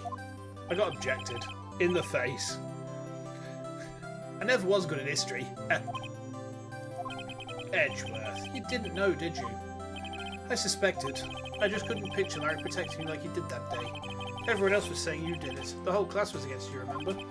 Yeah, too well. Right, you may not know this, but we used to have a saying back in school. When something smells, it's usually the butts. I know. Really, right. I'm surprised you didn't figure it out.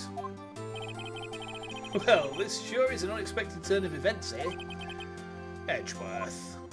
You shouldn't have told me. You should have told me. Now, Nick, it was 15 years ago. Don't you think the statute of limitations has run out, Mr. Edgeworth? You cheeky little shit. I'd say so, yes. There you have it. Where does that leave me? I became a defence attorney because of what you two did. Well, you have always been something of an insufferable emotionalist. Yeah, and you get worked up too easily too. Death! The death sentence for both of you. If only I'd become a prosecutor. The same goes for me, only the other way around. For the longest time, I thought I might have killed my own father. I thought I might be a criminal. I became a prosecutor in part to punish myself. If I had known the truth, I might have become a defence attorney after all. Edgeworth. Want to switch, right? Hey, y'all! Line up, I'll take a photo. Hey, photo time, let's go. And after that, dinner on me. Oh, Gumshoe, you G. Detective Gumshoe took us out in the town that night. We celebrated Edgeworth's newfound freedom, even though Edgeworth himself was still in detention. Oh, I see. Well, he's still been detained, I guess, so. December the 29th, 5:02 AM, Wright & Co. Law Offices. Oh, I went a little overboard yesterday. My head hurts. It's still only 5 AM. Maybe I should get back to sleep. What's this? A letter? Good morning, Nick. You were really impressive yesterday. Seeing you, it made me think about what I'm doing here. I'm a spirit medium, in training of course. I wanted to help Mr. Edgeworth too. I wanted to help you, but I couldn't. I was useless. So I've decided to go back to my training. I'll become a full-fledged spirit medium for starters. I couldn't say it to your face, so I left this letter.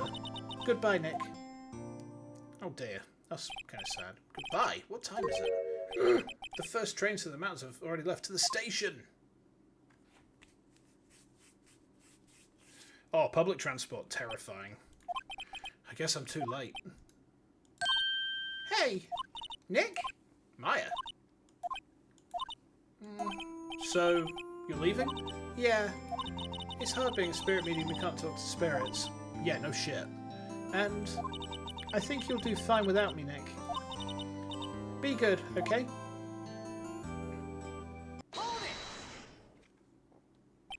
Wait. What? I never could have saved Edgeworth without your help. Huh? On the last day of the trial, I heard her. I heard Mia's voice. You heard my sister? Yeah, only her voice, but still.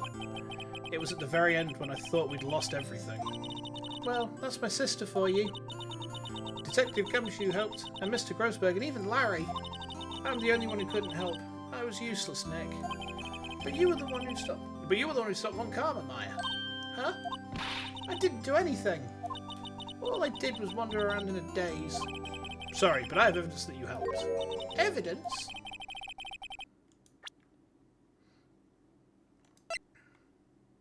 Evidence that Is it this? Huh? Sorry, Nick. I guess I don't understand. Oh, It's okay. You don't have to try and cheer me up. But one day, I'll come back and be useful. I promise. Oh, there goes the train. So, this is it. See you soon, Maya. Okay. She's off skis. It was the bullet. Oh, okay. Well, we kind of fucked up there then. Oh well. And so my story ends. Time to turn a new page and say goodbye to the novice defense attorney that I once was. Now a new story begins with the same old crazy cast of characters. It was yeah, I should have remembered it was the bullet. Ha! Don't think you've graduated yet, amateur. Mr. Wright, perhaps you'd like to rethink that claim? Yes, Your Honor. Uh-oh. I've got a bad feeling about this. Yeah. Ah, well. Well, we got to the end. Of most of the end of the first game. There's still... hey, pal. This Redruth came down to the precinct to wish me Happy New Year. Talk about a pleasant surprise. Whoop! Detective Gumshoe! Then he hung his head low and went right back outside. Kind of like he was embarrassed or something. Stranger.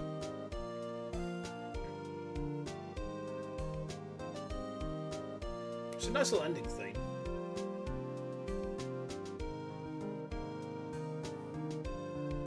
Huh? Nick? No, I haven't seen him lately. Who, me? Oh, I've been working at a cheese shop. That Missy's a nice lady, but she's not exactly what you call a cheap date. Hmm? Oh, she's in Hawaii right now, yeah.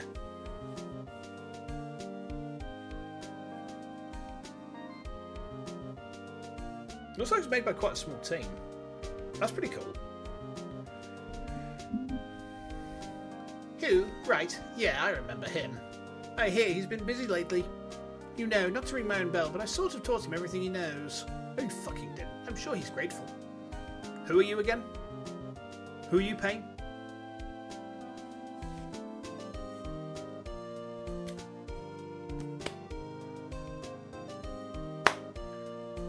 Phoenix Wright? Ah, the defense attorney for whom I wrote the affidavit for. Yes, oh, you should know. I've taken over management of the Edgey-poo Hotel recently. Should you be in the area, please stop by. Okay. Am I going to have to remember the voices for all of the witnesses at this point? Ouch! Phoenix Wright? Ah, yes, misunderstanding, was he not? I wonder how he's doing. I haven't seen him of late. Ah, the days of my youth. Like the scent of fresh lemon, you see. The Hotel Port O. Nanda? Is this a French joke? Phoenix Wright? Is he an actor? Well, I'm not buying it. You can't be a star with a name like Phoenix. Did you know they finally put some Amazon movies and DVDs in the box? No, DVDs and everything. I was everything at home. Yeah. I see.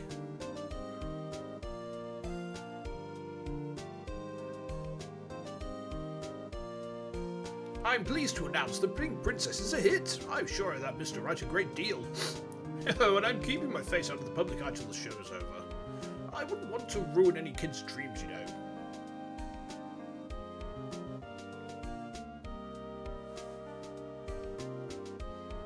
We're grooving.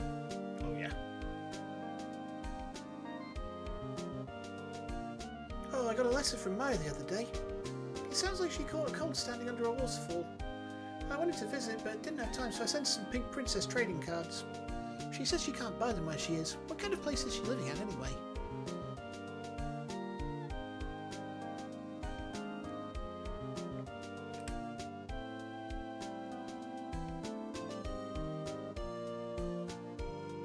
Right, who is that? You want to talk? Let's talk Pink Princess. Ooh, all right, ooh. But, you know, I snuck into the studio the other day, and I saw her, the one inside of the Pink Princess suit. Ugh, what a dog. It was kinda a shock for a boy of my tender age. Yeah, because it was obviously the big guy, wasn't it?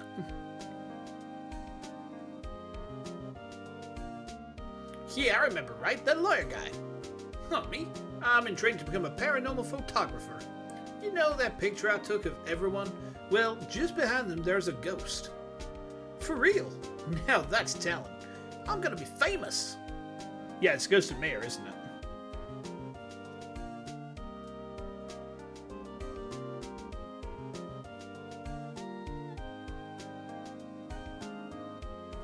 Oh, yeah, there she is. Oh, Gumshoe throwing confetti. There you go.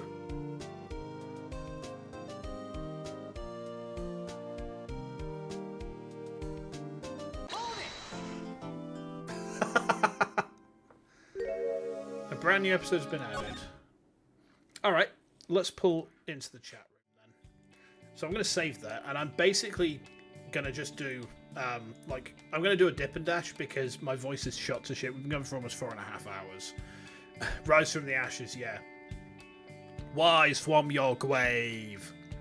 Anyway, I am going to pop off now. Thanks for everyone who's stuck around for almost 4.5 hours of me badly voice acting this game. We're going to get to episode 5 at some point in the near future. Don't know exactly when. Probably like some point next week, but we'll see how we go for that. Next planned stream is Epic Battle Fantasy V, which is tomorrow night, probably about 6 PM BST. In the meantime, thank you again for hanging out with me for so long tonight. I will see you very soon. I'm going to go rest my voice now. Enjoy the rest of your day. Take care, and goodbye. See you soon, chat.